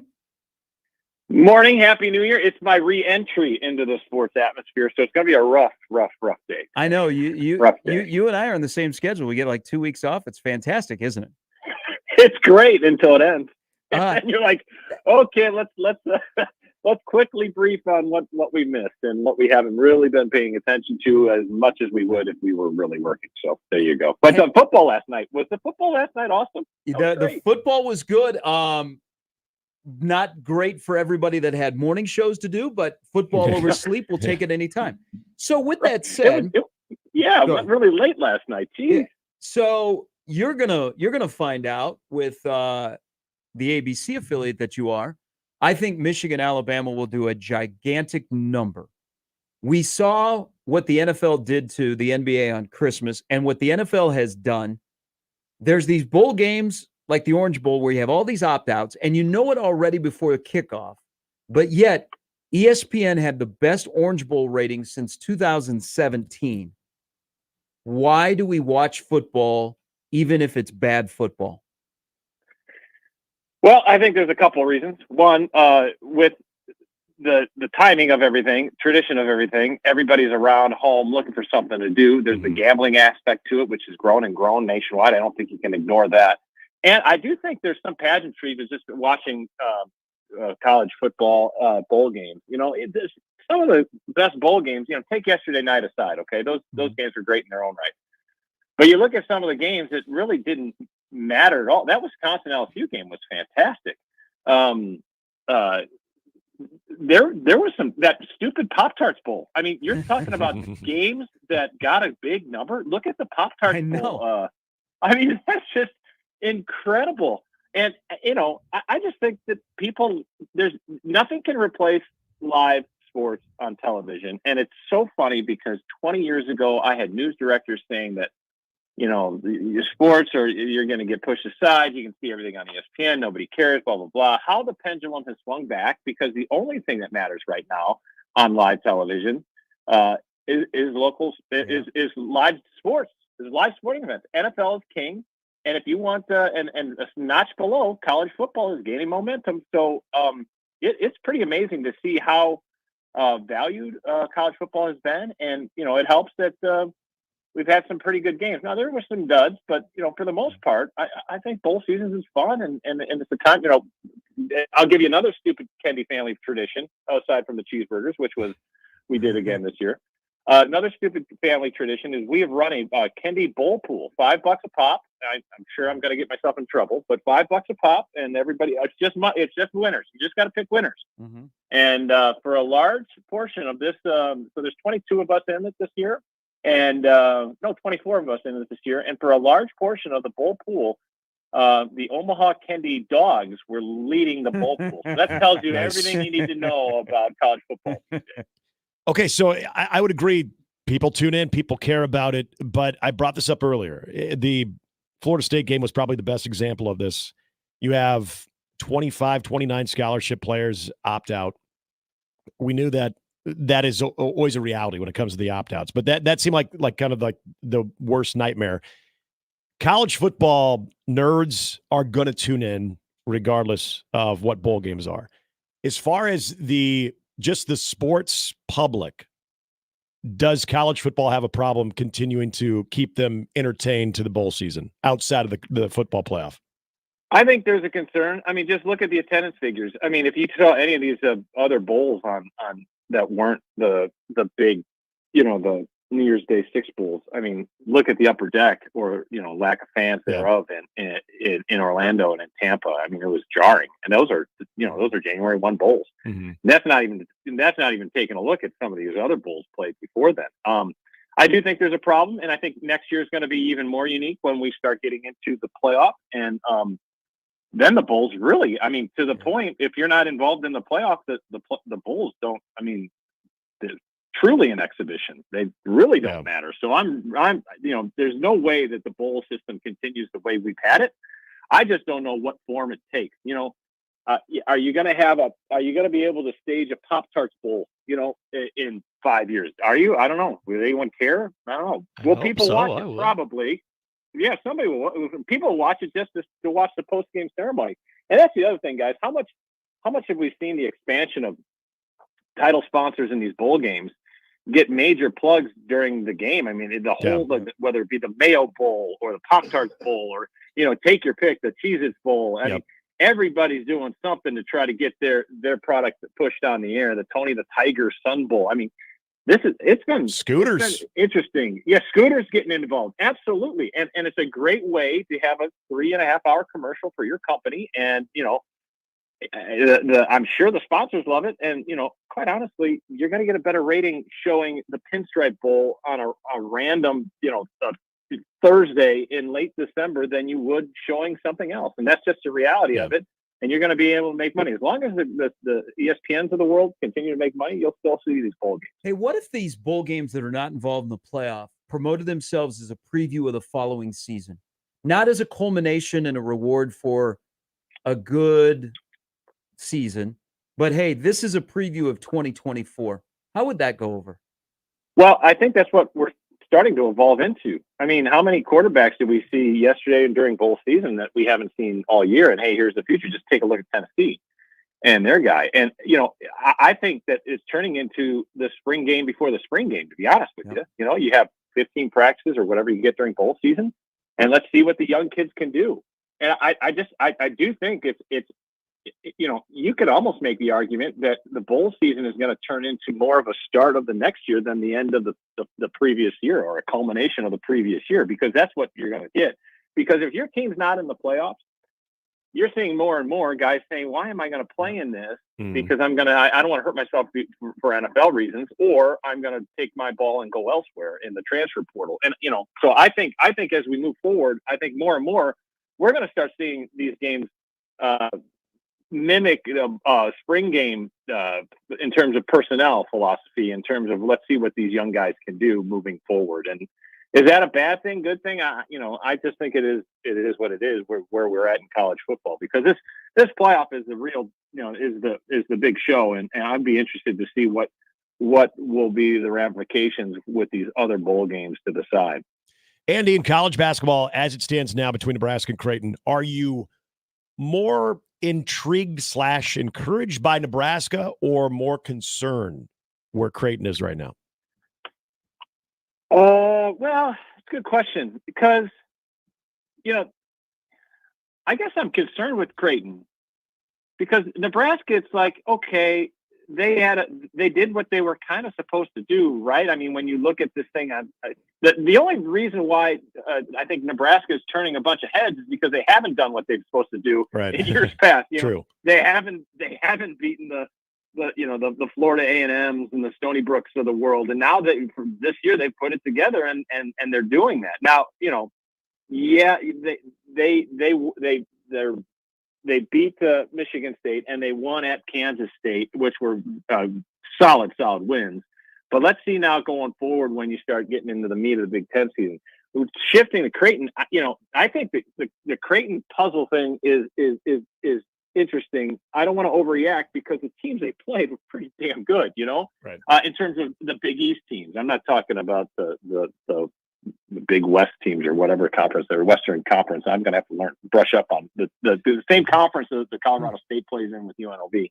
But the Big East, the competition this year with Villanova and Marquette, that concerns me a little bit. But those two teams are going to be up at the top at the end of the year anyway. So that's why I think tonight's game is so intriguing, because of this is a game they need to get, they should get, and they normally do get, but you never know, and it will be a good test for them on the road. Hey, we'll get you out here on this. And I know we all cover high school, we cover college, and we get to know a lot of the great people that are in the community. And we're very lucky, I think, here in Omaha, of the people that we cover, whether it be in high school or college, are really good people. They make our jobs a lot easier. And the Metro Holiday Tournament starts back up again today over at Prep, with the girls going first and the boys semifinals. And it's the 5:15 game is Omaha Central against Gretna. I know Matt Foster tweeted out behind the scenes that he got when Gretna was down in Lincoln playing in the state tournament with Coach Feakin. Did you ever have much interaction with Coach Feakin, and your reaction to what happened at the end of the game for them to win on Saturday? Well, yeah, I have had interactions with Coach Feakin, doing the games for NEPU Nebraska Public Media now, the high school games, the state tournament games. I've had the privilege of getting to know some of these coaches down in Lincoln, and he was one of them because Gretna was usually there in March. And he's a guy that whenever you would bring, like in the last year and a half, when you even go down the road to ask him about he just didn't want to. He wanted to make it about the kids. He didn't want to make his story the story, and he wanted to focus on the kids. And he was pretty selfless in that regard. And you had to believe that he was, obviously continuing a battle that nobody can even imagine. And all I know is that his kids loved him, responded for him. That community loved him. I didn't ever hear a bad word about the guy, and he was a true competitor. And what we saw the other night is nothing short of a Hollywood ending. I mean, if you brought that script to a producer in Hollywood, they would laugh you out. Like, come on, this just doesn't happen. And for whatever reason, it happened, and it was one of those magical moments that you really. You kind of leave your head shaking. There's times in life you're like, oh my gosh, like how did that happen? And then you walk away and bewildered and wondered and kind of at peace a little bit, and it's just one of those. It's one of those moments in sports that I think can bring people together and say, wow, this is a moment bigger than basketball. And to see those kids respond on the afternoon after the morning their coach passed away is nothing short of incredible. It is one of the greater sports stories and life stories, in my opinion. And to see those kids respond in the way they did says a lot about their coach that had passed away and the current group that they still have moving forward and trying to battle through a situation that I don't think anyone can even prepare for. There's no roadmap. There's no handbook how to get through this. And hats off to those kids, win or lose or whatever they do later on today at Creighton Prep. I mean, what a magical time in terms of moment it was the other night. Yeah, well said. His basketball kids have a lot of support. His kids have a lot of new uncles. Is the way to look at it. AK, we appreciate it. Welcome back. Thanks, guys. Be good. Yep. That's Andy Kidney from KTV. Metro Holiday Tournament kicks up again to the semifinals. The girls, 1:30, I think they start. And then the boys, West Side and Bellevue West play again tonight. Should be a good one. And then Central and the Gretna, which just an unbelievable scene on Saturday with Landon Pokorski hitting the game-winning shot at the buzzer 12 hours after the coach had passed away. All right. Tonight there is basketball as well. Creighton and Georgetown here on the Zone. What time is the pregame show, Jimmy? 5:30. All right. With John. Oh, tip off at 6, man. No Blue Jay chatty chat show? No, it's just a Blue Jay unsportsmanlike conduct before. All right. Creighton's a 13.5-point favorite on the road in D.C. against Georgetown. And Ed Cooley, that's going to take some getting used to. We will discuss that tomorrow, among other things. Don't forget Nebraska, Indiana tomorrow, Omaha, Northern Arizona. It's hoop season. Who cares about football? Wrong. Yeah, we don't care. We'll see you tomorrow at 6. Live from the Host Coffee Studio, this is